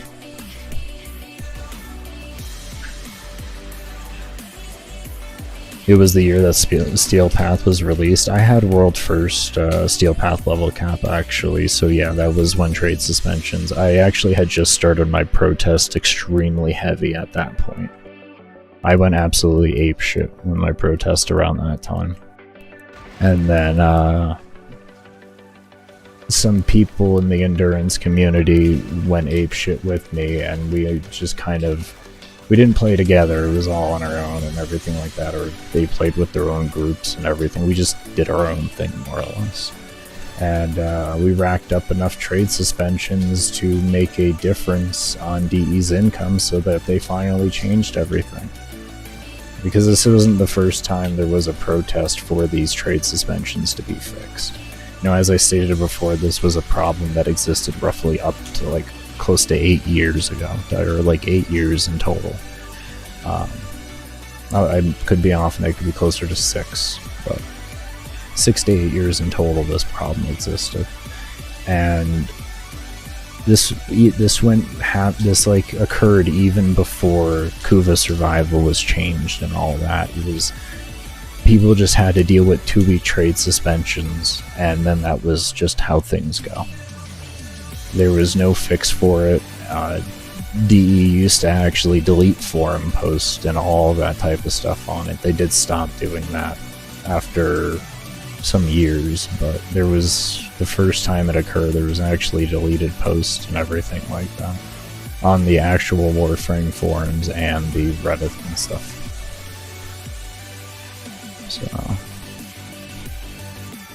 now, yeah, whether any of the uppers had anything to do with the deleting of posts, that's something that can't really be projected. That could just be done at an employee level, and they could have no knowledge of that even happening, really. So there's a whole different thing there. You know, I can't, more or less what I'm saying is we can't point to anybody saying at the end of the day, like, that was for sure, like, who censored it. That would be too convoluted. That'd be like trying to figure out who left the Nightwave thing in for the most recent Nightwave starting early bug that we had. You know, just sitting in there like a time bomb. Nobody really knew because it's too long ago and it's too little of things to really bother with. Because at the end of the day, like, these trade suspensions are affecting a very minute percentage of the population, so it's not enough to generally care about. Which is understandable when your company is either a publicly traded company or is associate or is like a conglomerate of a publicly traded company, kind of like DE is. So it kind of makes sense in that line. I don't know when they did that whole conglomerate thing, the exact year and such, but I will assume that if the game was popular enough for people to want to sit in missions for 14 hours, they're probably around the same time because they have the funding to be able to create that environment. So, yeah. Because this was of course after I do 100%. No, this was after the whole fiasco with the Prime Access. And when I mean fiasco, I mean is the fact that when they came out with their very first Prime Access, and they were doing it in order to not go bankrupt. So that's the XCal and all of that type of stuff. That would be the whole founders thing and everything. That was the very first.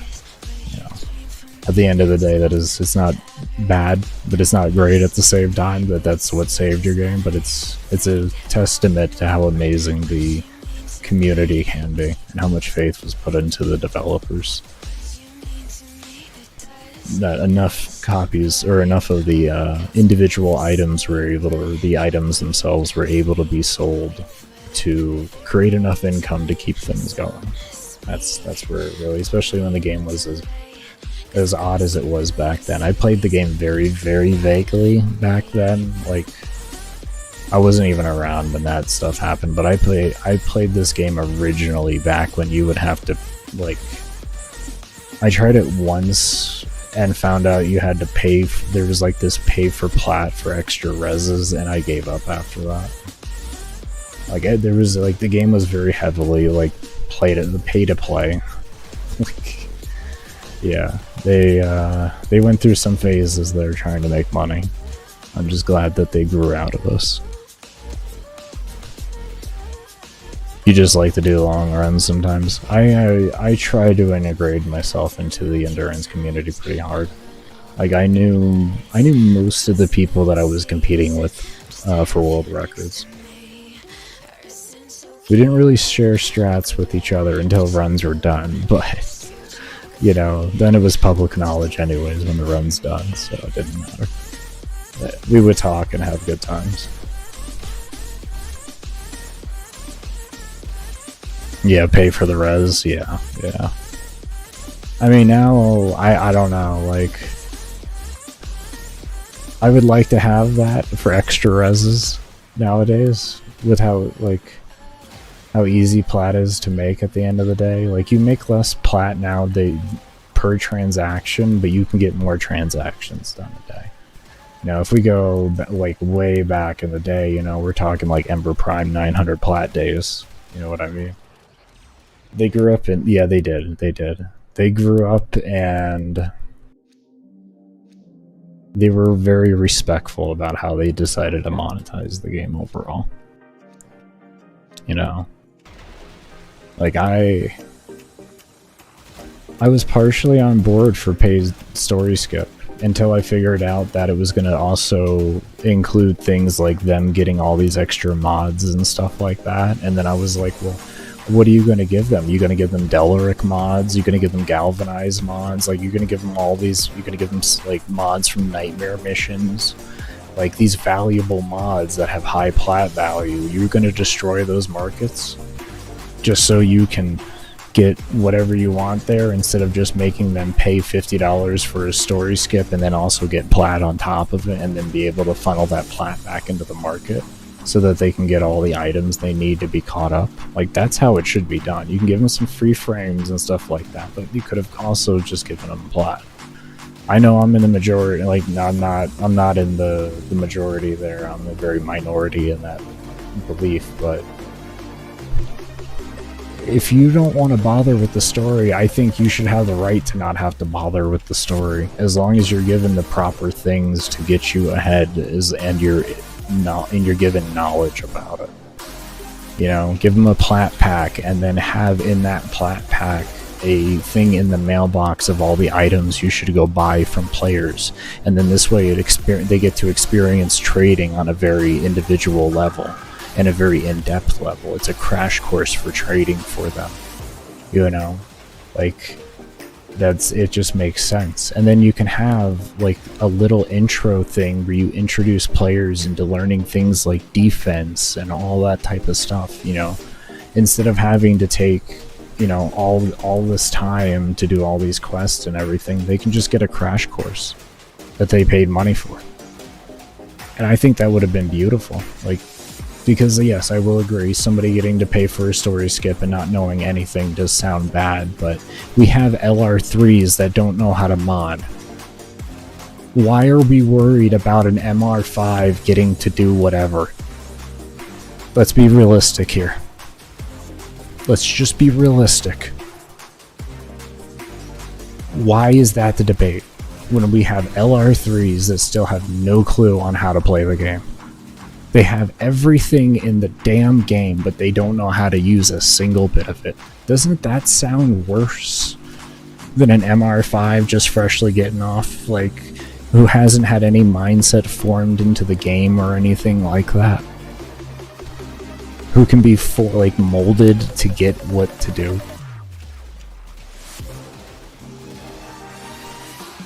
Just saying. Just saying.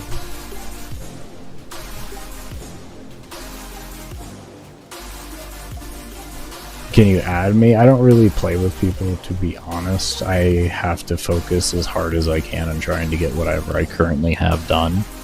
Because I have to get every single frame without Prime sure-footed to a 12-hour run, and then every single frame with Prime sure-footed to a 21.5-hour run. So I'm kind of, yeah.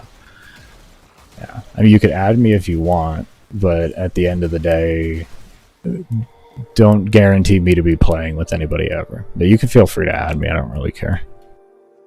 I don't care.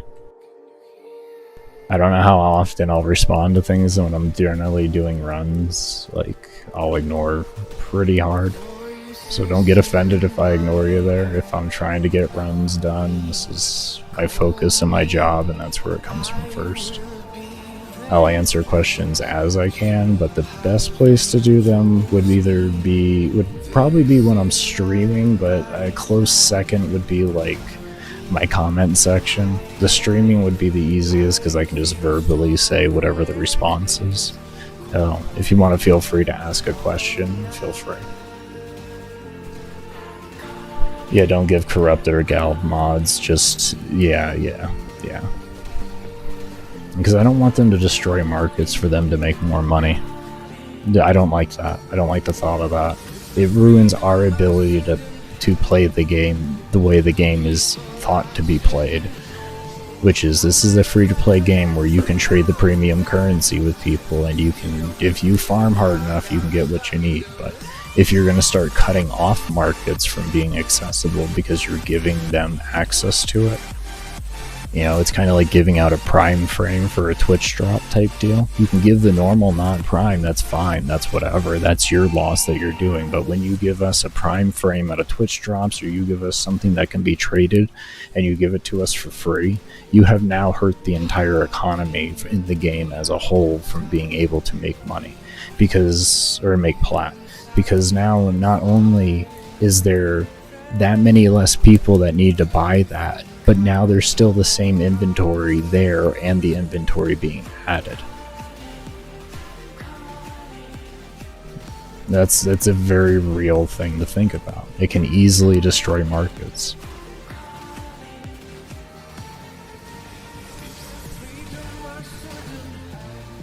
Let's see here.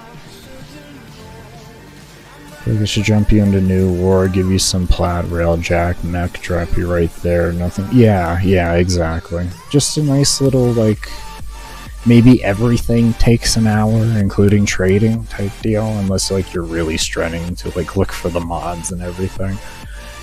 Because Warframe doesn't have an auction house, and it would probably be a little awkward for them to recommend Warframe.market, but they could probably suggest it. Find a way to suggest it. Because they don't want to make their own auction house. Which I would love their own auction house, because then we can stop having people make fraudulent posts by either trying to bring down prices.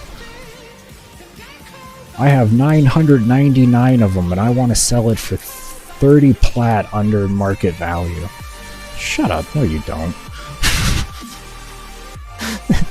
That is a 78 plat item, and you want to sell it for 40 plat? And you just happen to have 1,000 of them and they're vaulted? Okay. Yeah, no, I get it. What is the thing called to get the Vault Embassy to help? They are called Spectres, yes. The Spectres are obtained through capture missions. Or not capture, rescue missions.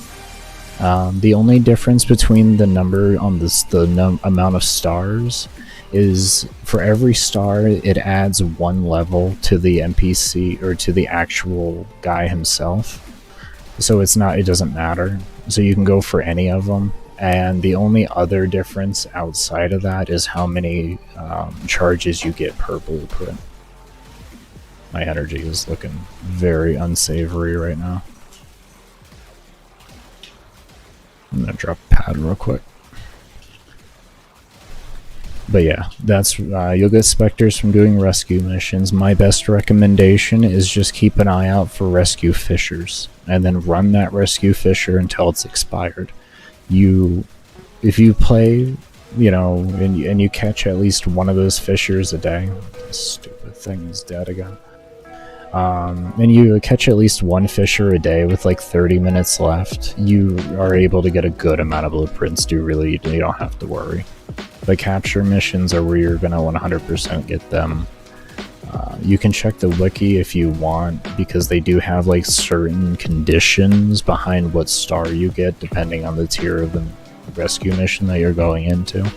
So if you're like individually looking for one tier for like a certain tier for a certain reason, that can help you figure out how to get it the best way possible.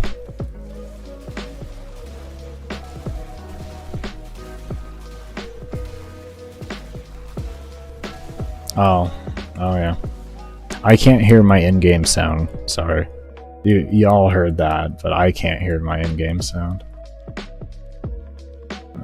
Just accept all. There you go. There we go. Does this still have a limit on the amount of people you can have on it? Is it still 100? You can't have more than 100 people? Or did they increase the limit? Gara Prime price recently ripped. Yeah, I mean, that can happen. Either, you know, like, I don't think she became unvaulted, so it could just be somebody being a dick. And like Warframe Market, they do give you the opportunity to report people, and I would recommend doing that. This was years ago when I used to report people and see it. What I would do is I would go into their account, the actual person's account, because you can view their entire thing, and you can just take a look at their list. And you can see, like, a lot of these people will do, like, a lot of fake options or auctions. And if you have enough knowledge about the game and, like, how much a farmer would realistically have and all that type of stuff, then you can actually report people and get them to take down the auctions and all that. I don't know if they're still receptive to doing that today, in today's, like, everything, because I haven't put in a ticket like that in many years. But it is definitely something that you can do to help prevent that. It's just you have to unfortunately take the initiative to do it, but if everybody does it and they take the time to understand, that's one of the most important things, is have a good understanding of what can actually be reasonably farmed in a frame's time of being unvaulted. You have to have a good understanding of that. Otherwise, you can make a lot of false tickets and waste a lot of time on people and just make the site not trust you. So, only really do those tickets if it really screams out to you about the entire account. 7 years ago? Something like that?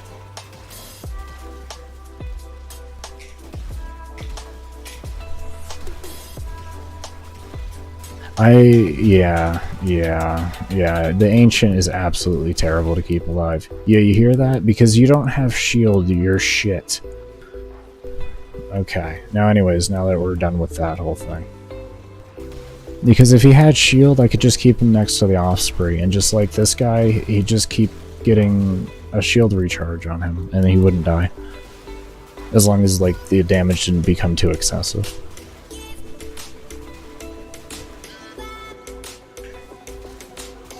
Like, that's the whole thing. Nice. It's nice to have played the game for so long, and it's also not nice to have played a game for so long. Yeah. A lot of changes in this game. I've just kind of had to accept. I'm just glad that DE is doing a lot of smart things now. I may not be in full favor of a lot of things, but they haven't been doing anything drastically bad with the game. And that's what I care about.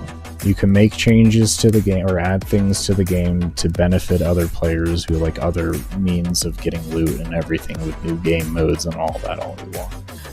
But as long as you don't keep shitting on my endurance, I am completely content. I don't care. Give all the new content to all the players that want to do as many different types of missions in a day because they don't like sitting in the same mission all the time. Do it. That's fine with me. I completely get it.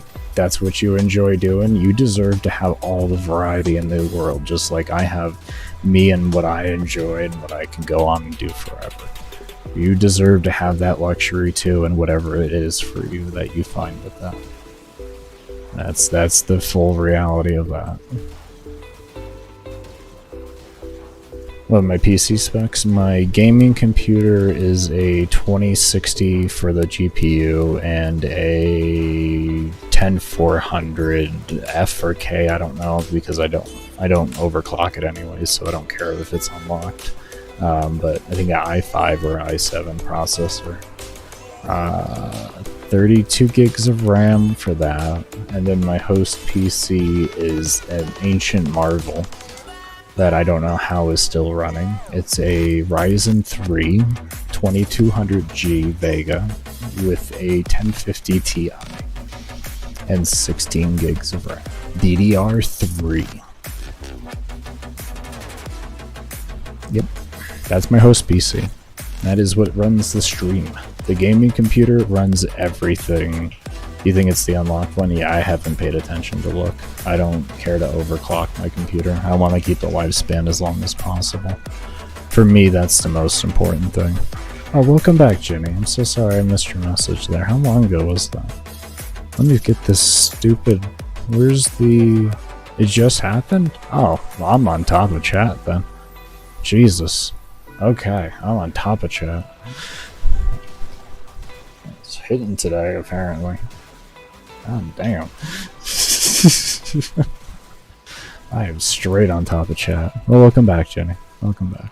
Hope you were able to get everything done that you needed to get done. Just doing chores? Oh yeah, man. Do what you need to do, homie. You already know. You already know. Take care of your life first. It's the most important thing. If you don't take care of yourself, you can't be around for others. Just remember that. Phew boy, yeah, my host PC, that thing is ancient. I built it to be a host PC 5 years ago. So I spent like 500 USD on the thing, 450. Yeah. I have the... Actually, you want to hear how I keep my PCs cool? You're going to laugh at this one. Alright, so I stripped the side panels off. And then I stuck a fan in the center of them, in between the both of them, and I have it blowing upwards so that it pulls the air and blows it up. So it just helps support that and keeps all the hot air away from it. And my GPU, let's see, let me see, let me look at my monitoring. Does this show my, does my monitoring thing show my network stuff still? I ain't giving up that. Let's see, metrics. I got CPU, GPU, main board, and fan speed. My CPU is a bit spicy right now. We're at 132 Fahrenheit for the CPU, and 100 GPU, and 100 for the GPU, and 87 for the main board. CPU is a little spicy, but that's because it has a really shitty cooler in it. I have a terrible fan on that. I need to get a new one. I have a stock fan for it, and it's absolutely shit. It's one of those skinny Coolmaster fans. There's nothing to it, even. Like, there's no heat sinks to it or anything. There's no piping or anything like that. It's just trash. So, that's expected. So, given how bad the cooler is, 130 is really good. I've also been streaming for almost 6 hours, so... I have been playing this game for roughly about 5 hours. And I did take a little bit of a break, but as soon as all I have to do is this here. If I do this... Okay, it just dropped down to 125. 122. This is CPU. Had a little spike up to 127, but that's going to be normal as it goes over the sensors. 125. It'll idle around 100 for the Fahrenheit. It's not Celsius. It's not Celsius. Celsius, let me give you all that here. Hold on. Let me change this. 51 Celsius and 35 Celsius for the GPU. With the game running, we'll let you know what that is. It doesn't go over 60, I can tell you that though. It don't go anywhere over 60. 55 maybe at most, maybe 56. But yeah, no, I'm an American. I'm from America. We use the Fahrenheit system because we're first. That's why it has an F. First. Damn it. America first. All right. Now that we're done talking about that. Yeah. And then my host PC, that thing doesn't go over 100 degrees Fahrenheit, which is probably like 50 degrees Celsius. Somewhere around there. Maybe in the 40s. Bro, can you get back here? Yours normal is like 70. America units. Freedom. That's why it's an F. It's freedom. We got freedom in here. Freedom units. That's why it's an F. But really it's because we're first. America's always first. That's why we have the stars. For the amount of times we've been first.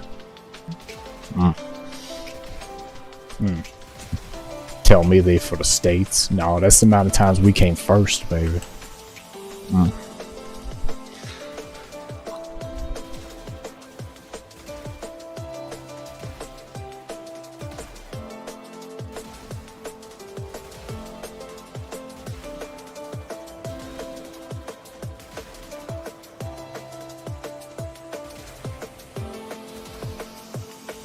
He's going to see God.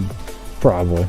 I think he is. I think he actually went and saw God. Hold on, let me see. I don't really feel like going out there right now. Oh yeah, he went and saw God. Yeah, never mind. He said, I'm done with the run. I'm retired. He just gave up. He was like, I'm done with this. I'm done with this. Yeah, I saw that, Jenny, man. You got a nice PC on there. Your laptop better than my host PC and my desktop and my gaming PC put together. That's your laptop better. The only advantage I got over you is cooling. That's it. But it ain't saying much. It's a start, homie. That's a good start. Trust me. Trust me.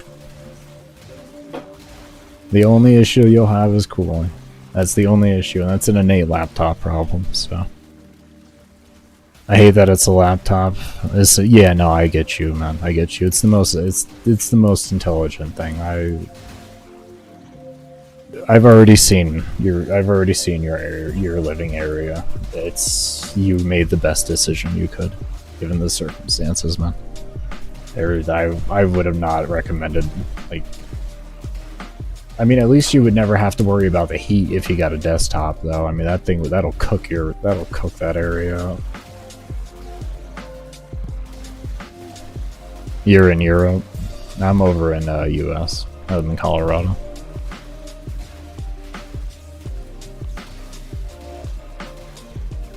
First place stars, we got Fidio. Yeah. Rivenless. Electric, but it doesn't matter what the element is as long as it's not heat. You can use any element you want as long, like I said, as it's not heat. Don't use heat, it'll screw up everything, because I do have cold on here. You have cold.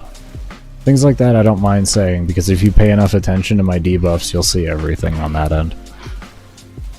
You know? And the element, like I said, the element doesn't matter at the end of the day. There's just one element you shouldn't use, which I feel like I should just tell people that to begin with. You don't need to wait for my build video to understand that.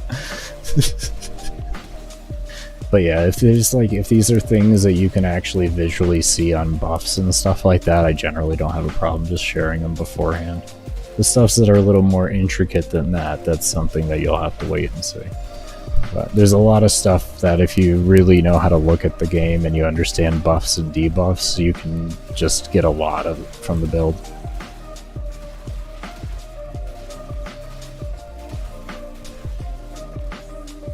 Oh no, it's cold here. It's the winter, man. This is the prime of winter. Yeah, exactly. Nobody wants a blast plasma, exactly. I like cold though. I like cold. It's a nice CC. On normal mobs, it's up to a 90% slow. On acolytes, it's like a 65% slow, and plus you get crit damage because they buffed. It's called frost or ice. Something, I don't know. Whatever. It's 24 out there now for you, Fahrenheit, Jimmy. Yeah. We're starting to warm up now. Today's actually warm. It's actually 65. Jesus, why is it so warm today? Oh, that's right. We have that warm wave coming through right after. We had snow like 2 days ago. And then now it's 65. So, like, welcome to this place. And yeah, there's a lot of dogs in Colorado. This is a lot of... When it comes to like native Coloradans, I'm a Floridian. I'm a Florida man, born and raised, so it's a different story. But generally, a lot of people like born and raised in Colorado, they love animals. That was the one thing I realized like moving here 15 years ago. The state has changed a fair bit in the time that I've lived here, but it's still Colorado at the end of the day. There's differences to it. Good and bad. I'll leave it at that. My frustration goes too deep into politics with that, and I'm not getting into that. Not getting into it.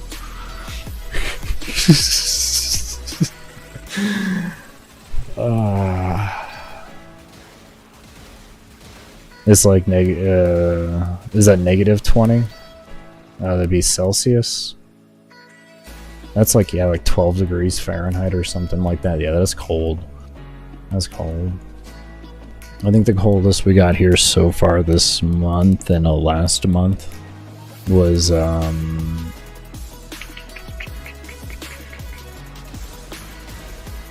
12, 13, somewhere around there. 15. And I was under 20. Actual mad lad leaving the Florida sun for... I lived in the ghettos of Florida. What are you talking about, sun? There might be a sun out, but all it's doing is trying to kill you. I've always naturally liked the cold, though. I'm weird like that. I don't really get it. Disabled vet? No. Ghettos of Florida.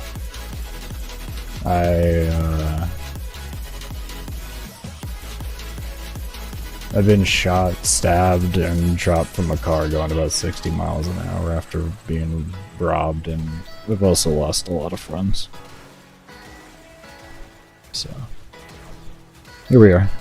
It's good though. It's life. It happens sometimes. What are you gonna do? But no.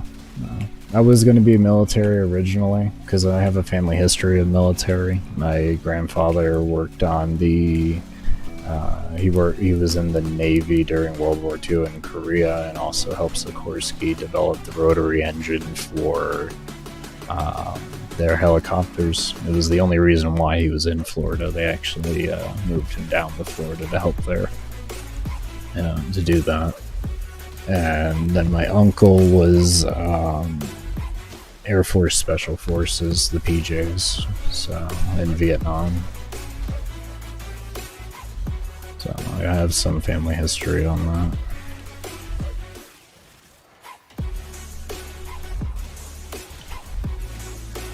But my area ended up getting bad, so I just decided to stay behind and defend my family instead. Can't keep my family safe if I'm like fucking in Iraq.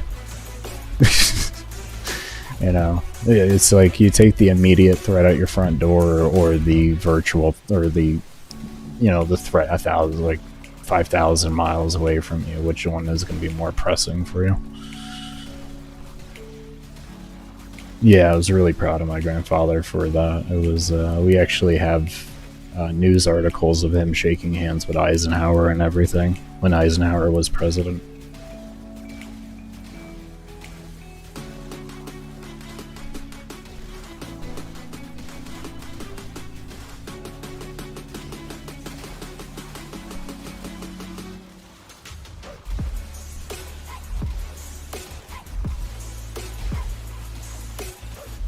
It's windy as fuck over there, didn't you? Yeah, I could see that you all get some fierce wind up over there. And you have a pretty big storm system coming in, too. From what I remember with weather. You guys got a pretty fierce... Because you're in upstate, so it's a completely different weather system up there.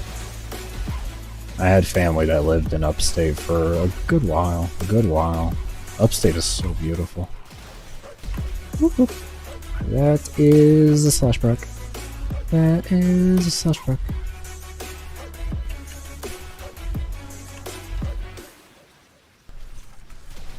Oh, that's a twitch. We're good, we're okay. Things are fine. Everything is normal. It's okay. Don't worry. Don't panic. Nobody panic. Nobody panic. Nobody panic. Everything's fine. Everything looks good. See, everything's fine. It's okay. Just a little bit of spice on it. Just a little bit of spice on it. And now it's put my spice on it. Anyways. Oh yeah, that's where like the real blizzards take place up there. Ismag, she got this, yeah, it's all fine. It's fine. It's just thousands of hours on one of the best frames in the game, everything's fine. Oh, that wrecked my wrist a little. That twitch got me. That twitch got me there. Are you dead again? Dude. Okay, well, hold on. Let me do maths real quick. I need to do quick maths. Okay, so I could be under 100 right now and I would be fine. Okay, I can drop another. Okay, good. I got 173. I have to make sure I'm keeping to good rotation with this. I can't go too far over. I can't go over my actual ratio. I have enough of the ancients for once every 30 minutes, so I have to make sure I keep my math right on that. If I go over that, then I have to like go periods without it. Because I want to make sure that I have them secured for near the end of the run, or especially throughout the entire time that they're going to be level capped.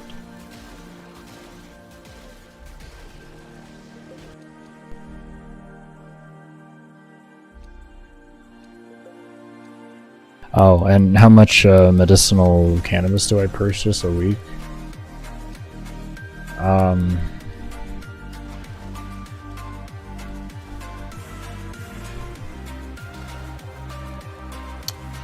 I can't say I feel comfortable giving out the exact numbers on that, but let's just put it this way. I've gotten the nickname a black hole for a lung.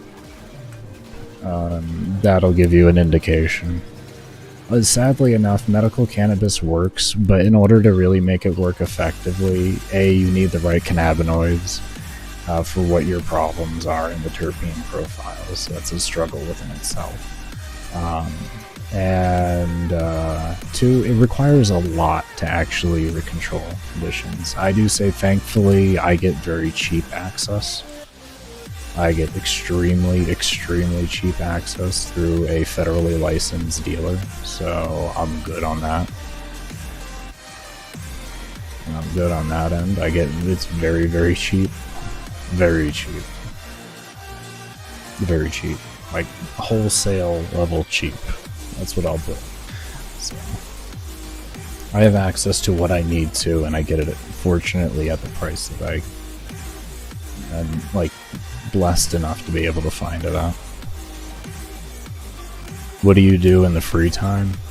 I do a lot of working out. I watch a lot of stuff, like, educational-wise, both health and, like, science and all that type of stuff. Mainly, I just keep learning. I'm a learning motherfucker. I do watch some fun things here and there, you know, like I'm subscribed to Daily Dose of Internet and such like that. But predominantly, I love learning, you know.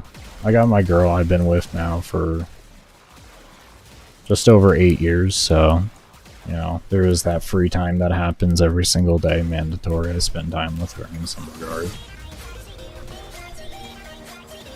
But yeah, you're a you're a recreational. It's all good. I mean, it's what you enjoy. We all deserve to blow off steam in our own ways. You shouldn't be judged for the fact that you enjoy using it recreationally.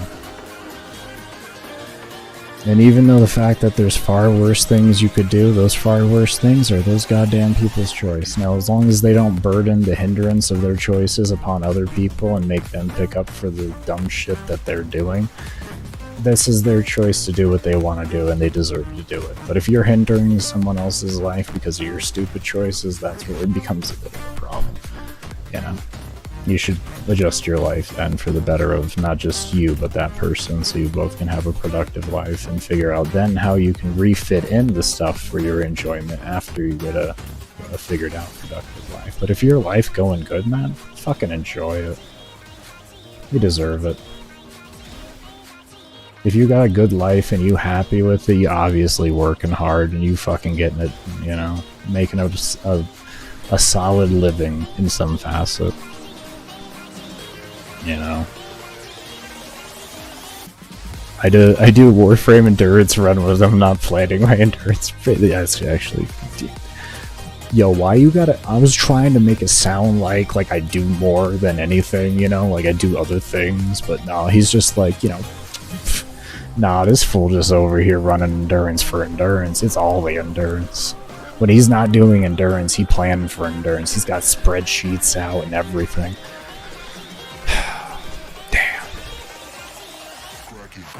Damn. I mean, it's nothing but just starting on the road. I'm almost 2 years into my fitness journey. I was 105 pounds, which is, what is that, 60 kilograms? 70 kilograms? Somewhere around that? No, it's less than that.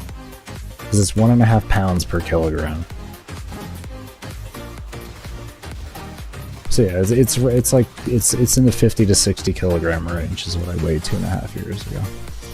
It's just a slow road. It's a slow road. Persistent. You gotta be persistent. You gotta work your ass off. You know, like the old joke that you can hear from gym goers, you haven't had a good workout at least once. You haven't had at least one good workout if you haven't thrown up, type deal like that. It's the type of dedication it puts into it. It's not an easy journey. I'm not gonna say it's easy, you know, it's something you really gotta push for.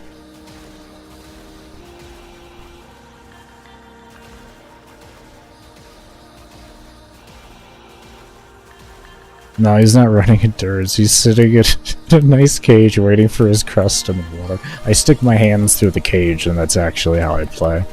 I don't want to, I don't want to actually... The thing is like, you know, there's laws, you know, unfortunately, and it could be misconstrued as like inhumane when this is just my life. I just accept the fact that my girlfriend stuffs me into a cage and forces me to play Warframe to make builds for her so that she can have all the builds in the world to do anything she wants to do.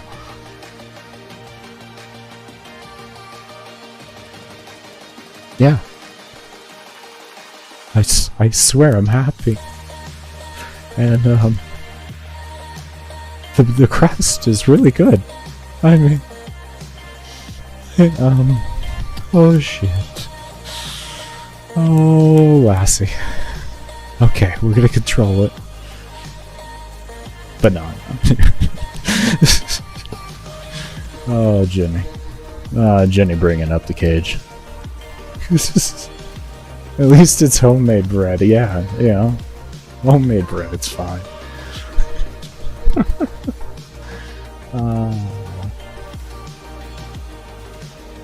Yeah.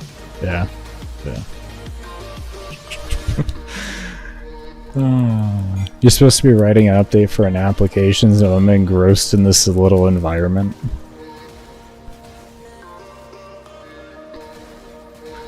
Well, I mean, I can get that. I don't know, maybe like put 5 minutes into that and then come back here for 5 minutes and then just keep going back and forth 5 minutes at a time, and eventually you'll get done, or you'll get tired of going back and forth and you'll just stay on there for a while. I don't know.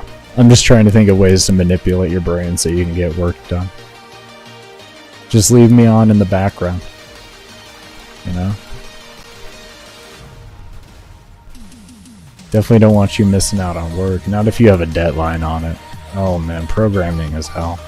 What and it's just, this just keeps you longer, but what code do you use? I used to use a lot of C++, and then I also use, like, for C++, I use a lot of HiDSQL.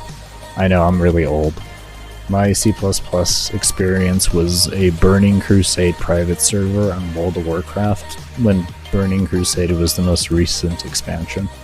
I just aged myself, but, you know, that's what happens when you're 32. What is this, reason and logic? I don't know, man. I'm just throwing out ideas, and maybe something will stick to the wall. If it doesn't, then, you know, we just kick it to the side and hope that the birds eat it.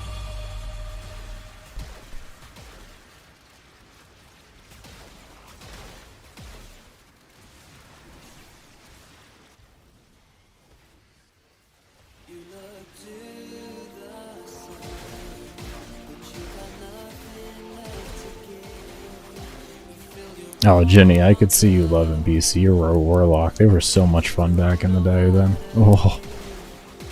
Oh. I was a Resto Shaman mainly. It was so much fun.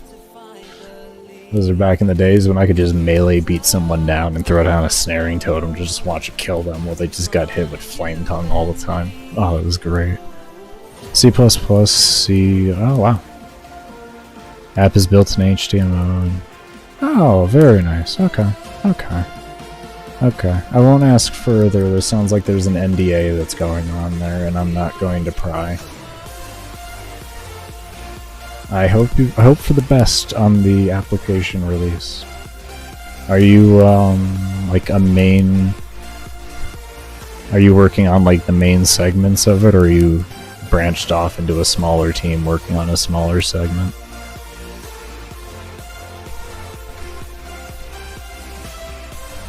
I did a lot of testing for people that made the bosses, and then they taught me how to read through the code and edit the code for bosses and to make them working functionally through their failed coding on occasion when they would have it, because, well, that's naturally going to happen. And then you want to go work on something else because it's your job is to make the new stuff, so then you have people like me around to test everything and have a baseline understanding of the code and just able to go back to that person when I need to. That's what I did with it. I ended up going crazy with that. I couldn't do it. I don't know how y'all do it. It's a warehouse management system. Oh, okay, okay, okay, okay, okay. That's not that bad. It's frustrating though, because that's algorithmic with a lot of math there. Okay, okay. Nice. That's good shit. You help them make our world so much easier. Holy shit, I hope you do a good job with it, and your company takes off with that, and a lot of people adapt it. That's awesome. I love that. That's so fucking cool. That's a huge, like, benefit to add to the world right there. And help it make the world function easier. It's more efficient, which brings prices down. That's a real effect right there. You were one of the first to get the alarm mount, really? Wow. You got lucky. I never even saw that drop. I think we did... I've done over 300 runs for that thing and still ain't see a drop. Up to the point where I quit the game, of course. But yeah, I'd done about 300 for that one. I only got to enjoy that mount on private servers. I loved it. That was so much fun flying around in private servers and shit, man. Oh, man. Thank you, someone who gets it. Oh, yeah, yeah. Not many people will get that because you have to really understand. You don't have to really understand coding. It's just you have to understand what things do. You know? And like what improving that can mean. I mean, you can add a lot of productivity hours to an employee by giving them a good system that they don't have to go searching everywhere for.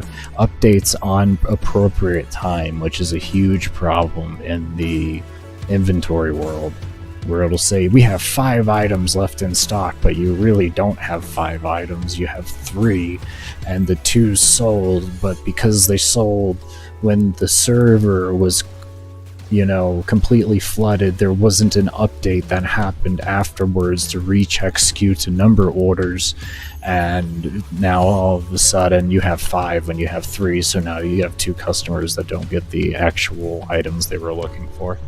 Oh yeah, I get that. Sadly enough, when I worked at Sam's Club, that was something they called me on a few times into the back room to look at the system and all that for the POS system.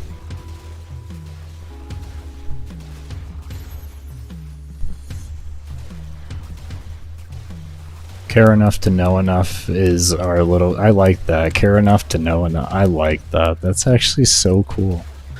Care enough to know enough. I fucking love that. Oh, man. Yeah, Ginny, they still haven't improved the drop rate whatsoever. It's insane. It's insane. Oh, I missed this back here, Pugs. Thank you so much for that compliment. A gem of a channel. I thank you for that. That actually means a lot. That means a lot. I try to provide the best that I can to the population. So no, it's I'm not one of those people that have a belief that because of whatever I've been through or whatever I have, that I deserve, that I can leech off of people. I don't think that's ever a real thing. I think no matter what you're going through in life, you still have things to provide to the world, and you should always take advantage of that and provide it however you can. As long as you're blessed enough to really have like some food in your stomach on occasion, and you can get a roof over your head on occasion, you got something to provide to the world, and in doing so, you'll figure out how to monetize it and make more from it. Because even if you're only receiving government assistance, at the end of the day, you're still being given the means to get somewhere, so you should be contributing back to the world in some facet. It's like, even if you're homeless, the least you could do is not litter the shit out of the streets you live on, Like, give that little bit back, that would be appreciated. Don't leave needles on the fucking ground for kids or dogs or animals to step on. That would be appreciated.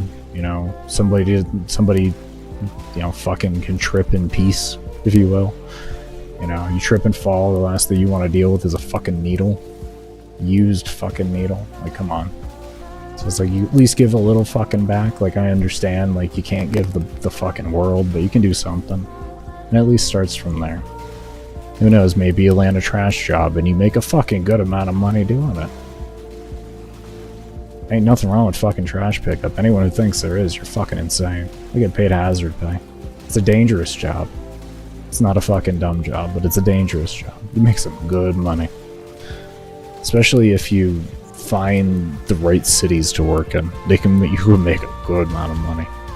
You work for the right cities.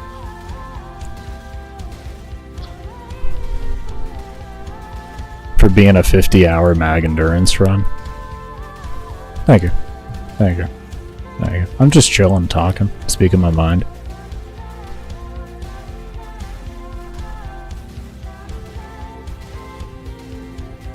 To be honest, the community is the ones giving me the conversation. I could probably randomly think of these types of things to say, but it would be significantly harder to do that, and I wouldn't get as much done in the run.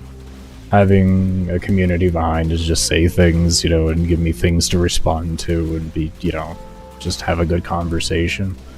It makes it infinitely easier. I can tell you otherwise, if there wasn't people talking, I wouldn't be bothering trying to think of anything to say. I'm not going to be putting forth that brain power unless people want to talk. I'm trying to get this run done. If people want to talk, though, okay, that's cool. I have a way with words. Oh, thank you. That is something I have really... That has been a lifelong thing for me. So, my grandmother used to be an English teacher, and then she was also a nurse's tech in the 50s. She was like one of the first nurses tech in the entire world for women. So she used to beat that into me. I had to learn how to speak, and I had to learn how to speak good. I mean, otherwise, I mean, I just be speaking like this all the time. I mean, because like, this where I'm from at the end of the day, man. How we speak where I'm from. We just go ahead and talk like this. We really don't give a shit, man. We do how it is. You know, and I always got this shit in the background for me like that. If I ever need to, like, fucking use it or something like that, because, like, you know, people hanging out with it use that type of dialect, something like that, you know. We go ahead and do it like that and it's straight. But otherwise, I generally like to actually sound like a normally functioning individual. You would sound so unhinged having one-sided conversations. How do you not sound unhinged when you're streaming, though? Come on. Come on. My dog had to basically get doggy Narcan because she was starting to OD on it. That is so tragic. I'm so glad that at least she was able to get a hold of that. That is so fucking tragic. Oh, that breaks my heart. That really breaks my heart. It's like, because I do get it, like, with them, yeah, you have a shitty life, don't get me wrong, like, it fucking sucks. You know, in comparison to the rest of the first world around you, it's fucking shit. You spot fucking on. It doesn't mean you need to make everything shit around you.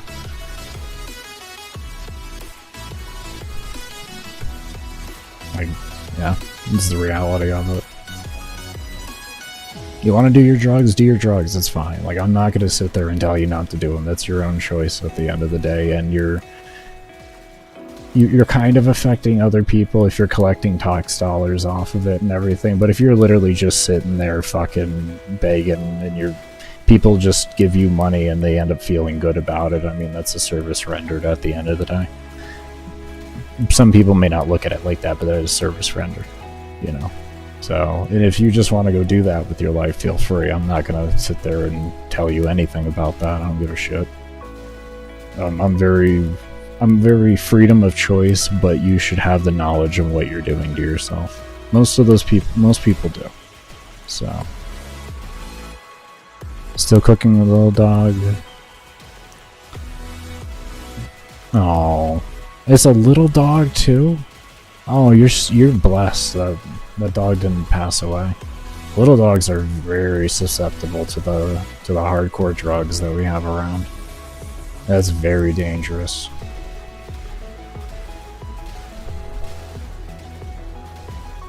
But yeah, that's always been my belief on that. You know, you do what you want as a person, you deserve that as a person. You know, as long as you're not really harming anybody else, who am I to tell you what to do and what not to do?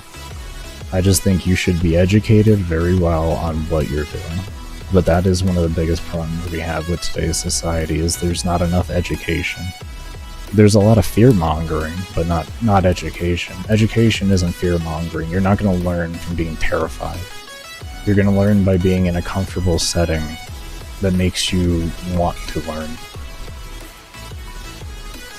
Not some crackhead standing in front of you telling you about how he sucked dick for rocks 10 years ago. Like, you're not going to be fucking comfortable with that as a kid.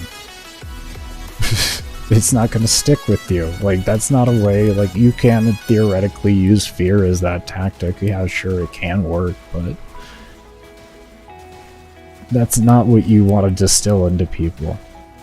You want to distill large amounts of education, and you can share that stuff with them after they have all the education and after everything's really comfortably done. But I don't need to hear about how I was just sitting around smoking rocks. I mean, you know, this is kind of my personal opinion on it. A bunch of 6th graders, so they won't hear about it, and I'm going to get about 3 months off my parole. That's what they told me. There's a time and a place for that, and I can tell you, when I was introduced to that in school, I was not prepared for it. They put us in a cafeteria, the entire school, and they had a crackhead talk to us. And I was just like, what even... This is our lesson? And then a cop came up on stage afterwards and was like, don't do drugs or you'll end up like him. And I'm like, what is this? This is an educational. Yeah, yeah, it'll fucking work. Next thing I know, I go outside, and because I live in the ghetto, we got another crackhead out there that's having the time of their life. What are we supposed to do? Who are we supposed to believe?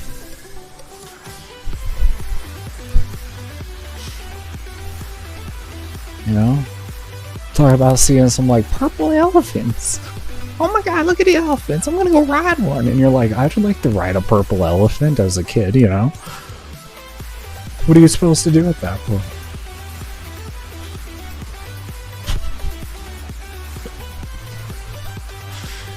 Just saying. Just saying. It's food for thought. Yeah, fuck it. That's what we'll go with. Food for thought.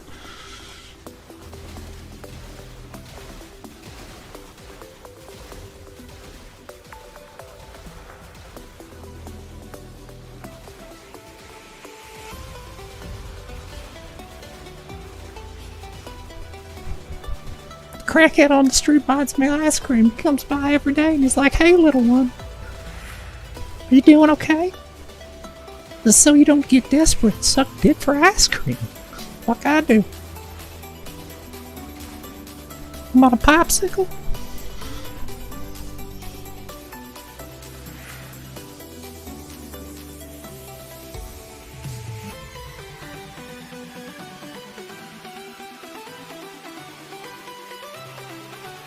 Oh, I missed that. Thank you, Bed, for doing that. Yes, down in the description below, there's a link to my builds channel where I post all of my builds. It'll be this build after I'm done with the run. Also, there's a workout and motivational shorts channel that I also do. It's my dumbass working out with some motivational quotes behind it, either written by me or other people.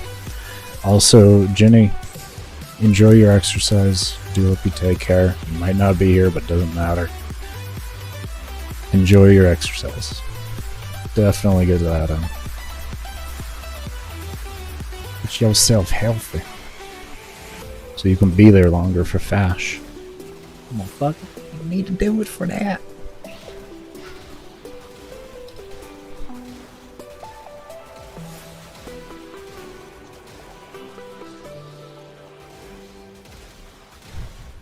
Jenny understands. I was talking about crack.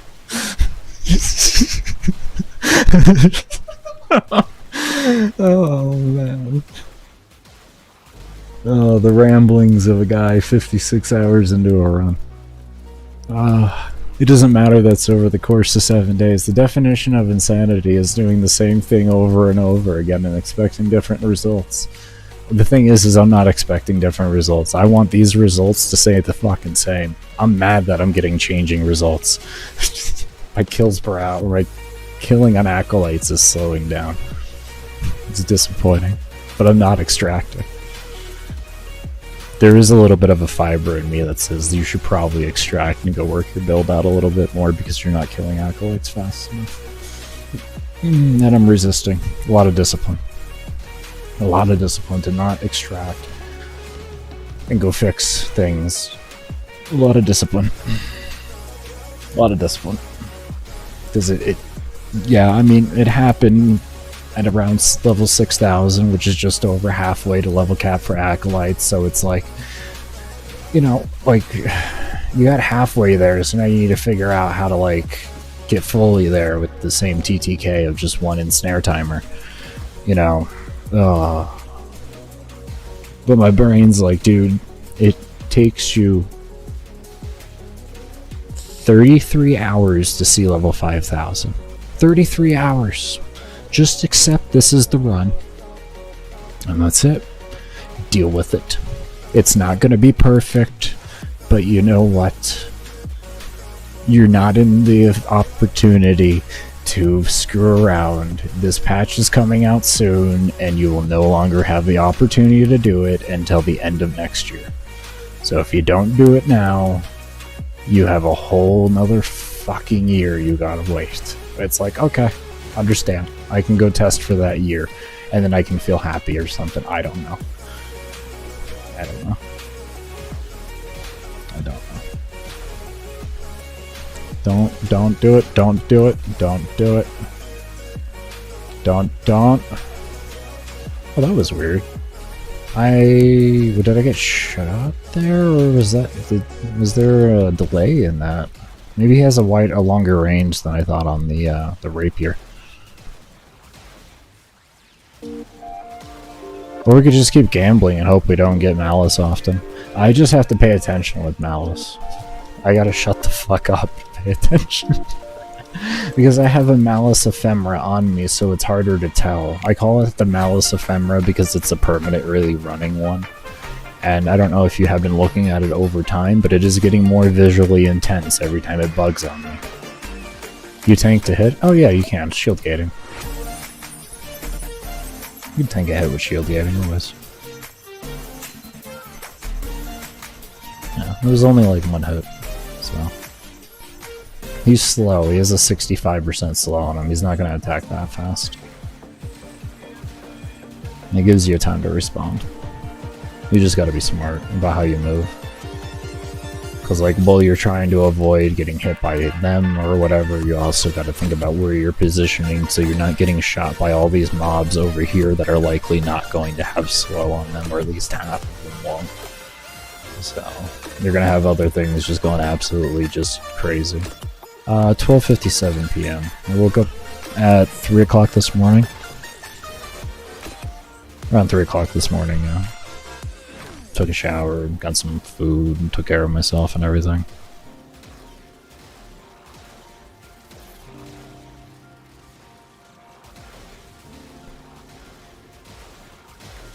Yeah, there's reasons for that. I'll go over it in the build video. It's legitimate.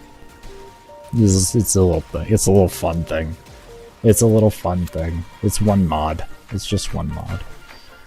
It's nothing crazy. Yeah, it's just one mod.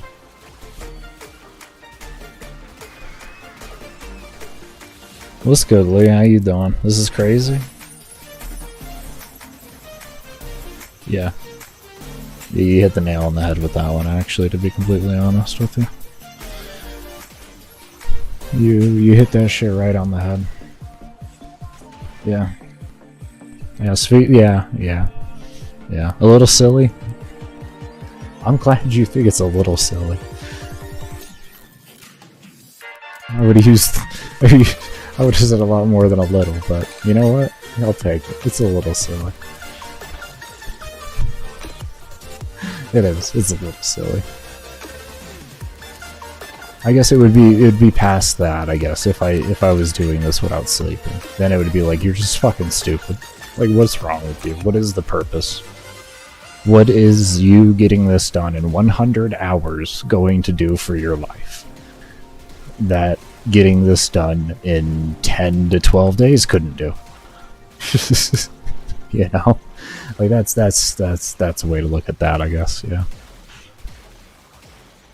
Yeah. Just some tomfoolery? Oh yeah, it's some slight tomfoolery, I'll agree with that. As a for fun player, where do you get the time? I'm disabled and this is my job, more or less. I'm trying to...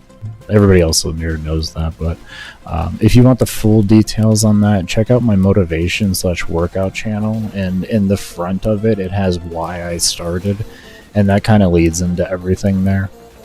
In there, you will see me say that Warframe kind of became boring for me. It took a lot to re-spark the love that I have for it right now, to be honest. It took a long time. After they made health additive and now multiplicative, I actually really got bored of the game. Because it became too easy to get to level cap and everything, so I had to, like, readjust my brain on how I view what my goals are in the game so that I could keep myself motivated to keep playing. It took a while to do it. It took a while to do it. But yeah, that's why I started doing content creation and all that as a job. We'll go over in that more or less. For anybody curious on that, you can check that out. I forgot to even just say that. It would have been a much easier way to describe everything for everybody. Because this way the people that don't want to hear it and are just here to watch this and they're like, I want to build, you know, they can do that and enjoy it. They don't have to hear about all this shit. So, apologize to any of those individuals that may have not wanted to. I don't take offense to you not wanting to hear it. You are a person and you deserve to hear what you want to hear, that as long as it's the actual truth.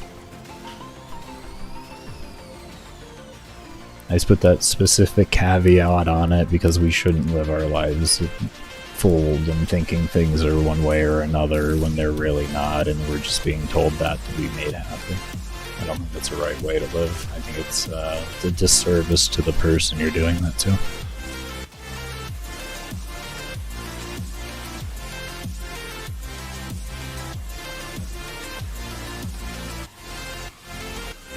It's probably why, too, I'm one of the only endurance runners that you'll actually hear openly admit that they use a macro, and they tell you how they use the macro and what they use to do the macro.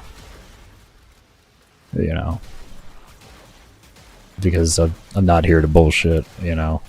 Every endurance runner uses a macro. A lot of casual players use macros. A lot of speed runners use macros. Macros is a very normal thing in this game for PC. It's kind of like with Call of Duty and Apex. If you use controller, you'll win more times than if you use keyboard and mouse. It's just the advantage of the game. How do I get so many relics? By not cracking them. If they're over 2 actions, typically DE doesn't care. And you have to do the action yourself. If like you can walk away from the PC and the game just plays for you automatically, you're gonna get fucking banned. You're stupid.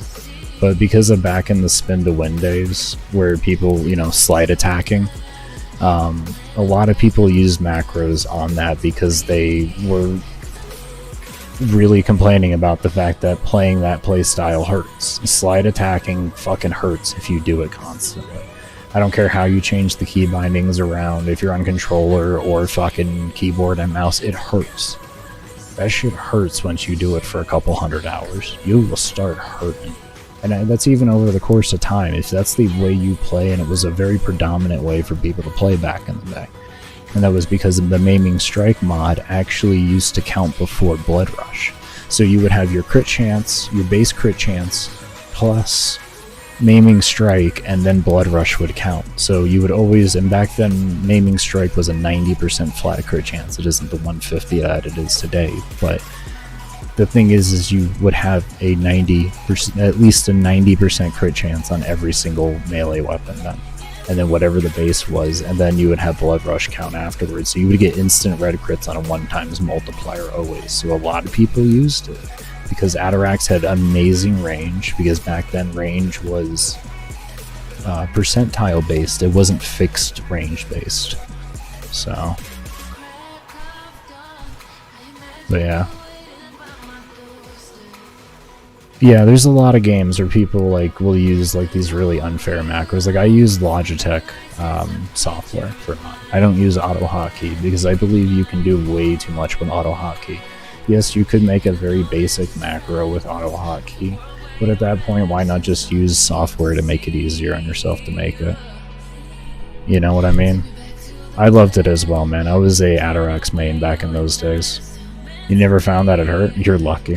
For me, I guess my carpal tunnel was Octavia with a 28.5 hour run, but yeah. I went a very long time without using macros, so... Once my hands started hurting and all that, and I started not being able to do what I really loved on the game, and after hearing enough of the people that I played with harassing me for not using a macro, I used to, oh my god, way back in the day, because it was a very common thing people would talk about using macros back in the day. I used to get made fun of for not using a macro. Like... What is your dumbass doing spitting like that without a macro? But you just want a carpal tunnel? And I guess when you're doing it for 10 hours a day, 300 hours a month, you probably can't expect anything else to happen. Especially when you're approaching your 30s at that point. when I was doing it, because I, you know, when I started playing this game, I was already in my mid to late 20s, so like at least heavily started playing this game. Before that, I played World of Warcraft with 60 key bindings. That's why I can still hit a lot of key bindings and do all this stuff there. I just can't do it as long as I used to be able to. And the main problem with me is flicking. Oh my god, flicking hurts so much. That's why you see a lot of this isn't me aiming or like actually moving my mouse. It's because flicking and moving like that, I don't have good wrist mobility after getting like shot in my right arm. So it's, yeah.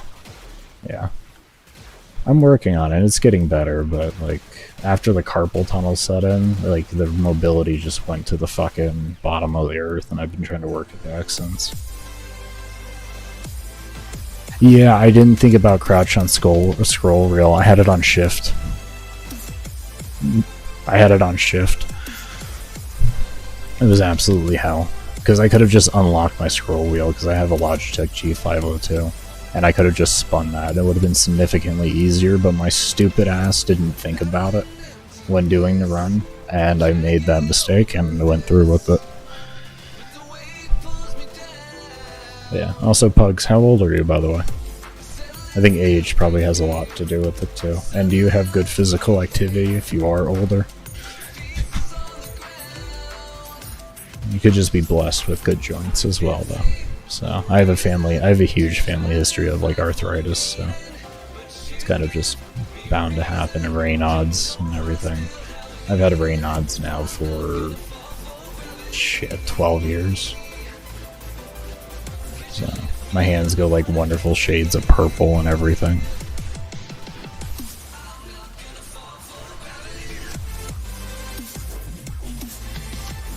Yeah, no, that's about what playing, like when you're 20 good yeah. Okay. If I was 20, like when I was 20 years old, I mean I had 160 millisecond reaction time and everything, so yeah, no, I could totally see that. Enjoy it, man. Just keep yourself healthy early on. As long as you got good physical activity, you keep yourself well stretched, you'll be able to do this for the rest of your life, man. Don't be stupid like a lot of us older people who started out with video games and didn't have the knowledge that we needed to really stay healthy. Like, it's a very important thing. Very important thing. You don't have to do crazy working out or anything. Even if you just do fucking stretching, you're gonna save your body a lot with gaming. A lot. Stretching is one of the most important things with gaming. And I'm real stretching too. Not the stretching that the people fucking redeem for and you see on streams where they're just like, oh, I'm done. No. Do some real fucking stretching. Sit down for 10 minutes. 5 minutes, something. Get some real stretching going. Feel it in your body. That's not stretching. That's called waking up in the morning. Has it been a blessing to me? Yeah, good. It's what you look most for. I hear you on that, man. I love the mental part of training. It's so nice. It builds so much in you. It's so fucking wonderful. People just have to learn to be able to search for that, though. It's a hard thing to search for. Because, like, what glares you is what's in front of you. Like, it's what's beyond the weights and all beyond the calisthenics and the cardio and the stretching and whatever you like to individually train for. It's well beyond that when it comes to a lot of people that do a lot of training.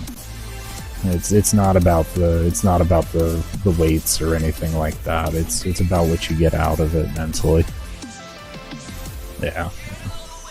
Especially once you're a few years in. I'm the same way. I'm almost 2 years in right now. Reintroducing myself to being active, at least. I used to do a lot of sports and I did a lot of fighting when I was younger, so I've always kept myself in somewhat healthy ways, and I've always had physical jobs when I was working. I did a lot of stock. I did a lot of sales too, but they would always have me do stock at the same time and everything, because I was always able to lift decent weight.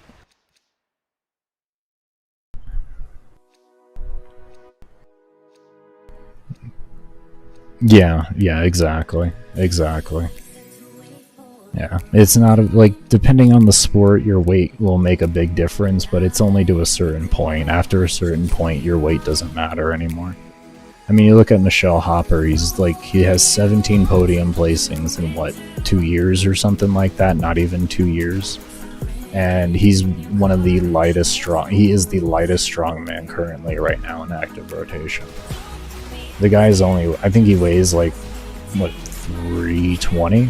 Something like that. So like, it definitely shows you like size isn't really everything on that.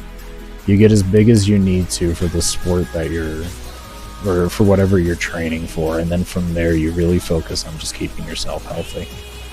Keeping yourself away from injury and all that, because like, as long as you keep yourself away from all the injury and not get hit by all the random electric fucking orbs everywhere, you'll be able to actually, you know, make a lot more progress than if you just pushed yourself being stupid. You're trying to do dirty bulks or trying to lift too much and injuring yourself. You're just going to cause less progress. You were a swimmer? Oh yeah. You need to be thin for swimming. I don't know why anybody would like to get big for swimming. You're stupid for that. You have to be aerodynamic, or I guess aqua dynamic, if you will, you know, but yeah. You don't want to be big for swimming. Swimming is fast twitch fiber muscles, which aren't but make you big. If you train fast twitch fiber muscles, you're not going to be a big guy. You're going to be very small, but you're going to be very fucking explosive. Same with runners and all that type of stuff. Yeah. It doesn't mean you're not strong. Really, you're strong as shit. It's just you have trained a different set of muscles. Not so much set of muscles, but a different way in the muscles for them to respond. Because you have slow twitch and fast twitch fibers in your muscles. And depending on how you actually train will depend on which of those muscles actually get trained, and that ultimately leads you to whatever end goal you're looking for. So if you're not training the correct muscle way, like the muscle in the correct way, you're actually not going to get what you're looking for. Yeah, hydrodynamic. Yeah.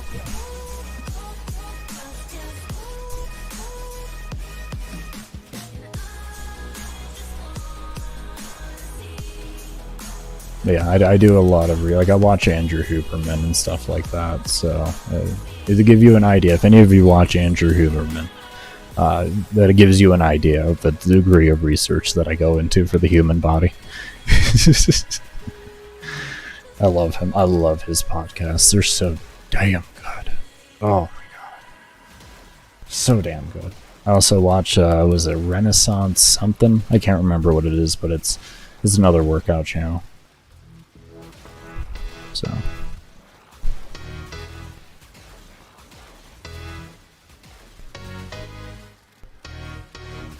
Waterboy is weak as fuck. Yeah, that's exactly what I'm saying. Yeah. I think that's the biggest mistake anybody could make, is thinking that a professional athlete, because he's skinny, is gonna be weak. Like, you're an athlete in a sport, and you're maximizing for that sport. You ain't gonna be fucking weak. There are things you're gonna be weak in, but it's the same with every other athlete at the end of the day. Go ask a strongman to fucking do a 3-minute mile, you know what I mean? Fucking 6-minute mile, you know, they're gonna struggle to fucking do that because they're not built for that shit. You ask a bodybuilder to stretch, they ain't gonna touch, most of the time they ain't gonna touch their toes. Strongmen can do that usually, but that's because their sport requires them to be very limber. Bodybuilding, it's not so much, it's very strict posing. Yes, I do. Only when I need to do I turn damage numbers on. Damage numbers make the game very unstable. That much is what I'll say. Fucking insanely unstable. It's only gotten worse since they unleashed the enhanced ones. You don't even gotta use enhanced to get the instability, the unstableness of enhanced numbers. You can use the classic one and it's still a fucking problem. I hate it so much.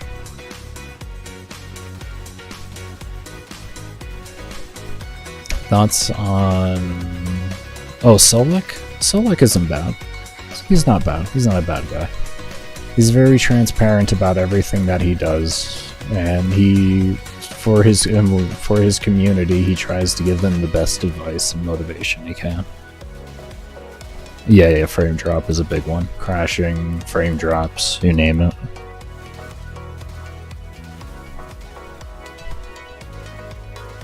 But yeah, no, Solik's not bad at all.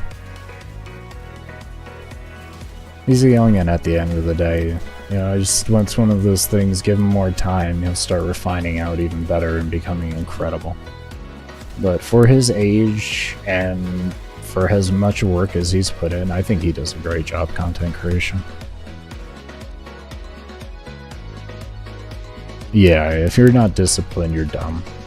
For anything, like, really, at the end of the day, if you want to be better at something, you gotta discipline yourself. You agree and you appreciate his transparency? Yeah, I do too. I do too. He's a fucking unit. Like, I'm glad he's transparent. There'd be like some Liver King shit otherwise. Solik is a fucking unit. That motherfucker is huge. Like, Jesus Christ.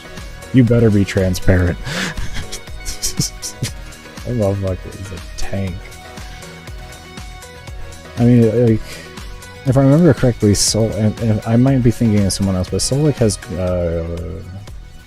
Greg Duché as a trainer, so, or as like one of his trainers, an advisor, if you will.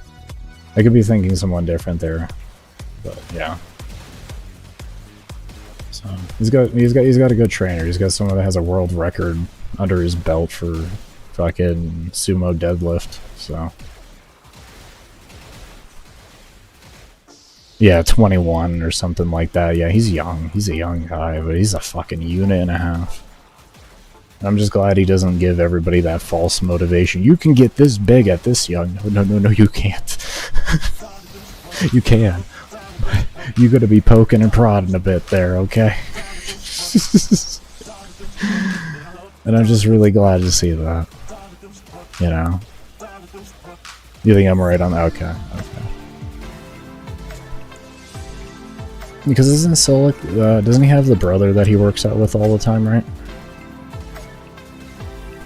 And if that's so, then I'm thinking then I'm on the right case, or I'm on the right course with it all. I could be wrong though. I can't remember what those twins are called. There's something twins or whatever, but yeah. No, you can't look like it. No, you can't. Not be a natural. Don't even try. Not without the right gear, literally and metaphorically. Oh shit, that's a good one. That's good. That's good. Oh shit.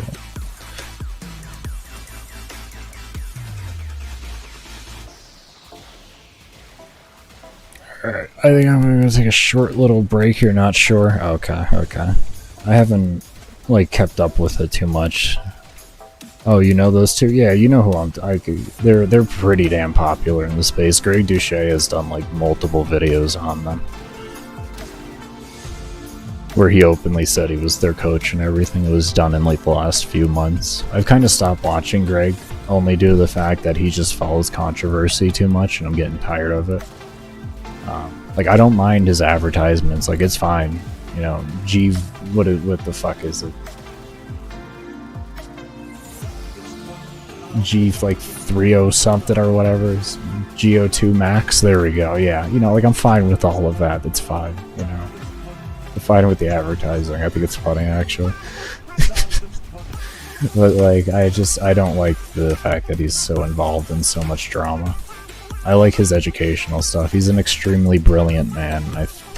I understand why he does it, and he's even said it in videos why he does it. It's the same reason why he talks like he does. Yeah. I mean, it's the same. He's even said it's the same reason why he talks like he does, with all the energy and everything, because he knows it holds viewers better than if he was talking normal, which is completely understandable. I can't down the guy for it, but it doesn't mean that I'm going to sit there and enjoy it. Yeah, it's not for me, but I completely understand why he does it, and I do support him in doing it because it makes sense why he does it. You know, the guy's got to make a living at the end of the day. And he's doing the best he can with that and contributing to to the world of what he knows best. And I love that. You know? Yeah, exactly. When they're just YouTube petty drama stuff, it's like, I don't really care. I want to know, like, this educational stuff and all that. He comes out with the woodworks. Yeah. You see him peeking around some plants and shit like, is that content? Content.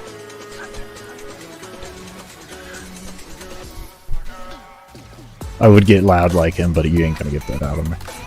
Plus, I live in an apartment complex and I respect my neighbors. They respect their neighbors because they let me live as I want to live, and I let them live as they want to live. And to me, it's the most beautiful thing in the world.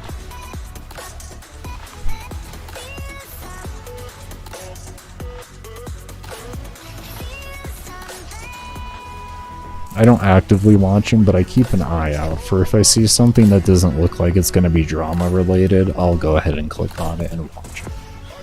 That's generally what I do with a lot of people that like to, you know, that predominantly focus on their numbers more than anything else, which, like I said, nothing wrong with that. I'm not going to down anybody for doing that. We all got to eat. So I'm sitting here 50 fucking almost 60 hours into a fucking run. I can't speak whatsoever on that.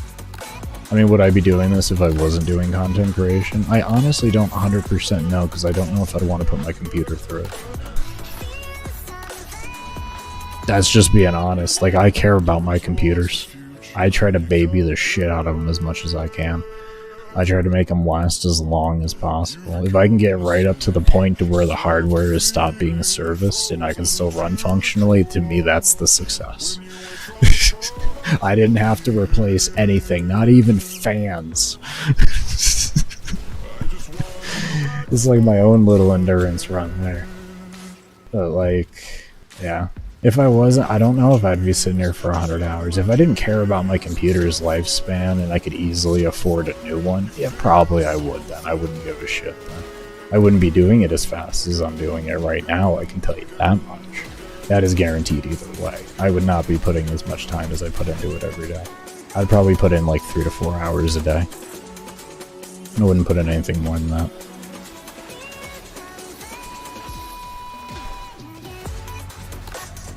You know, so it's like eventually it would get done, but it would just take significantly longer to do it. You don't need to yell. We can all visualize that. What do you mean? That's about the closest you're gonna get out of it. Oh man. I love Greg. The man's a monster.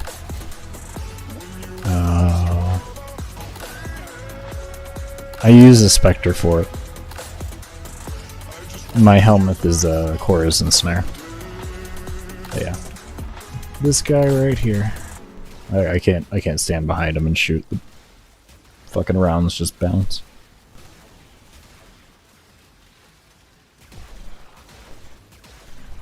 Now, his frequency on keeping the bubble up is going to depend on how often you have mobs shooting at you.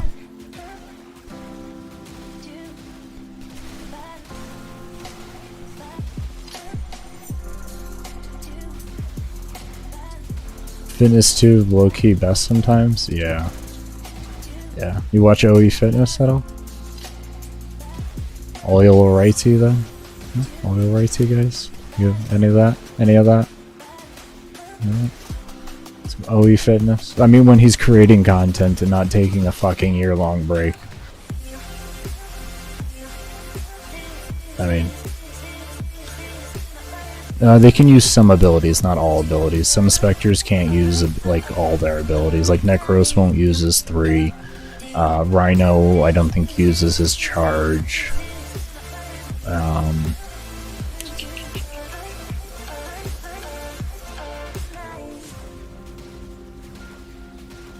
Trinity uses all her abilities. Nidus doesn't use his 2. To my knowledge, at least. He might have changed that, but Nidus didn't use his 2 when I would last use him. But yeah, it's all dependent. It's all dependent. Oh, you watch him as well? Yeah, I love his content. Oh god. I just love that he puts Ronnie Coleman at the end of every video. There's nothing better than hearing Ronnie go off. I love Ronnie.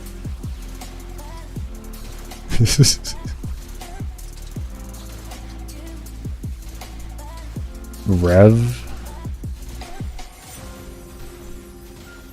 I can't say I know that. I don't want to say I don't know who that is, but I could just be getting mistaken with somebody else. Because part of my brain goes back to RevX Dev. Then the other part kind of like, there is a Rev that... Oh, Mesmar. Okay, never mind. Yeah, no, he doesn't Mesmar. I don't think he does. I've never used a Revenant Spectre though, so I can't speak on it completely. The last time I used Revenant, this was before his rework even. You know? Yeah. Yeah. Yeah, yeah. Well, part of me was like RevX Dev, the old Warframe content creator. And I was like, what the fuck does Rev have to do with this? And then I was like, wait, Mesmer, that's the fucking immunity thing. Oh, I'm stupid. And then Danny looked at me and she's like, I think he means Revenant. And I was like, yep, that's confirmed at this point.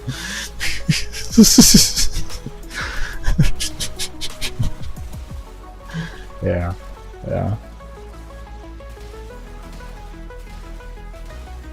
Yeah, I know. I remember RevX Dev days. I know. I went into the trenches that the DE wishes they could always forget about.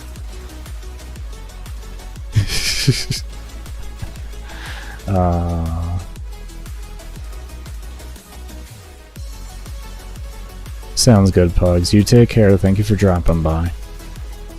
I'll be streaming for a lot longer here. I'm getting ready myself to actually take a break, so I need to get a couple bowls and such. Stretch a little bit. We're at 7 hours into the stream, so food. Food would probably be nice. 7 hours. I don't even know where the hell that went. That's actually good.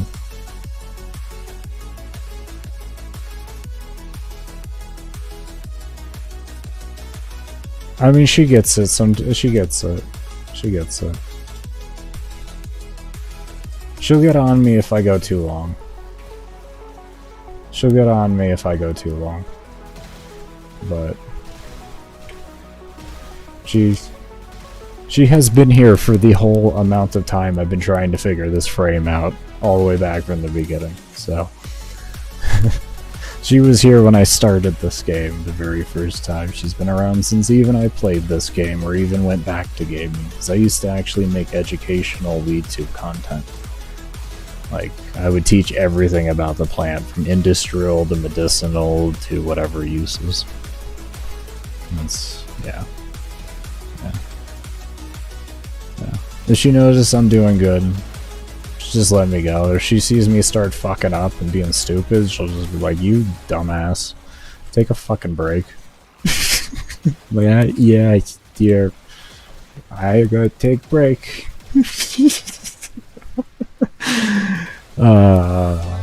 Yeah, she is. She is. 8.5 years is almost we've been together now, so. Just over 8 years now. I think February would be 8.5 years, something like that. January, February, something like that. March. Yeah, I know. You have to do the count until December would be 6. Wasn't it July we got together? Yeah, but so it wouldn't like. Oh, okay, okay. I'll give it to you then, since it was beginning of July. If you want to get, I guess, some weird level of technical there, I'll give you that much. My brain just kind of clumps them all together. You know me, I don't... You know.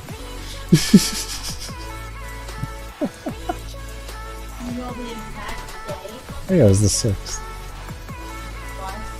Isn't it? Was that when we started talking? What happened on the 6th?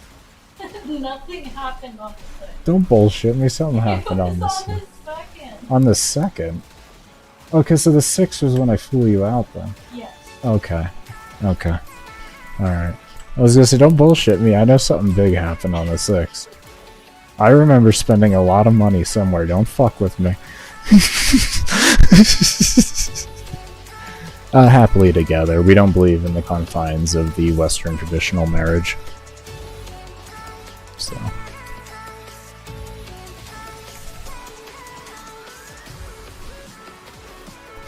We're like that. We're like that.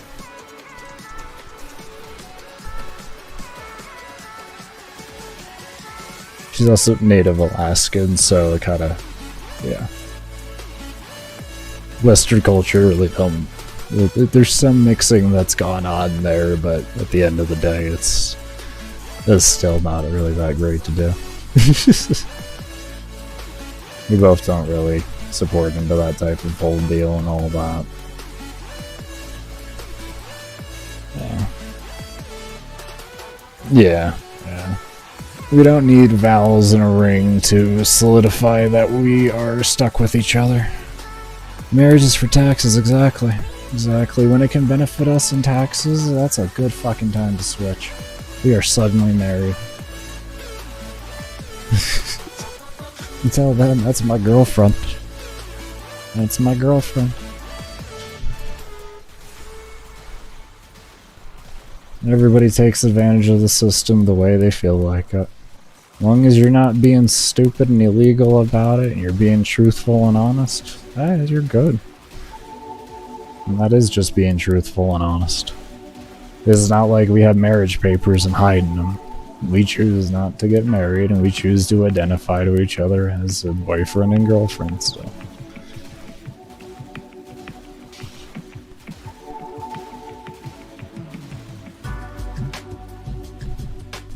Oh look, we shared the last... Yeah, exactly. Like, I don't... Like, that's... What does that do for me? At the end of the day, be proud of your last name. Keep it. Your family worked hard for that name. You don't... No. You don't... You could have my last name, I guess, if you want, but, like, be fucking proud of your family. They worked hard for it. Her grandmother's a fucking genius. Like, fucking Smithsonian hires her and all that. Like, that woman's fucking smart. No way. That would not be a stipulation or requirement to be with me at that point. Especially with a family name that becomes that, like, with that much work behind it. It's a lot of pride and work into that last name. Do I ever sleep? Yeah, I do sleep. I've been going for 7 days, 14 hours in total. What's up, Axel? I'm actually getting ready to take a break here. So, we're about to crack this relic. I was just kind of waiting for that to happen, and now we'll go ahead and take this break after I select a new one. Get a little stretchy poo going. Probably get a little food in there.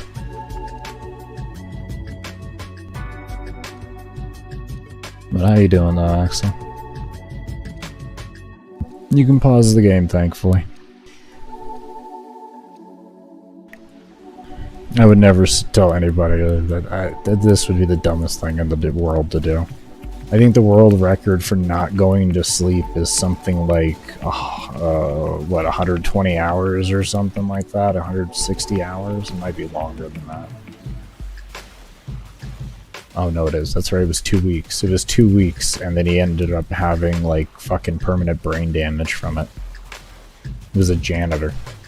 I remember that now. Yeah, it was 2 weeks. So, this may not even be 2 weeks, but I mean, that's just stupid to do.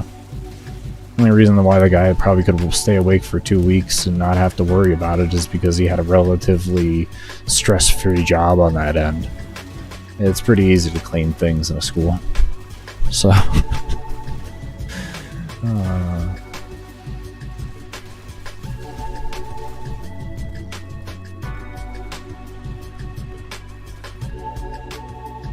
yeah.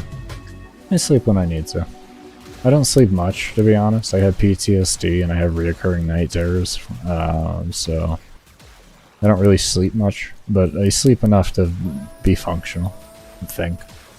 So.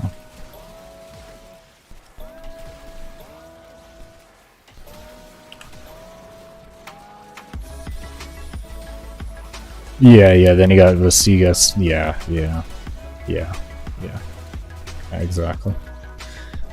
Brilliant. I would never try for that world record. You'll start hearing the whispers in the wall from the Lotus.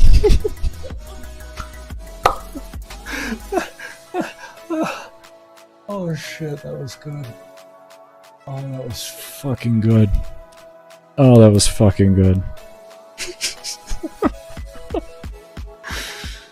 Oh, goddamn. I like that one.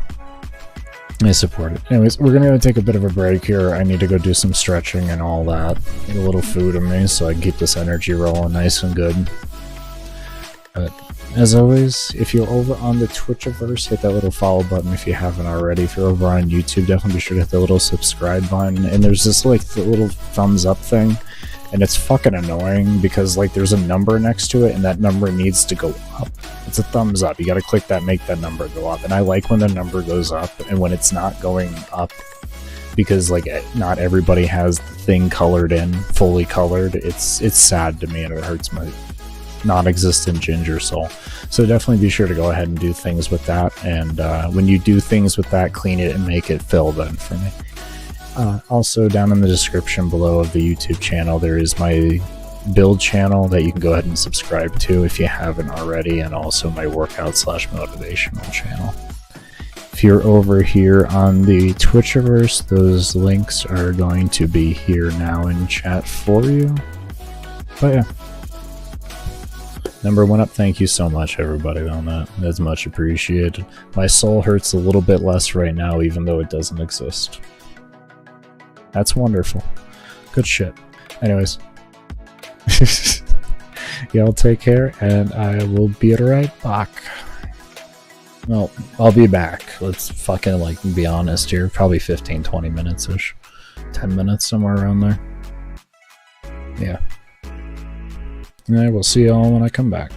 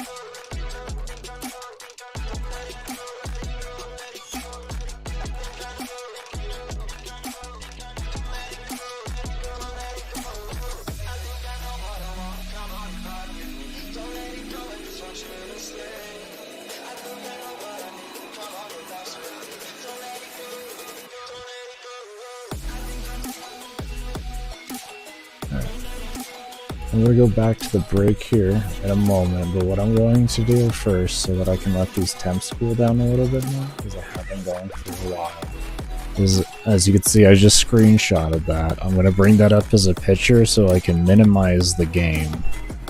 It's a forehead play. So that I can minimize the game to let the temperatures go down, but you all can still see this, it just won't be counting forward. And I could just take a new one every single time. Let me make a new folder here just so I can quickly delete these things. I also have been thinking I'll have to do it next stream, but I'll get things set up so that I could have the day before stream playing while I'm actually taking my breaks, so that it's not just like nothing happening, you know. You have old gameplay if you all haven't been around for the whole thing and stuff. You can possibly get caught up a bit like that. I'll be doing that here within the next coming days or so. I'm just slowly getting everything set up. I figured out doing all of this in the middle of doing this run, so I've kind of been playing catch up more or less and getting everything set up for it. Because I didn't put as much effort as I usually would be putting into it. In the way of my stream setup and all that. So I usually would be putting in... Okay, I get this. Okay, can you... What is this stupid thing here? Can you just give me, like... we're gonna use a different thing. Okay, is this gonna work here? Okay, that's gonna work. Good. Alright, so we have this here. Minus that. Let me put this over here so my temperatures are there. And boom, bam. And now it looks like it's the same thing. So we're good. Alright, now I can let my computer cool down while I'm actually on my breaks. Make sure that isn't in the background. No. We are beautiful. Anyways, be right back, everybody. I can already feel the temperature difference in the room. And stop sweating. That's nice.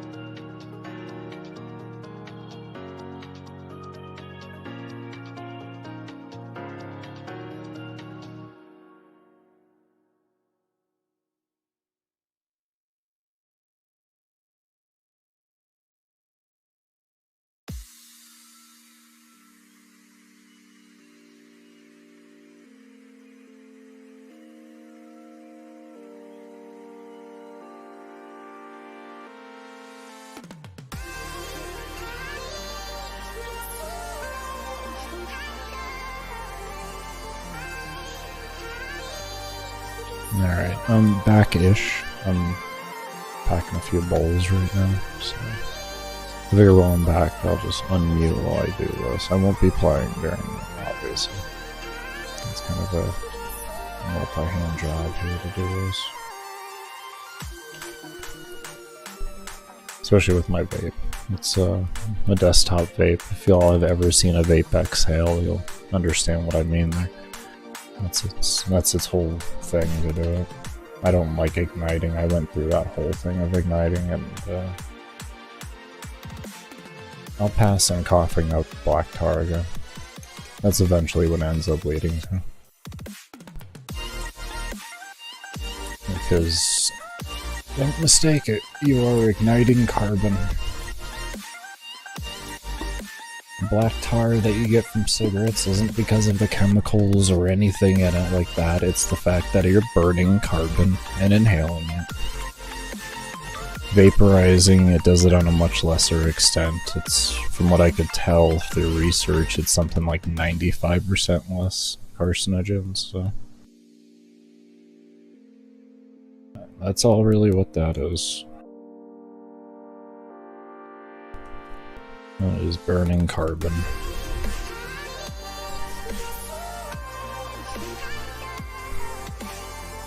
That's why bong water gets yellow, at least in my opinion. I think that's why, because there hasn't been research, obviously, behind it. I don't fucking think there ever will be either, but that's more than likely why bong water turns orange as it does, or yellow as it does. So if you've ever seen enough carbon burning in a general aspect with like a wildfire, there's some like orange bits to the smoke. That's the same effect. Standby vapes, yes. So I have beautiful lung intake. Oh man. my lung intake is so good that my doctor can't even believe that like I use at all. Like, couldn't even believe that I used to smoke 3 packs of cigarettes a day for 6 years. No, I'm sorry. 3 years. That was 3 years. I smoked for 6 years in total. I still use nicotine, but my lungs are completely fine. I get it. I use an e-cig and I also do vape tobacco, but there's a huge difference though between vaping the tobacco from an e-cig and the tobacco from a from the actual plant itself. A huge difference on it. It's not even so much like the let's call it a high at this point. The mind-altering effects. It's not so much that those are drastically different. It's more that the mental stimulus that you get from nicotine is, I think, vastly superior when it comes to whole-form nicotine. As long as you're getting nicotine without additives. I buy American Spirits because they're non-additive for that reason. Not that I condone the usage of nicotine, but it has been heavily shown in research to be a phenomenal stimulant. And I can contest to that, to be completely honest. It is a wonderful stimulant. There's even a marathon runner that literally, he's like an old Vietnamese guy in his 90s. Forgive me if I'm wrong on the ethnicity there, but I believe he's Vietnamese. He is Asian. Let's just throw that out there like that. It works better. An old Asian guy who runs like triathlons and all the time, and he smokes cigarettes the whole fucking time.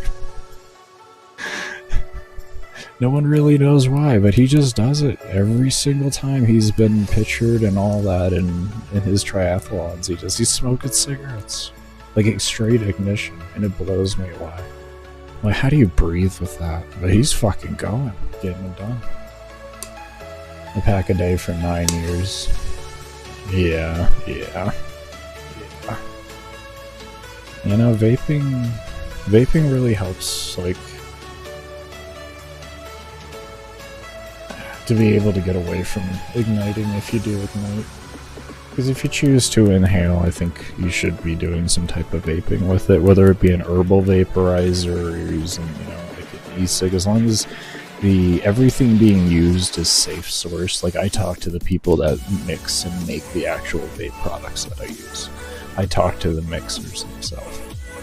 You know, like, I don't buy these other, like, if I can't talk to the person that's mixing it together, and if I can't know all the ingredients being used, like, I don't need to know the exact percentages, don't get me wrong, like, that's going too far, but I need to know everything being used. And if I can't know that, I'm not touching your product. That's it. Like, I don't believe the ingredients list, especially when it comes to E6. They're allowed to not put a lot of things on there, and you need to know those things. Because there's still a lot of harmful products that can be put in there that can severely damage your lungs in the long term. And your lungs aren't something to mess around with. Be very careful with your lungs. We only get one set. You had me do a nebulizer test or whatever. Yeah. The lungs, I mean, if you take care of them, they can heal well after you've really done a lot of damage to them. But you can't keep doing it. Like, it's a very limited amount of times your lungs can really reheal. So, and I don't condone vaping, but I'm gonna say if you do it, just find the best sources for everything. I've been vaping for 11 years now. I am into the point to where the long-term side effects are going to start to show if they're going to show. Once I head into the 15 years, it's almost guaranteed that I'm going to see any of the long-term side effects, and pretty much by 20 years, there's more than guaranteed to happen. So I am in the full understanding that of this product there. I can tell you in the short term, which is about 10 years and under, I haven't had any problems. My lung intake is amazing. But you gotta be very careful on what you get. I used to make my own vape products back before regulations actually came into about, so that you have something, stop having formaldehyde fucking thrown in the products and stuff like that, and all this other shit, I used to make my own. And then if I didn't make my own, I would buy local companies where like I said, I can talk to the mixologists and stuff like that, because stuff is scary. Health is at risk at the end of the day. And I think regulation is good, but I think a lot of the regulation that's happening is definitely not that good. But it's neither here nor there. At the end of the day, we're sitting on a YouTube/Twitch channel about gaming. I don't think that's not a conducive environment to getting anything productive done within those sectors.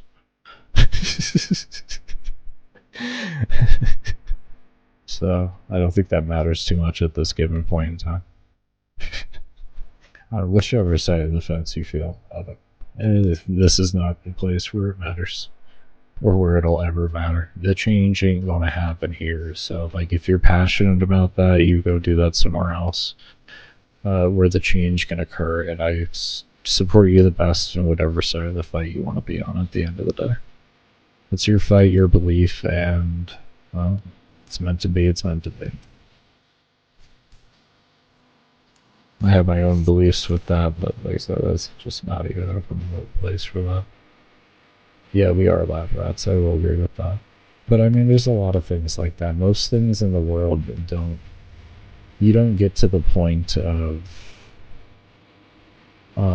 being able to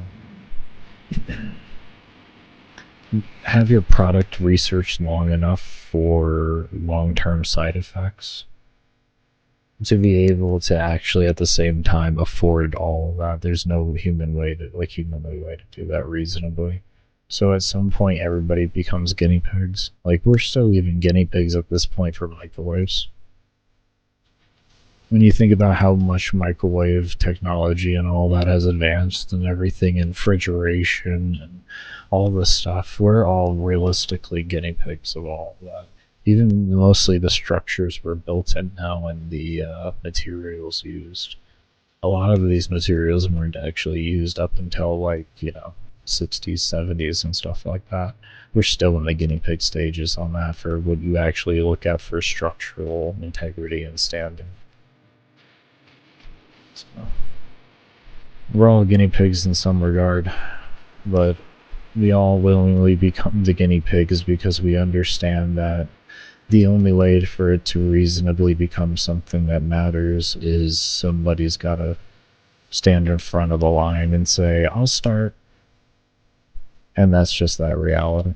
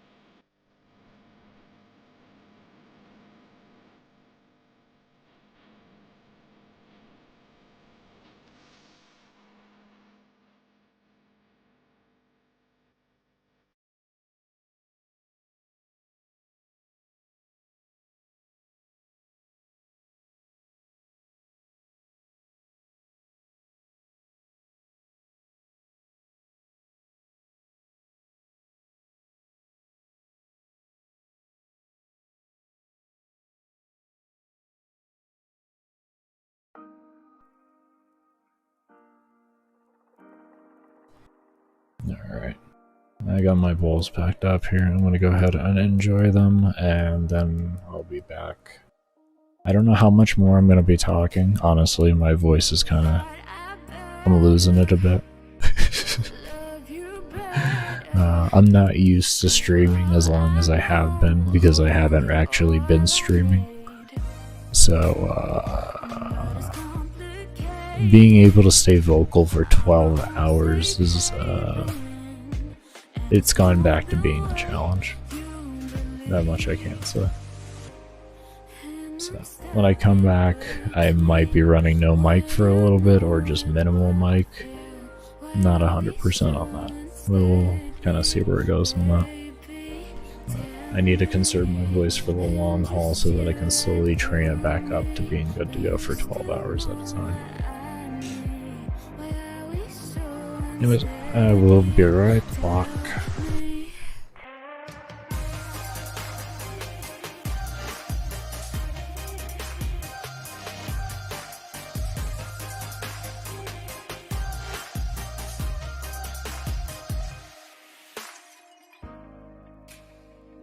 Like a single flame, maybe light the way. We don't need to think about who to blame. It's just so complicated. Promises keep breaking. Yeah, there is a link for that. Yeah, down. Oh no, I'll have a link posted after or I'll have a build video made after the run's done. But the build video will be posted on. Oh, my brain just lapsed there. Anyways, so here we are. Let's try this again. If you go down in the description below, you can find the Baker Science channel, and in that channel, that's where I'll actually be posting the build video when I actually finish the run. But until the run's being finished, I'm kind of withholding a fair bit of information unless you can visually easily see it during gameplay. Only because I am trying to do a world record. I've kind of put like 2,500 hours worth of work into this build, so I guess I'm a little holding on it until I see it completely done and I get the 100 hours that I want. Because I even denied bringing out a video after a 35-hour run, just to give you an idea, because I didn't feel like I was ready enough. And I wasn't. I changed one mod out of the entire loadout. You know, I'm not going to say where I changed a mod, but I did. I changed one mod, you know, after that 35.5-hour run. Yeah. Anyways.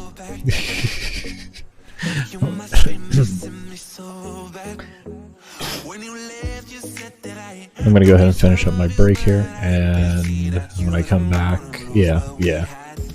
That was kind of mid that right now, as you could tell there by my voice cutting off like it has there.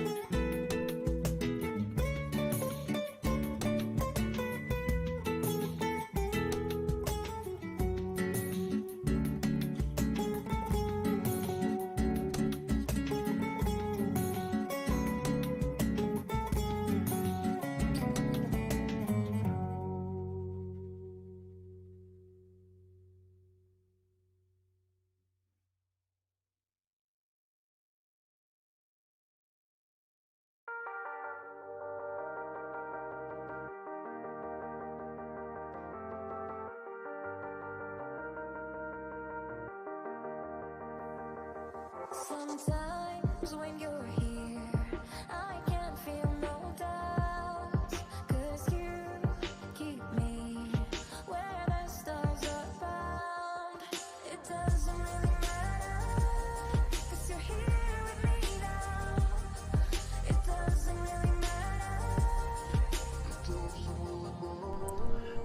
Okay, I feel a lot better.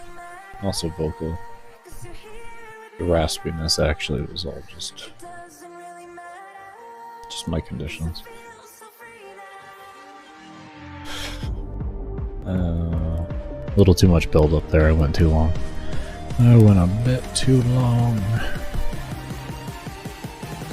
Sometimes I don't realize that. Usually I'm able to keep on top of it, but that's life. Anyways, I do want to thank you all for staying around for the break and all of that. And let's go ahead and jump back into the run.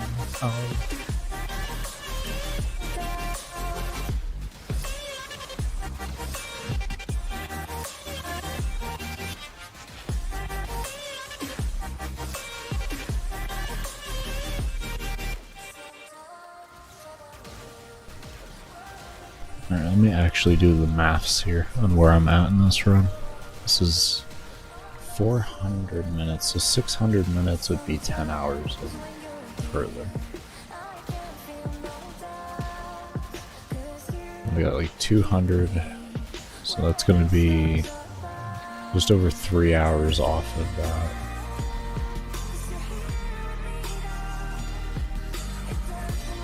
Okay, so we're at like 57 hours, working up to 58, right?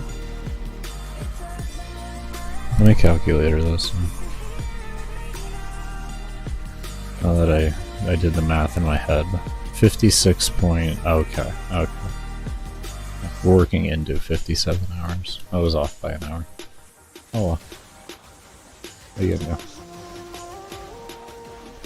do? I guess not too bad for quickish maths. And we're almost 8 hours into stream right now. 7 hours, 50 minutes. Yeah, not bad. Not bad.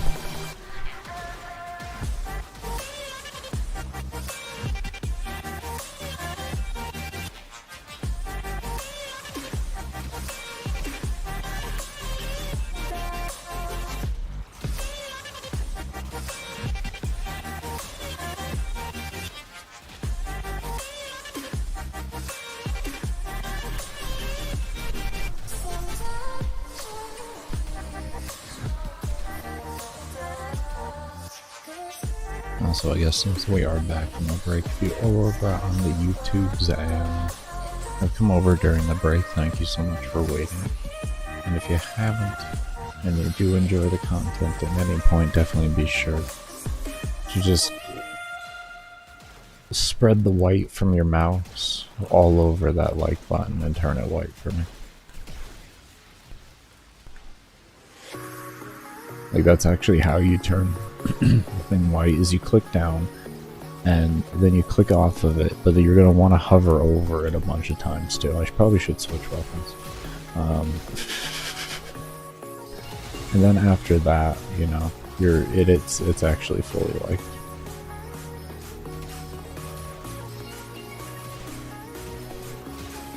We get a weird bubble there. When we get a bubble we can just kind of guide you into now. Come on. Alright, let me export this one. There we go. Yeah. Alright, cool. Alright, that works. I know how to do it. Okay, we're good now. We're good. We're good to level cap. I gotta move things up real quick though.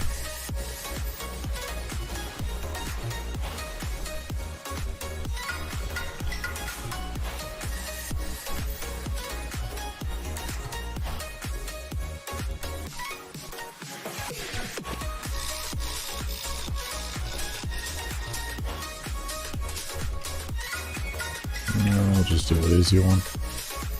Boom.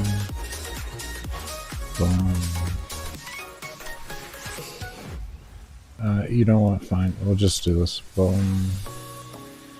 I do not want to deal with you. Even though you're my most used Spectre.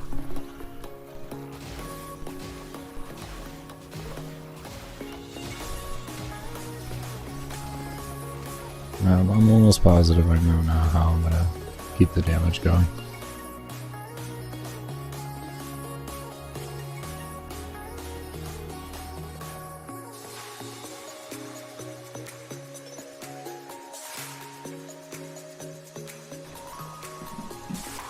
I was pretty much able to see where my error was altogether.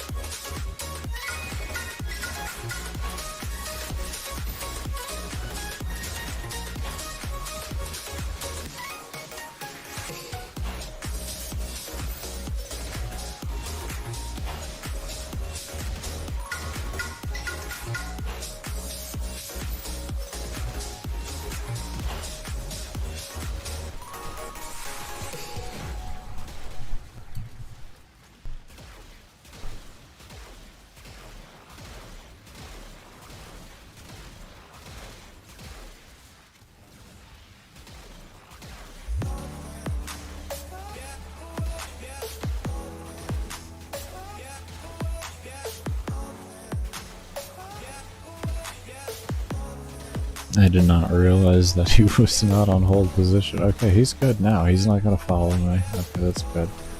I would rather him not die. That would be cool. The Osprey's nice, but it's very, very squishy. Very squishy.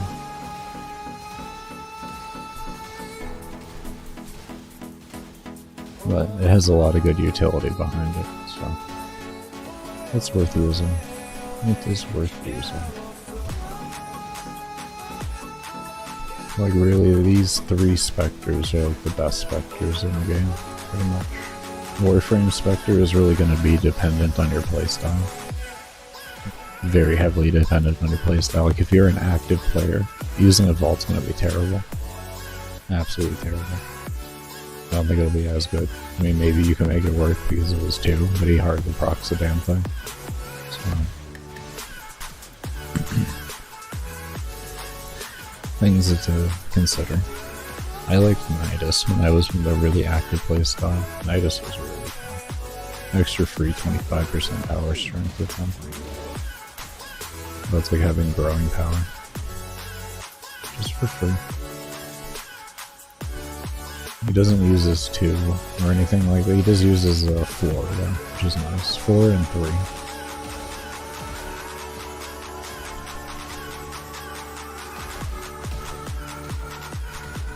Oh, you caught me. You caught me right in between. Look at you. Okay, looks like the...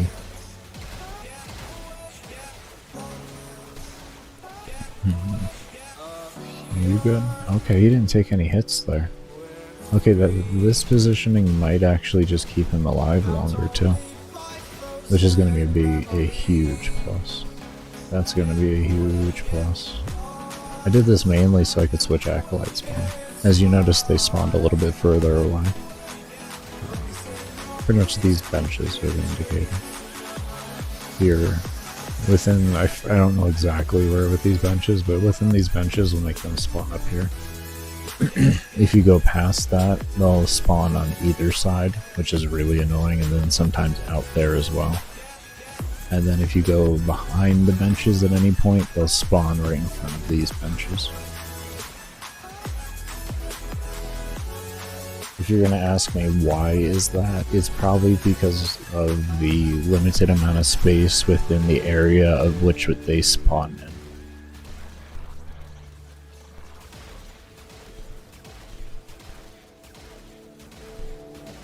I believe it's always been like this. You've been able to manipulate the spawns fairly easily. You just gotta learn the rooms and stuff like that. That's a big reason why I chose this, because I've spent so much time in MOT doing all my test builds that just naturally I kind of learned the places to go and where to stand and everything like that.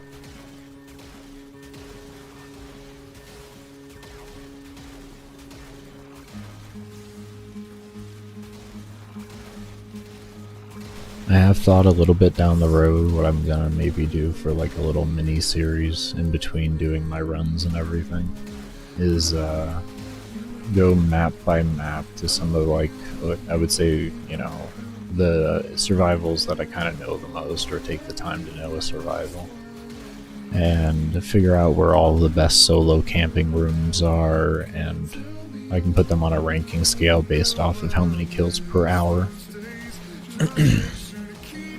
It's a kind of a long-term thing though, because like you can't just go into one spot one time and say that's the kills per hour, because the whole like rooms connecting and all that.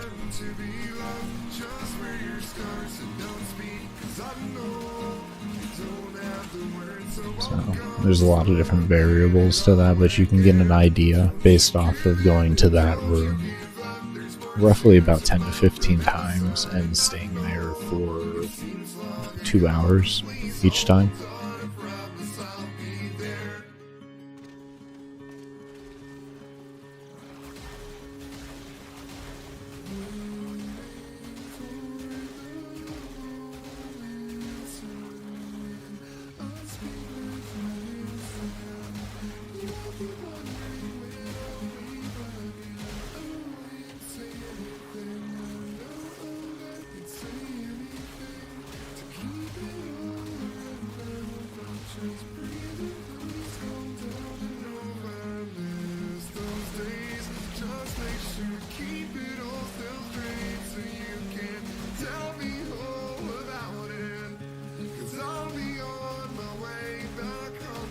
Okay, my gaming PC is actually starting to get a little spicy on the CPU temp right now.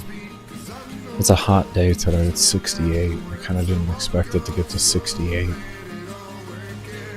It's December.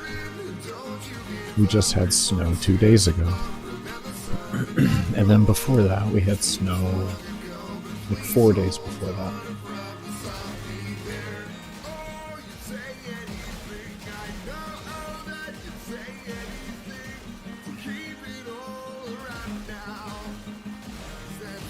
But yeah, we're hitting about 57 Celsius right now. I'm trying to figure out what I could do to bring down the temp. Hold on, give me a moment.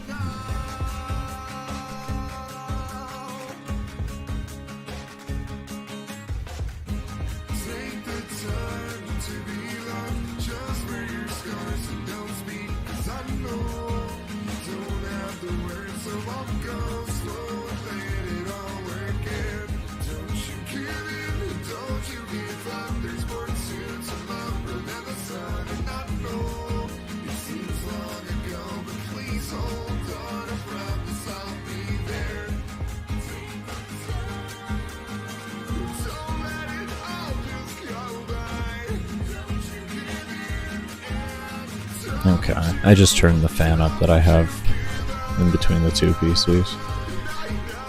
I'm hoping it doesn't look like it's getting picked up, but it could be because of its angling. Yeah, we'll see where the temps go with it now. I do have to keep an eye on that. If it does get too warm, then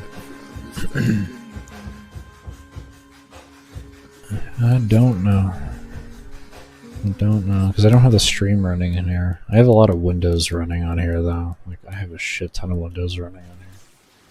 I have 2 different stream chats. One YouTube, one Twitch, and then I have Twitch's stream summary, YouTube's stream summary, Pretzel Rocks.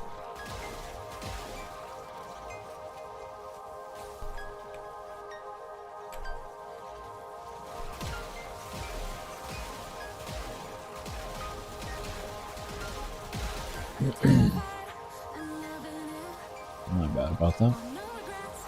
How many steel essence? One more here. Please don't. Okay. I hate mills. Okay, yeah, that's working. 65.76.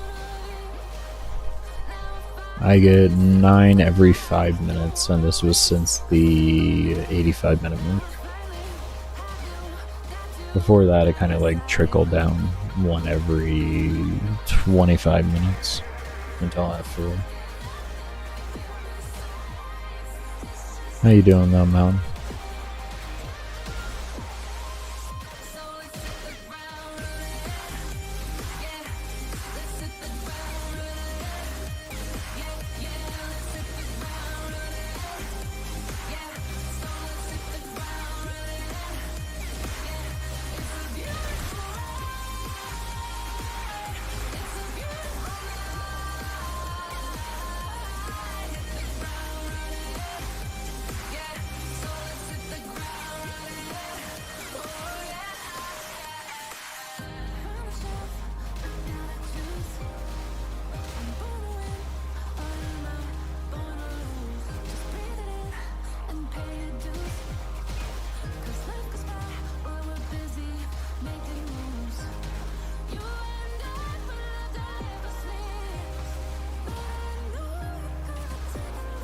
Oh no. This entire run is going to be a 25th of the amount of time that I've actually put into trying to figure this frame out, so nah. I enjoy doing this.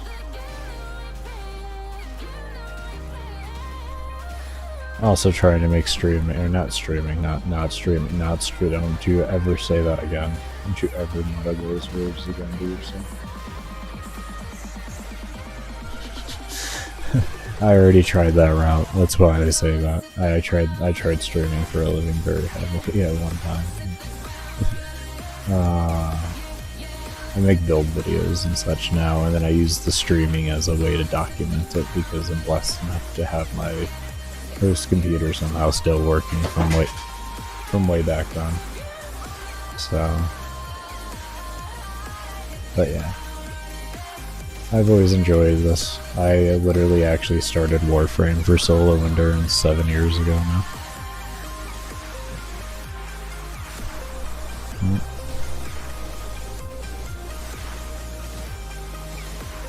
If you want to have an idea as to why I am actually streaming it though and everything, down in the description below,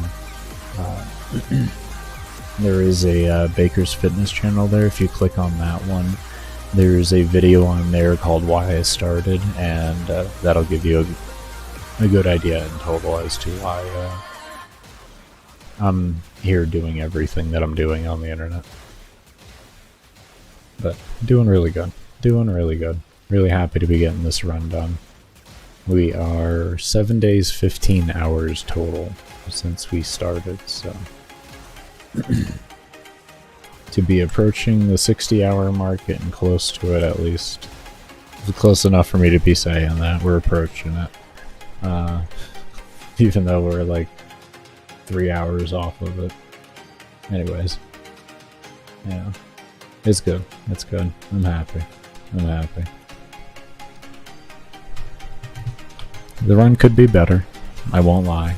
I won't lie. There's a few things that I could probably change after enough figuring out to help increase my total time, or decrease my time to kill for acolytes. Because after 8,000, they've gotten a bit painful to kill. I will say. So I'm having to kind of think outside the box here and everything, and how to get them done with.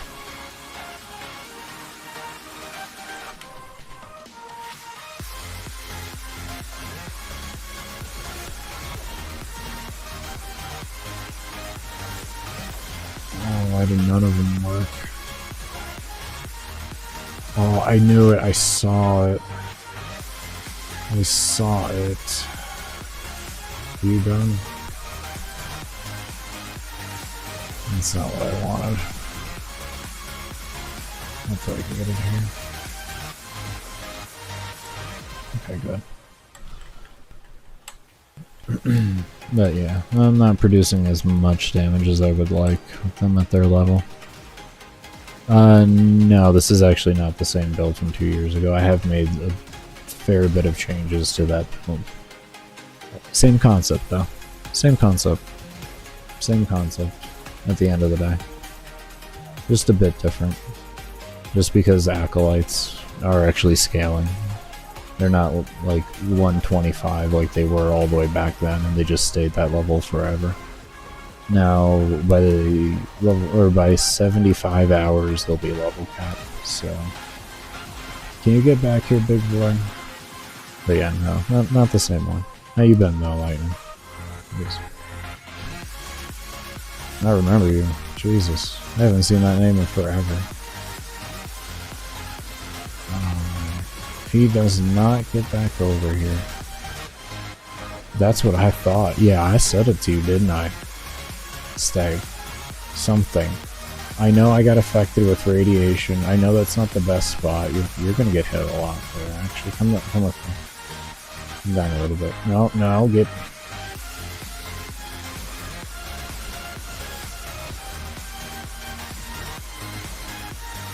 Can you at least breakdance if you're gonna be stupid? Like... my only question is why?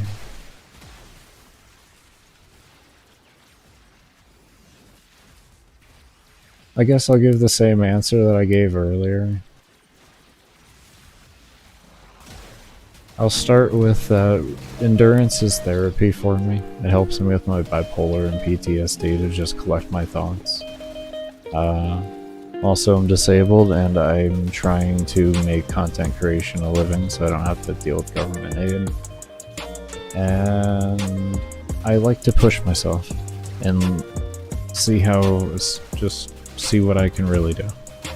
Mentally, physically, it doesn't matter. I like to push myself to know how good I can be. Subjective, the word good, of course. I'm not saying good as in like I'm a fucking god. It's just how disciplined can I keep myself? You know? That ancient is straight on a mission, man. It's ridiculous. It's ridiculous. How you doing though, Slice? Yeah, I remember. I remember a fair amount about the people back then.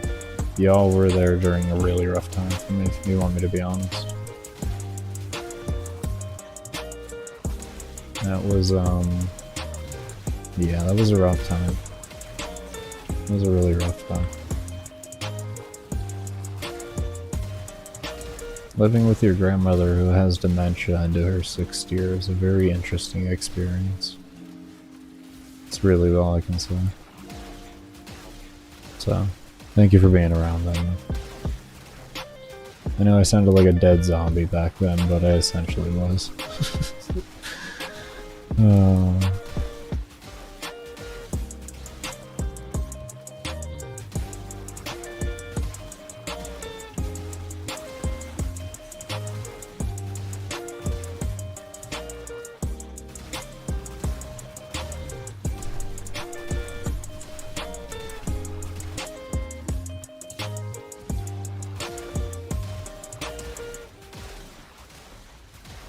Yeah, I love Zenistar. It requires a Riven in my opinion, otherwise you're just casting the discs too often, but it's a good status applier. I get it. It does some work when I put it out there. You'll see the difference at the rate at which mobs die with that out there.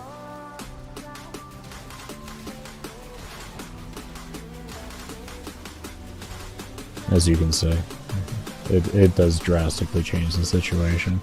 You may ask, why don't I use that on Acolytes? They aren't affected by viral on solo. So I'm innately nerfed. Just because I want to play by myself. Okay, I'll show you here with this one. I'm gonna get my multiplier back by the time he spawns. It's the dumbest stuff in the world. Sounds good, Lightning. You already know how the runs go, man. I'll be around. You take care, and I hope you sleep well.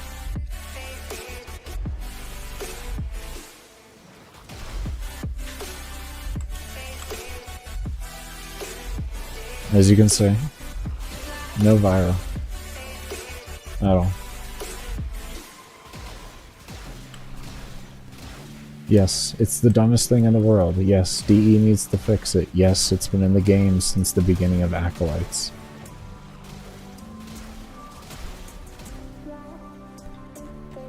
It's terrible. It's absolutely terrible. Because, like, yes, it's only 4 stacks, but it's still 4 stacks. It's still extra damage.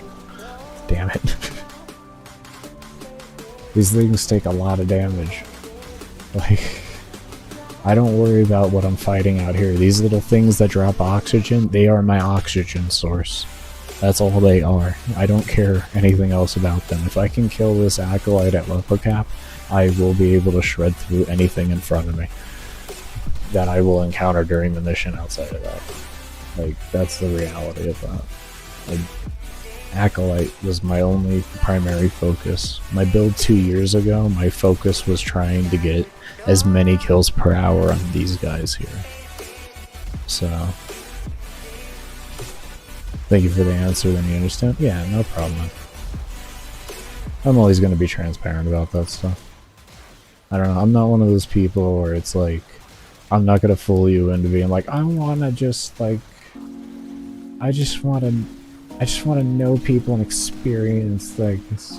In reality, it's like, no, I want to make this a living. It's like, no, I'm just going to be straight up front about it. I always have been.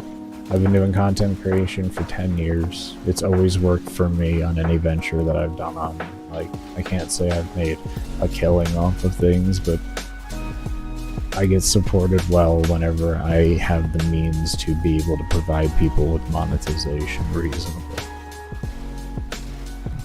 I've always made decent money off of it, and that's just because I've been very transparent about it. I would put in 300 hours a month when I did streaming, but I only made like $1,000 a month. It's not a lot of money for 300 hours a month. It's nice to have, but that's a lot of work. That's a lot of work for $1,000 a month. I love doing it though. I love doing it. Could I just change my style and not be unique anymore and kind of fit to what the current meta is for content creation in any of the spaces that I go into? Oh yeah, I could easily do that, you know, at the end of the day, but I don't want to. I want to do what I think to do and create to do. Like, that's it. I want to be unique at the end of the day, because I believe it becomes the best place for me. I've always been a unique individual, so it's nothing new to me. I'm always a bit of a weird one. So it's like it's only suiting for me at the end of the day. And I have bad hands and wrist. I can't really be doing disruption. Those people that can do disruption all crazy fast and everything, like the content creators, I give a lot of, not even just the content creators, just the individuals that can. And do like the good speed running and all that. I give them so much respect. I think they're better players than I am, by fucking leaps and bounds. Movement is one of the most important things in Warframe, and if you can do good there with that, I think you're like the best fucking player in the game, in my opinion, man. I'm good with science and numbers and stuff, which has its own merit, but that only goes so far in Warframe. Good movement can get you like infinitely farther on an overall perspective in Warframe. You can get to level cap off of not understanding numbers if you're good at movement. It's not even an issue. So, like, I've seen people before shield gating was the thing use a 2-speed vault with a Galantine, go to like level fucking like 4,000 or 5,000. It's ridiculous. And it's because his movement was fucking flawless. To this day, I can never replicate something like this, and this was like back in Melee 2.0. We're in 3.0 for anyone that doesn't know that, but yeah. This is like way back. When the Galantine with when you would spam E eventually would have that heavy slam attack type deal that would cause mobs to get stunned a bit. And he would just like go crazy on the melee and everything would just be stunned and from either the electric procs or the... I'm not gonna worry too much with this guy. But yeah, with the either his own electric procs or with the heavy attacks from the Galantine, and he just ran like a pure slosh build. It's crazy.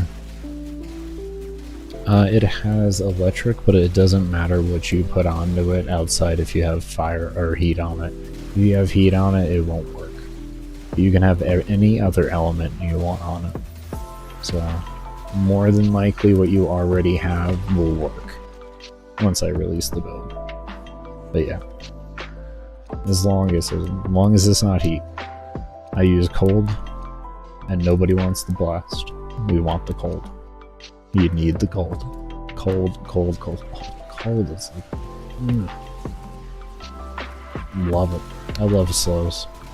I love crowd control, I love slows, I love damage over time. Like, I'm completely opposite of what you'll find with most Warframe players.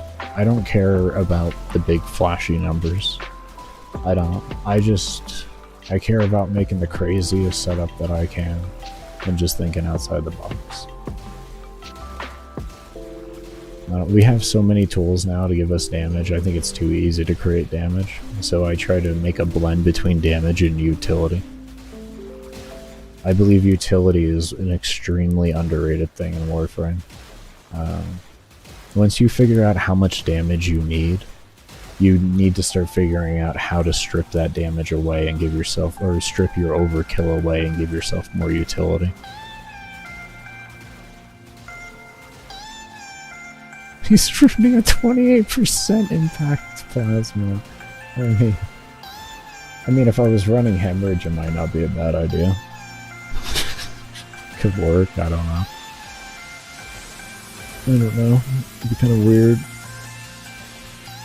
It does have an 8 impact on it, so I don't know what we're doing there, but I think it sounds like a good idea.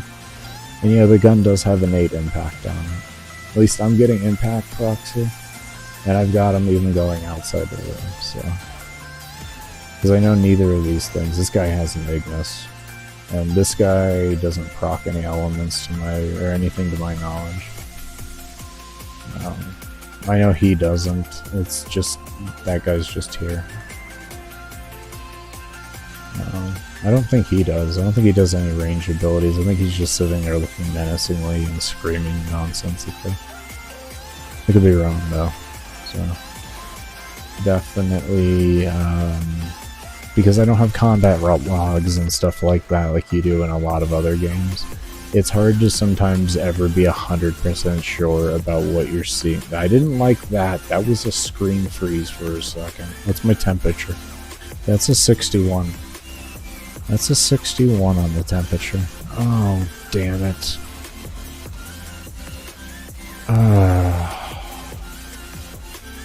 No, I got what you meant, Slice. I got what you meant. You good, you good. That's what I was thinking too. This thing getting spicy hot over here.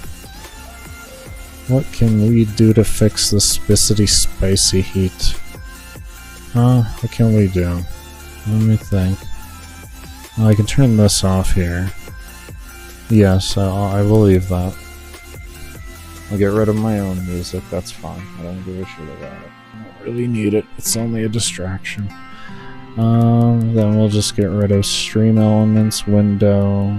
We're gonna make sure I'm paused over here on Twitch, so that's good. Let's make sure I'm paused over here on YouTube.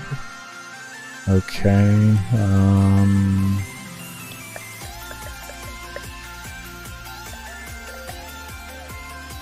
here it is. Here's the stream over here, and we can get rid of that one. Okay, let's see how that does. I got rid of a bunch of windows. I have so many windows up on my gaming PC, because my host PC is just so bad. I can't be having all the windows up over there. So I have like everything...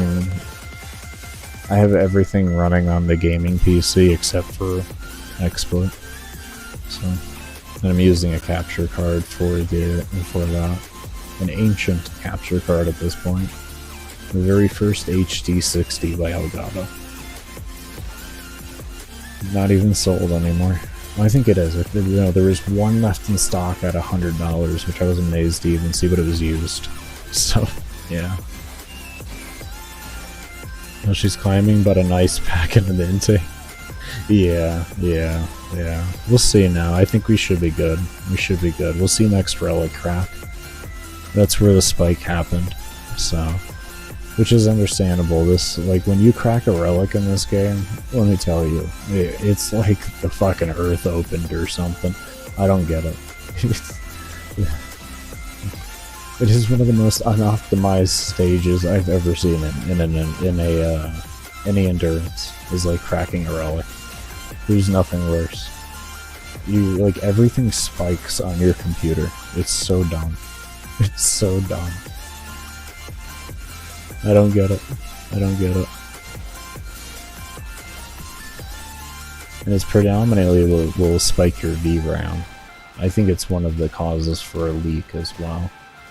There is, like, I have noticed that they did put a drop in, or a automatic clear filter on it, which was nice. That helped prevent a lot of crashes from happening. Because VRAM used to be a huge cause for crashing. And in Fissures it was insanely bad. Your, like, VRAM would just keep going up and up and up and up until you just had no more VRAM, and it would just crash.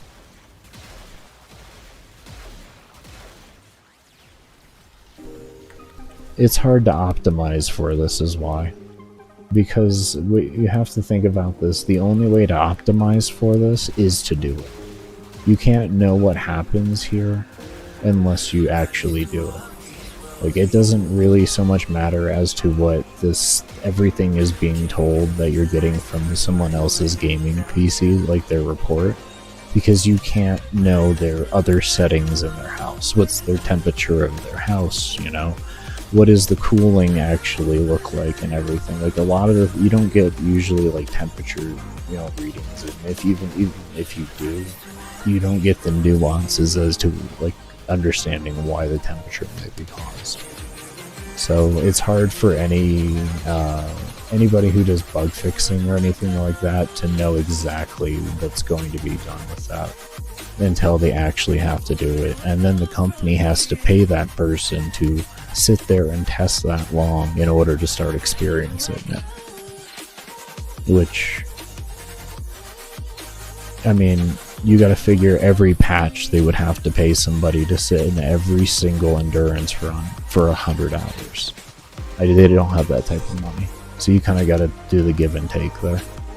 You're doing something that not normal people would do, even if they did it as a profession, as a normal 9 to 5 type deal.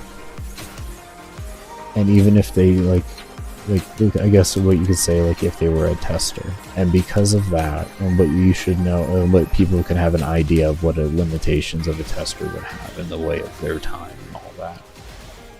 And because of that, you have to take a little bit of understanding and everything. It's annoying and frustrating, don't get me wrong, it pisses me off, but yeah. This is coming from somebody that led a protest about getting trade suspensions and everything, so. I only did that because it had gone on for like so many years. There was really no option at that point. They weren't listening. Protest was the only way. Oh, thank you so much, Slice. Thank you.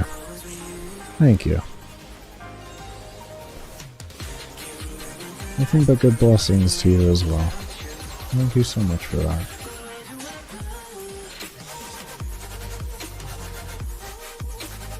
First, I will say I don't follow within the religion, but for you to give me your blessings on your religious beliefs, that's actually a huge thing. I really do appreciate that. That means a lot. It really does. Because that, in general, it doesn't matter whether you follow a belief or not. That is that person giving you all their best wishes. And you should always, if you enjoy having people give you good wishes and hope for good things for you, you should then respect that. Be very, very happy about something like that. Because everybody has their own way of expressing themselves, and you really should always respect that, you know.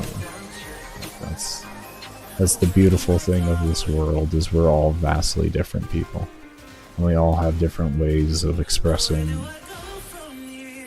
whichever, you know, emotions that we're feeling, and it's always a good idea to kind of keep an open mind to that. I mean, earlier we had a mistranslation. A guy called me, I can't remember the name exactly of the user, and forgive me on that. We're talking a good amount of hours ago here at this point, so forgive me. But I know we talked for a while, and that's why I feel bad, but that's life.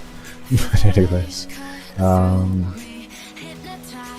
you know, there was a mistranslation and things, and he meant to call me a genius, but in his dialect the word pervert could be used, I guess, interchangeably with that. I don't know. I didn't ask for the dialect or anything like that, to be completely honest. They had to go, so I was just gonna let them go at that point and not keep them longer.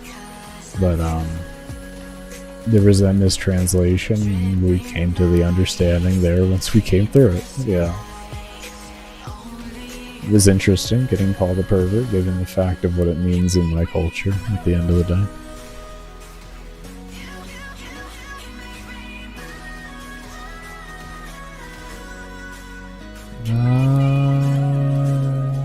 Yeah, I could see that with the relic cracking, because they do actually reconnect to the server every single time. So that actually makes sense. With cracking relics is actually one of the only things that actually retie you to a server in a solo survival mission, at least on PC. It's one of the few things that do. Because if you're, I don't know 100% if you can run a Fissure without being connected to the internet, but I do know you can run a normal survival without being connected to the internet. So, and I know this because I at one time actually would connect myself through my phone's Wi-Fi to like use that as a hotspot, and then I could connect myself to the internet there to log on to the game, get myself into the mission, and then I could shut down the Wi-Fi on my phone, or the hotspot on my phone, and I could just play the game. because you're not actually directly connected to the server. Your loot table doesn't actually update until you extract. But with a Fissure, it does update as you do everything. And that's because you can't actually see your Fissure drops. As you can see here, that's all put into a server database. And then that's when you receive it. So that's why you're constantly connecting to the server.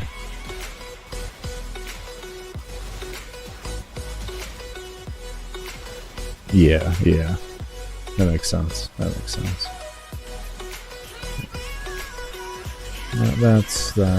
That's reasonable. So it would make it the most dangerous way to do this run. And you may ask, why am I doing it? Well, just so I can have extra spawns. Oh, you mean extra things to crash your game? Yes, unfortunately, that's actually what I mean. So yeah. Running a non-Fissure is a lot safer than running a Fissure.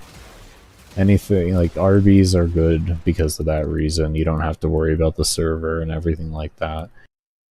But yeah. I don't know exactly why they did this. I'm thinking this was probably some relic in the past in limitation that they had. And they haven't like touched the system at all. I should say specifically, if Sheldon still works there, last I knew that he was the one who made the relic system. So he would be probably, because I don't know how far it goes back, I don't know if he was the originator of even the key system and everything, because this could tie back to the key system even. Which I don't think he made. I only know that he made the relic system, what I've been told at least. And I've been told by actual people at DE. I was told that by Pablo in the stream. Because he does stream. He just doesn't usually stream Warframe. And I wouldn't go in there asking him questions about Warframe.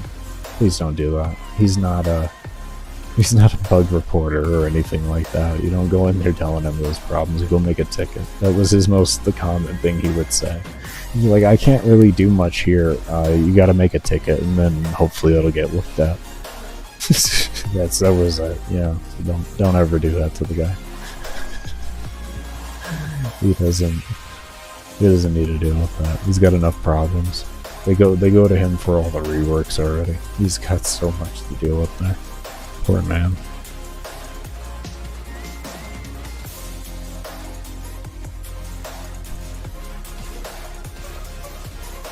But you could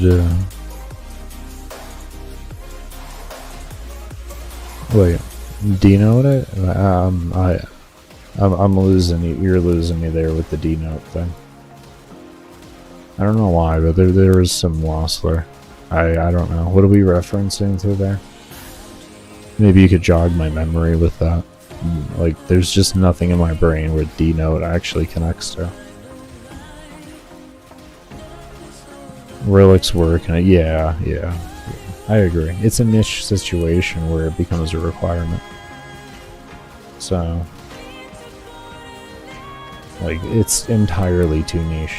It starts becoming a problem, like, well past reward cap. Like, we're talking into, like, the 20 hours and all that. Like, over 20 hours. And I'm sorry, like, if you're playing past 21.5 hours, you're probably not doing it for rewards. If you're going past 256 rewards and you're no longer getting rotational rewards, you have essentially admitted that you're not doing this for the reward. Like, that's the reality on that. So, it's definitely, it's kind of how I view that. Yeah, okay, that works. Alright, good. It's gonna take a little setting up with that, but I got that.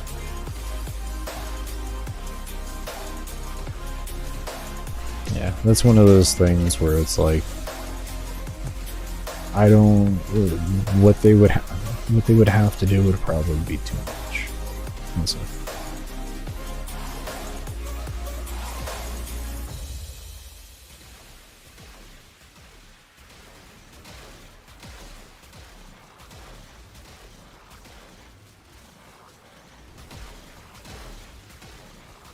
Okay.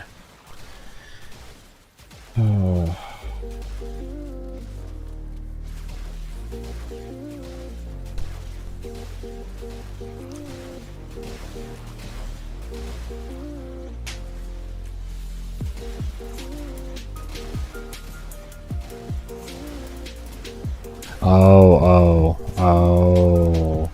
Okay. Okay. Okay. See, that's where things went. There was a joke, and my brain didn't read it as a joke. Yeah, so that rode right past me. That would be more my apologies for not being able to see humor. And it's not a problem of typing at the end of the day. It's not an expression thing, it's just me not reading it correctly. Okay, my bad. My bad. I read that serious, I didn't read that as a joke. Alright. Alright. Alright. Alright.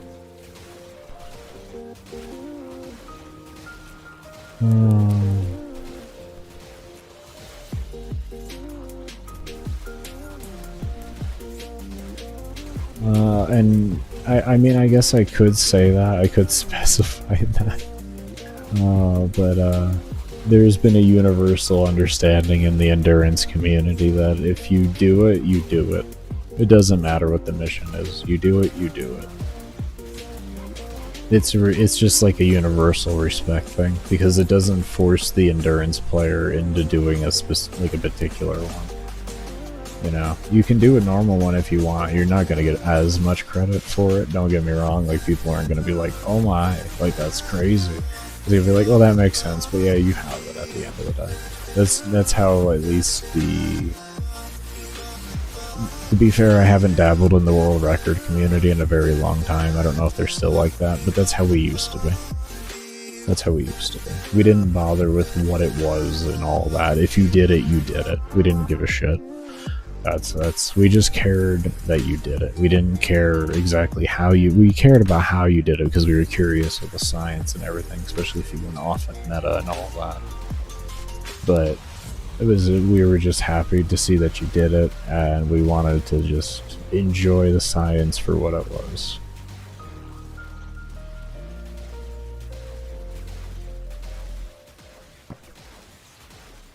But yeah, no, I get you. Could definitely hold it longer, because there's probably a dependency off of how good your internet is for that. So that would become like another stipulation and all that. Because like unfortunately, like any of these really long endurance runs, there's a lot of other factors that go into it besides being able to do enough damage and all that. There is an immense amount of other factors that go in. Your damage is the least of your concerns.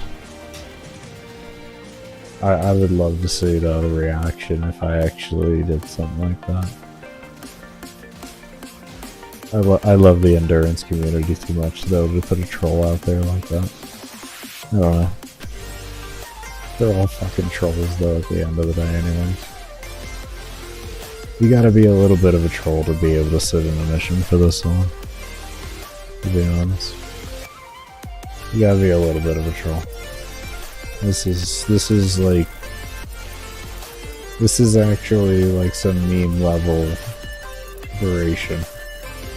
You know, Mom, get the diapers. You know what I mean? Like that it's going, it's happening. It's a real thing. Okay, wait for that. There's that. Roll that. I dropped that right on top of you there, but I think you'll be fine. Did he do it again? Wait.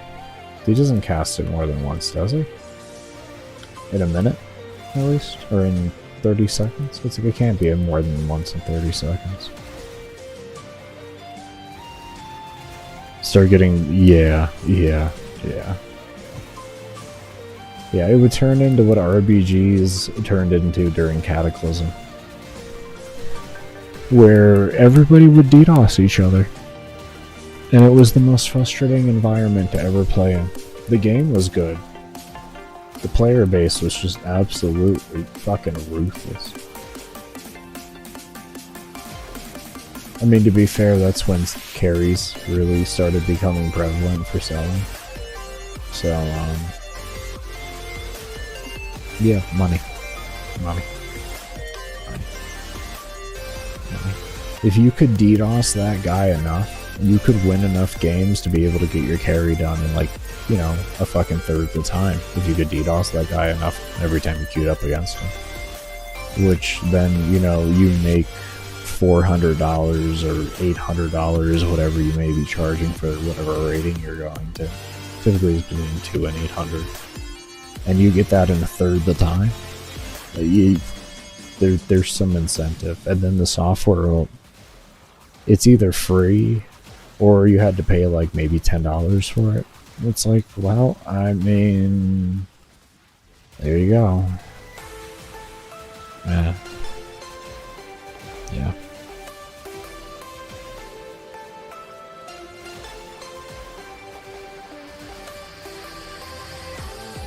Yeah, the game was significantly harder than that it is now. We didn't have Helmuth and all this other stuff. You really had to think. Our most powerful mod was faction mods. I guess you could somewhat argue that that's still that way in today's format, but no, this was just like that. It was really just the strong. Well, naming strike, I guess, was theoretically the strongest mod, but you had to combine it with one other thing. Base mod itself, it was like that.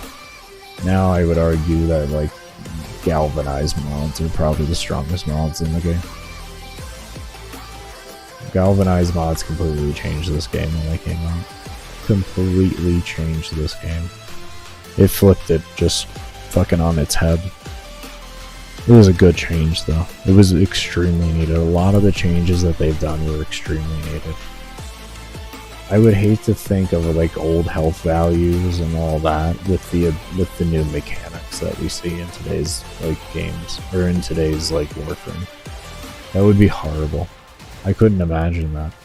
Like, you imagine your Archons like having fucking like at least at the bare minimum 30 times more health.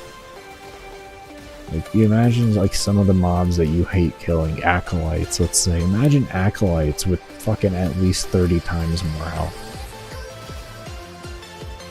Mobs at level cap, like mobs at level cap have fucking close to like 1,000 times more health. Like I don't know, literal level. It was insane, if not even higher. I'm terrible when it comes to the true math between looking at the difference between additive to multiplicative of the same number. So, yeah.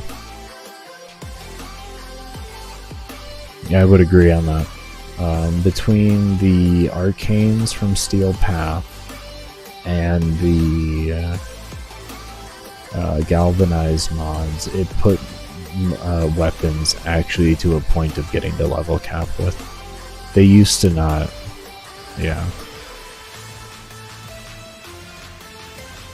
Can't hurt you is not real. Yeah, I know. It would be insane.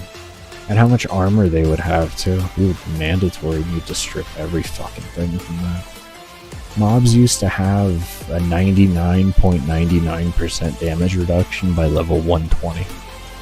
Like armored mobs, like heavy gunners and stuff like that. 99, like max, pretty much maxed out, hitting hard diminishing returns damage reduction by that level. Like, it was so insane.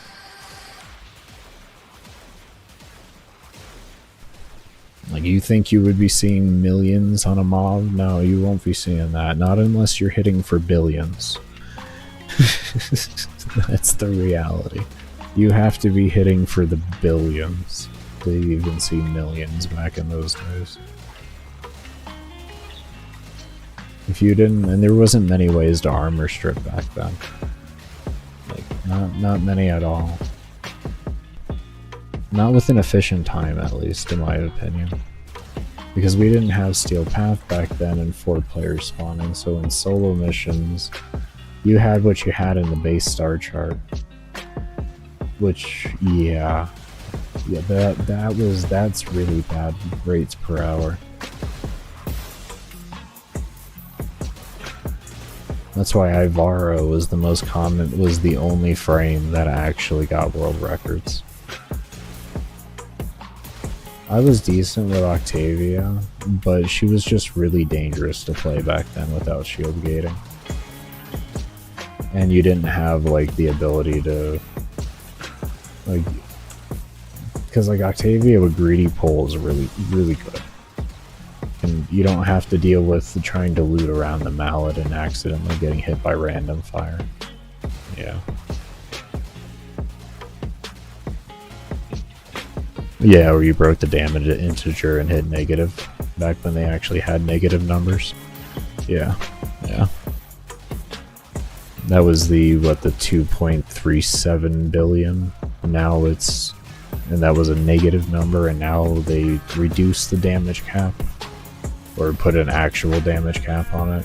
Because essentially what the negative meant was you just did so much damage that the game couldn't calculate it. And you did some number past that number.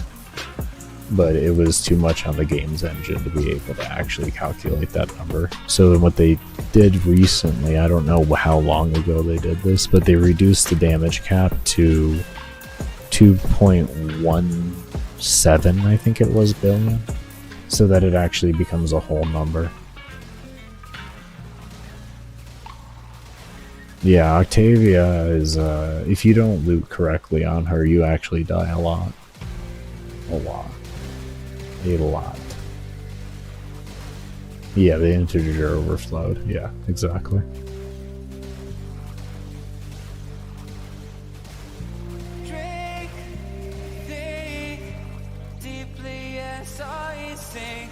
Was it trillion?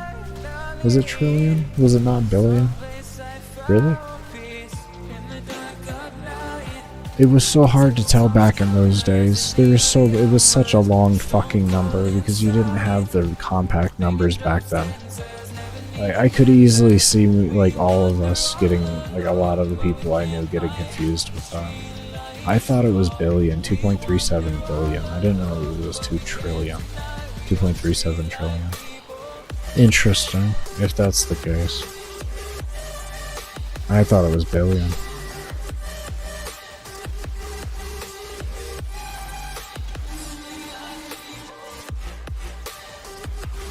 The number was never around long enough. I guess I could have screenshotted it and really looked at it. It's fucking dumb, I guess.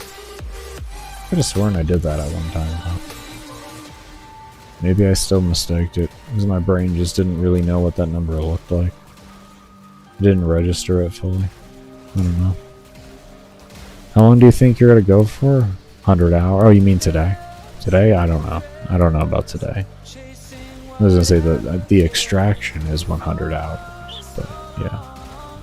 Oh, your highest 32 bet is 2 trillion? Okay, okay.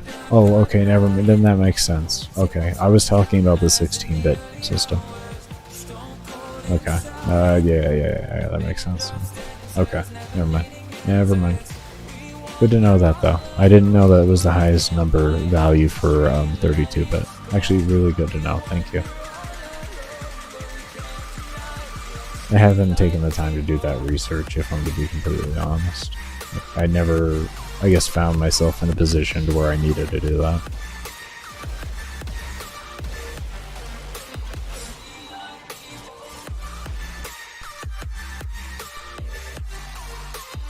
Good to know. Thank you so much, though.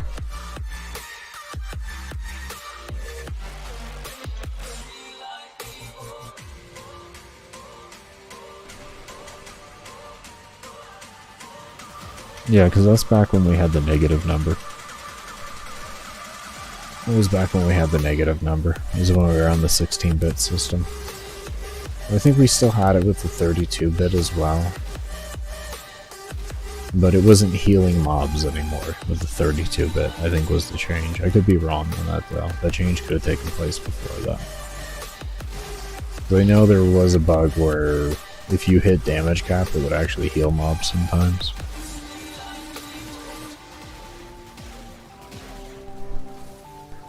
And that was during the 16-bit days. I do remember that. It used to be more consistent way back, but it became less and less consistent. And it definitely would happen. Okay. But yeah, Jacob, I don't exactly know how long I'll be going for. I've been going now for 8 hours, 50 minutes. So, not 100%. Seeing what we get done today.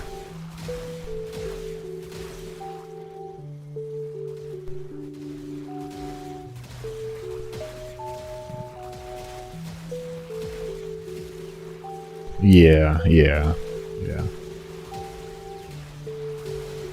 I don't know if there is overflow or the fact that they just hard cap it there to where the damage just doesn't actually allow you to go into the negative integers anymore. Because I know the new damage cap actually isn't the negative number anymore.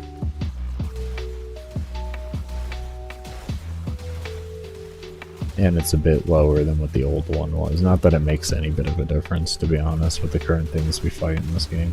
I could almost confidently say, if you can hit damage cap on an armored enemy, or unarmored even, you know, whenever you hit that mob, or whenever you hit the mob, any mob in that same circumstance, no matter what level it is, you'll probably be able to one-shot it in this game, no matter what it is. As long as, like, the same circumstances can take place type deal. If you have things that are off that, like, you know, you won't have that advantage and other things, say like faction mods and then you're fighting acolytes, that's a different story. Like, that's, you're subject to fail at that point, so. Hidden overflow, I haven't either, to be honest. I haven't hit damage, I haven't gone and bothered with damage cap in probably about 5 years. I just haven't, like, I love dot damage. I love dot damage. I'm not even just talking slash even, like, I love slash, don't get me wrong, but, like, I just love all dots. I love dots in this game.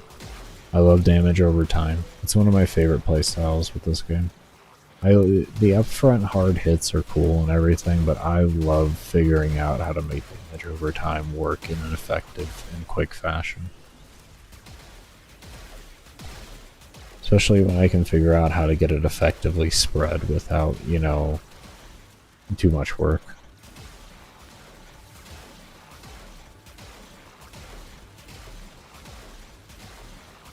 I don't want to say you're doing something funky. You're just, that's your playstyle at the end of the day. You know, I think it should be that we have viability in both playstyles. How do you like heat inert? If it doesn't interfere with the rest of the statuses on my gun, heat's always phenomenal. Any damage over time is good, to be honest. Any damage over time is good.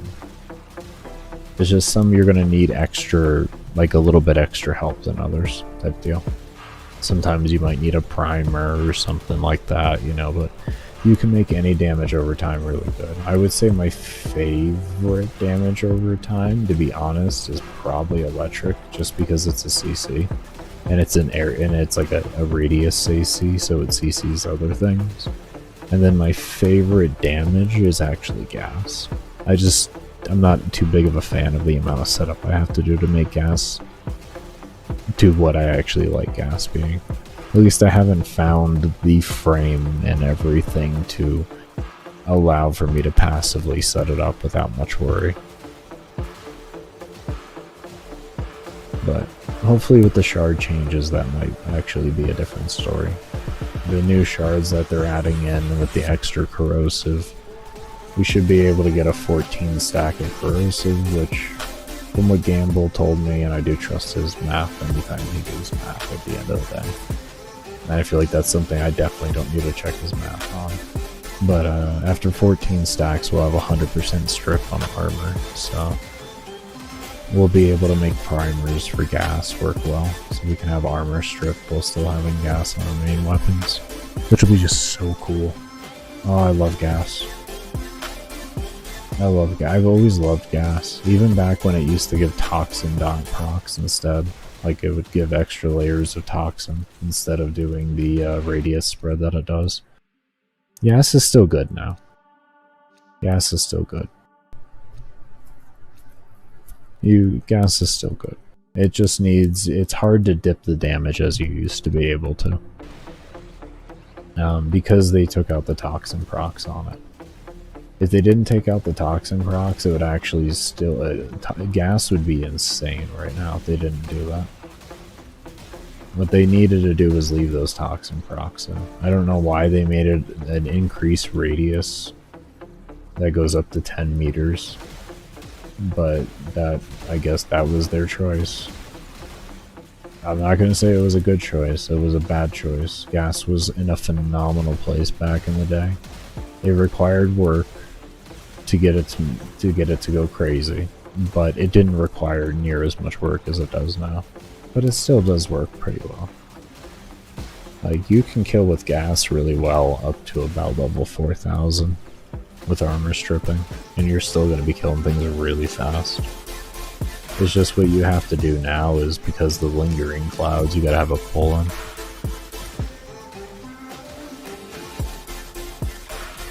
Yeah, we still going. Almost 9 hours now. We took a good little long break earlier. So. I will say my voice is kind of going in and out though. Talking is getting hard. I don't so much have fatigue, but I'm not used to talking for so long. I'm an introvert at the end of the day. Thankfully, my girlfriend is too, so we get each other on that level.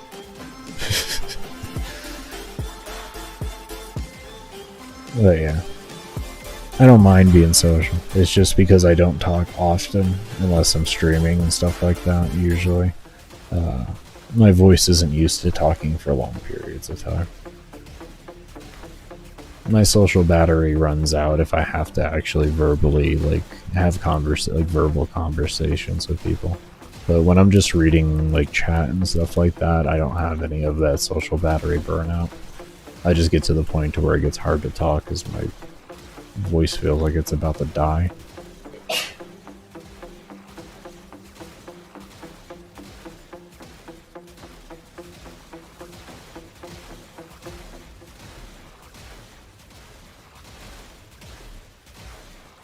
Yeah, I've been trying to figure out how to make gas work really effectively. I've gotten a few ideas through Az. Just actually by chance of watching a video of his, and like it just suddenly went into talking about gas. I wasn't actually expecting it. Give me a few ideas for that. I forget which video it was exactly. But yeah, Az Evasion. I mean, I'm sure most of you all watch his content already. He's been around forever. Decent content. Also, I don't usually watch people for builds. If I'm watching content, I generally just use it to learn like little random bits of knowledge that I may not know already. Because there's so much in this game for anyone to think that they know everything. I want to say you're dumb. You're dumb for thinking such a thing. You're so dumb for thinking such a thing. It's impossible to know everything in this game. I don't care if you have 20,000 hours in the damn game. You're not going to know everything. I really, like, that's just the truth. There's so much little nuances and intricacies to this game that aren't explained that you actually have to do hard physical testing to. So, I take the time to watch a lot of content creators work just to, like, because I don't care about their builds or whatever to me. That's not why I watch. I want to learn the little nuances and stuff like that. So I'll just typically leave them on in the background and just listen to them. And it's like, oh, I didn't know that about this. Oh, that's a cool interaction to learn. Oh, okay, I'll keep that in mind, you know. I think if you're a content creator and you don't do that, I think you're hindering yourself. You should always accept the fact that you're not going to know everything. There's always things you can learn from people. Hopefully this will work. Hopefully, can you work? Thank you. I don't know. I didn't line up like I wanted it to, but that's life. It's okay.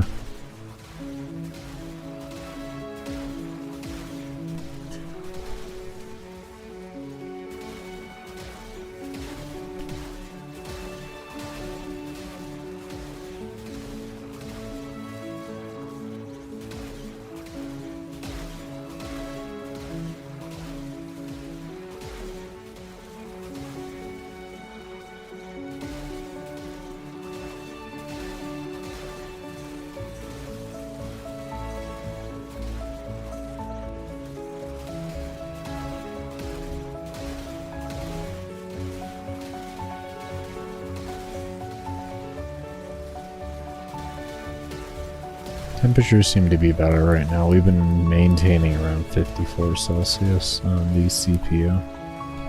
So we're not spiking over 60 anymore. It's actually, it goes down to 51 on occasion even.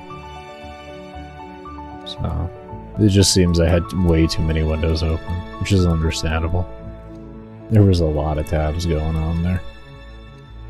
And they weren't even all just tabs. Most of them were actually separated windows in their own independent window.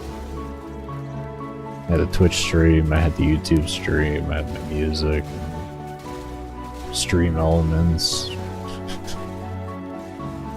Like 5, I think it was like a total of like 5 or 6 windows that I closed. Significantly better right now.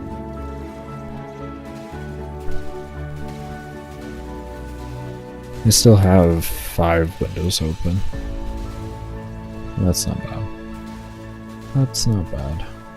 They're lightweight windows at the end of the day for the most part.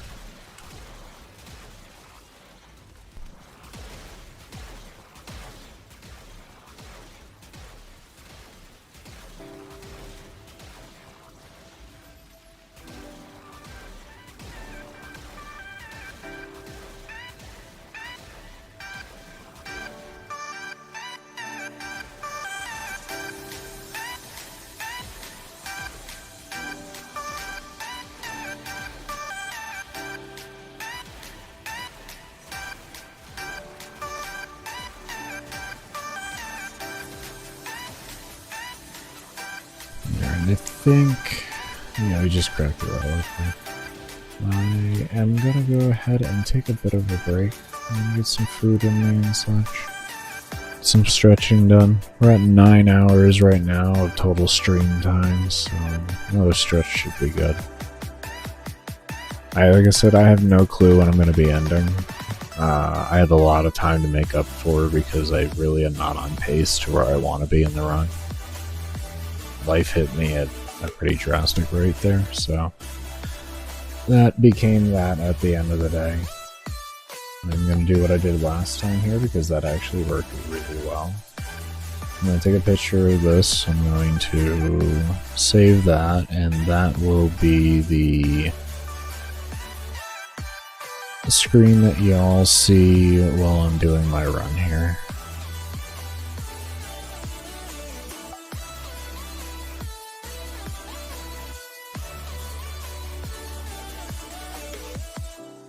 There we go. Perfect. Anyways, as always, if you haven't already and you're over on the Twitches thingies, my bobbers, if you enjoy good long endurance runs, don't expect to see more 100 hours. No, I don't, Trizzy. Unfortunately, not yet. After I do finish the run, I will be making a full build guide. I'll also be making a tricks and tips guide. And there's a few other guides that I think I have to make. I have to write everything down, but there'll be a multitude of different guides that I'll be coming out with to better break down the entire run and everything like that. I do hope you're doing well, though. You kind of caught me about to go take a break here, but definitely get to your question there, and we can have a little bit of a conversation, of course, before I go. But yeah. Definitely be sure, if you're over on the Twitchiverse, hit the follow button if you haven't already. If you're over on the YouTubes, hit the little subscribe button also in the description down below. you will find links for where I do put my builds. The Baker Silence is my build channel, so definitely be sure to subscribe over there for those builds. And over on Twitch, I'll be putting that in chat for everybody. And also, if you do enjoy workout / motivational stuff, short form content, I should say, motivational quotes and such like that, I will be posting in Twitch my shorts channel for that, and in the description below on YouTube is also the link for that. So if you want to take a look at all that stuff while I am AFK and all that, definitely feel free to do so. Want to take a look back in the VODs and everything to see how the run's been going and all that, definitely feel free to do so as well. But we will be back here shortly-ish. Usual, just like the break it took last time, upwards of 20 minutes, just so I get some good stretching done and get some food in me and everything. Sounds good, Niz. You take care. It was good talking with you. I do hope you take care and stay safe. Anyways, I do want to thank you all that do stay around and have stayed around, and we'll see you all when I come back. You're heading out? Sounds good, man. Sounds good. Try to stop in tomorrow. Whenever you can, that's all that matters. As long as you just doing you and keeping yourself going, and then you take the time when you can.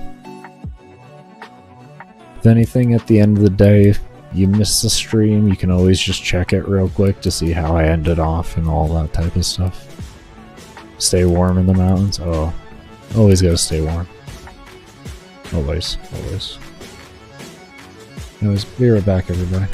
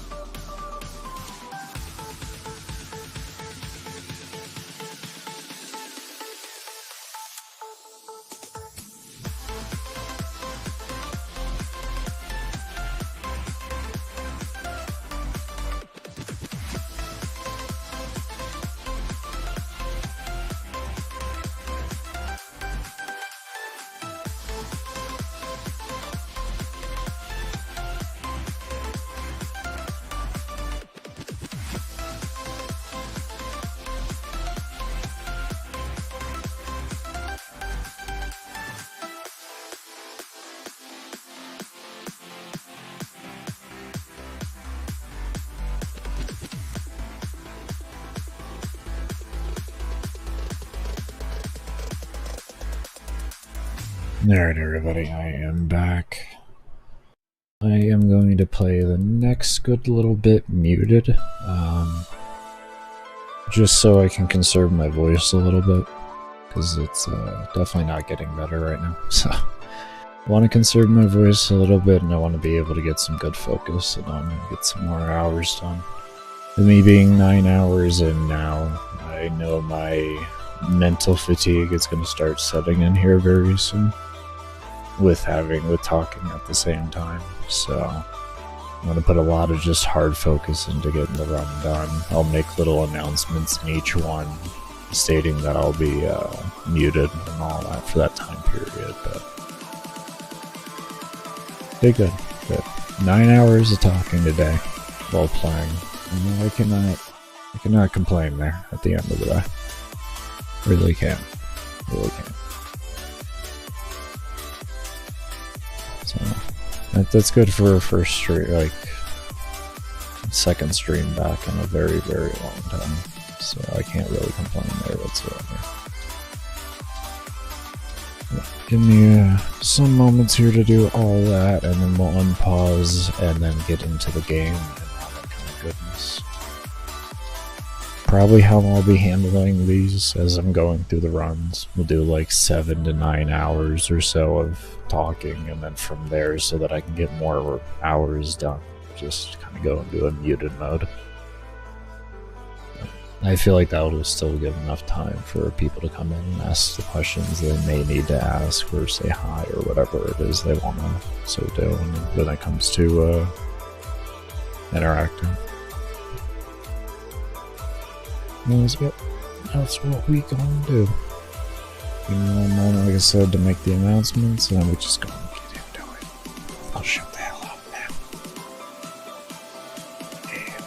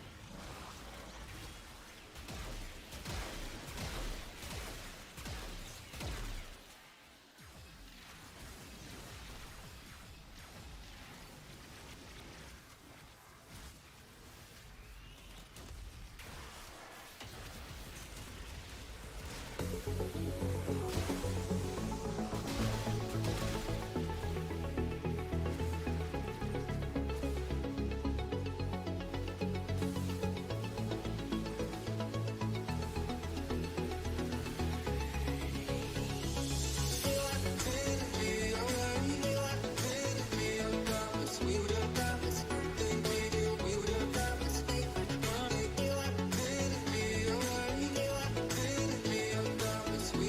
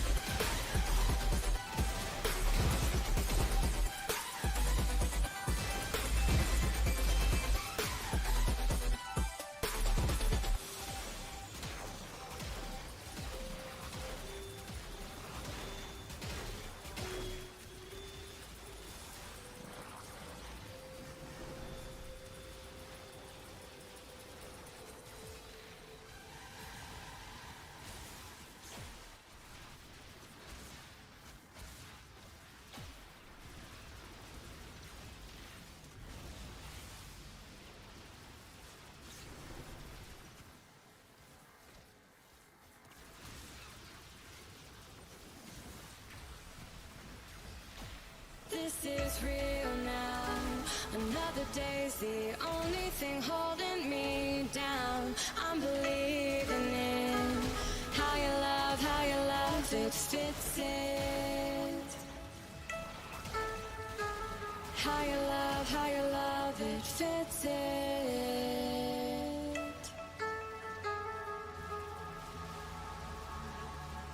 Though my strength will shake, and my heart will surely break, the fear never goes away. Your risk worth taking.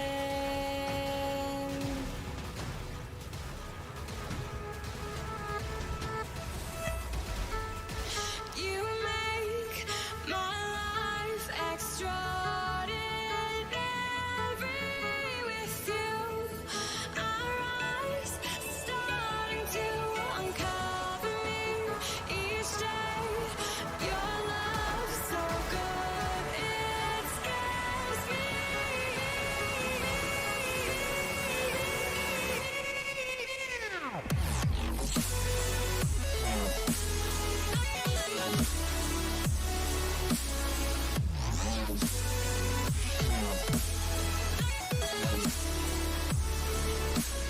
You make my life extraordinary.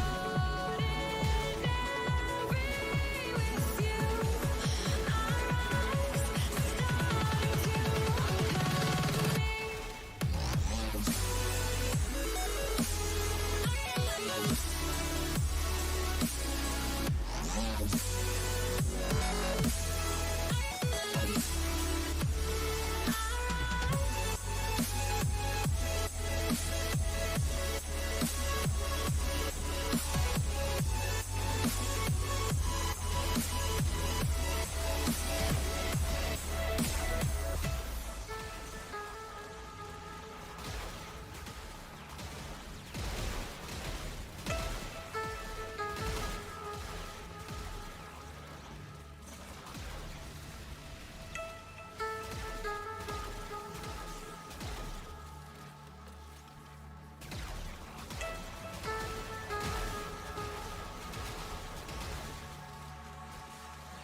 This is real now.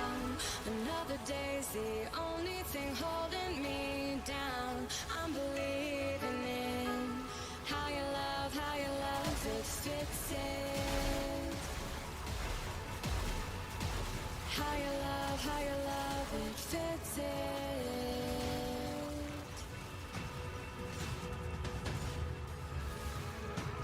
Though my strength will shake, and my heart will surely break, the fear never goes away. Your risk worth taking.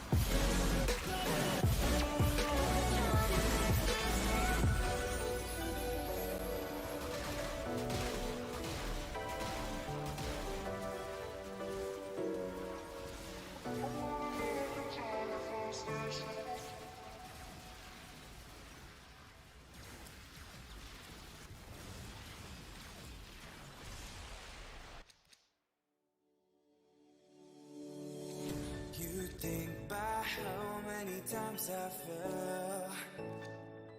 I'd learn, but I'm weak when you smile at me, can't you tell?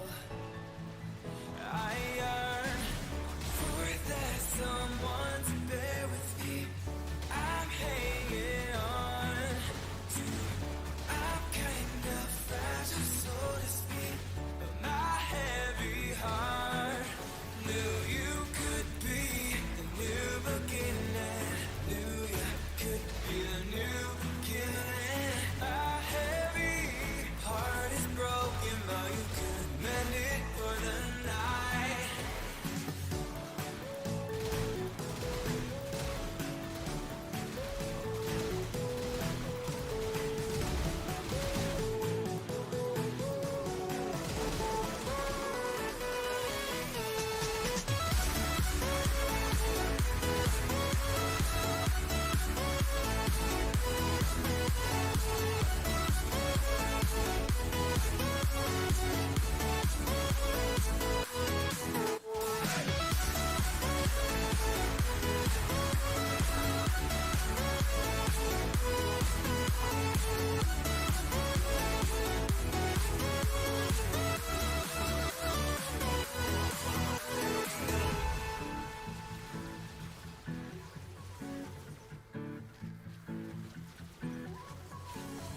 You think about how many times I fell. I'd learn that I'm weak when you smile at me, can't you tell? That I yearn for that someone to bear with me. I'm hanging on to, I'm kind of fragile, so to speak. My heavy heart knew you could be the new beginning.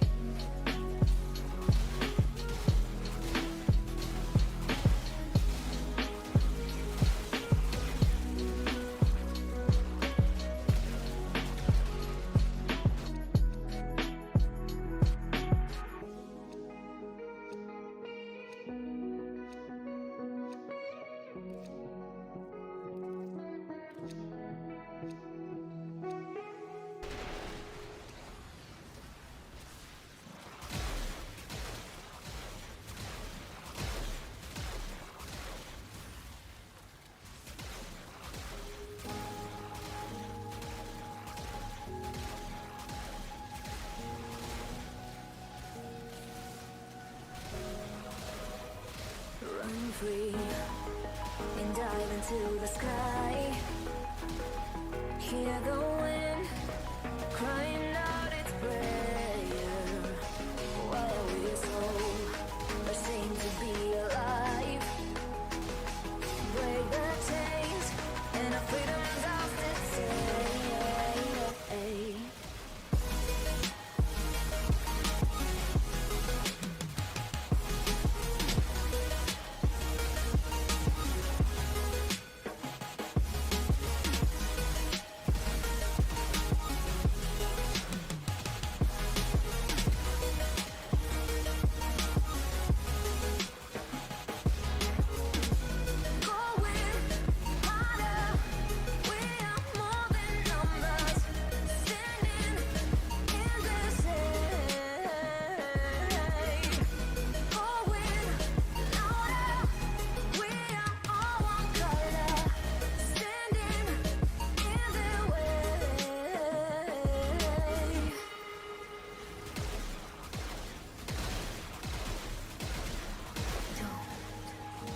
Behind your back, chase a light when the world is getting darker.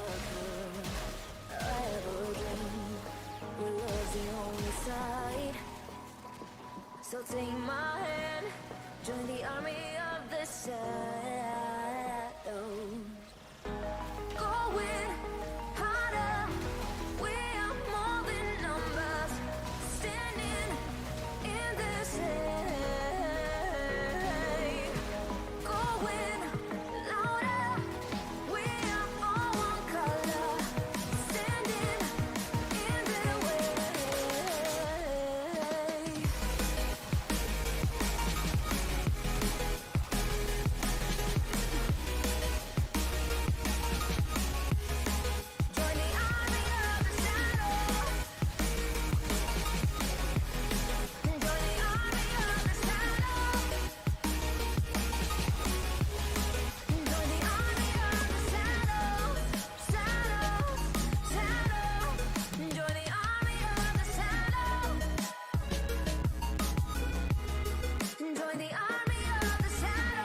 Real quick, I'm gonna have to take a quick bio here. I'm seeing that I'm coming up on 11 hours, and I don't know if YouTube still holds more than 12 hours on a live stream for VOD footage, if you will.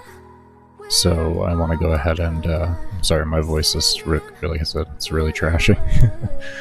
So I want to go ahead and get a new live stream started up on YouTube and everything. So give me a moment to do that, and I'll post it in chat on YouTube so y'all can head on over there so you don't have to look for it. But I'll be right back here.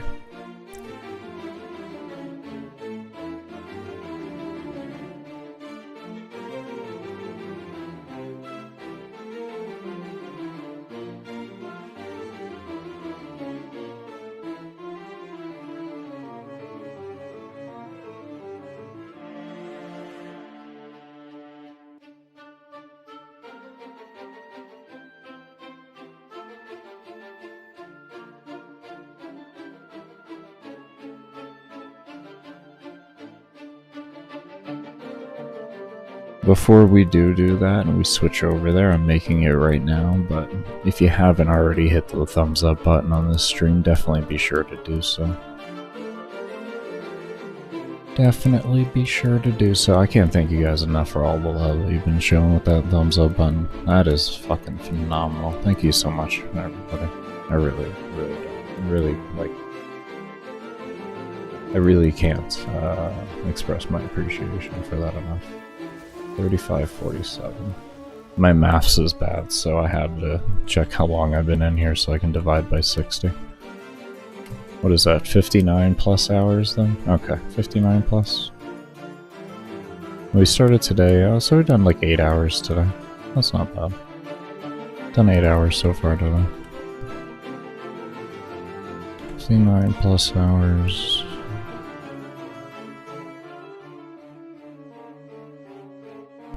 Alright, muting back real quick. Just wanted to say thank you for that on that everybody. Really, thank you so much.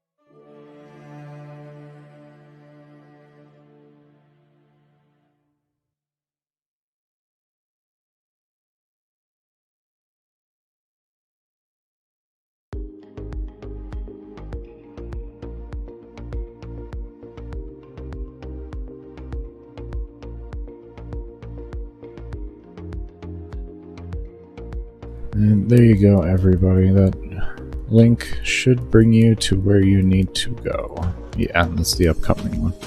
So, I will see you all over on that one, sadly enough. That is just the reality of YouTube.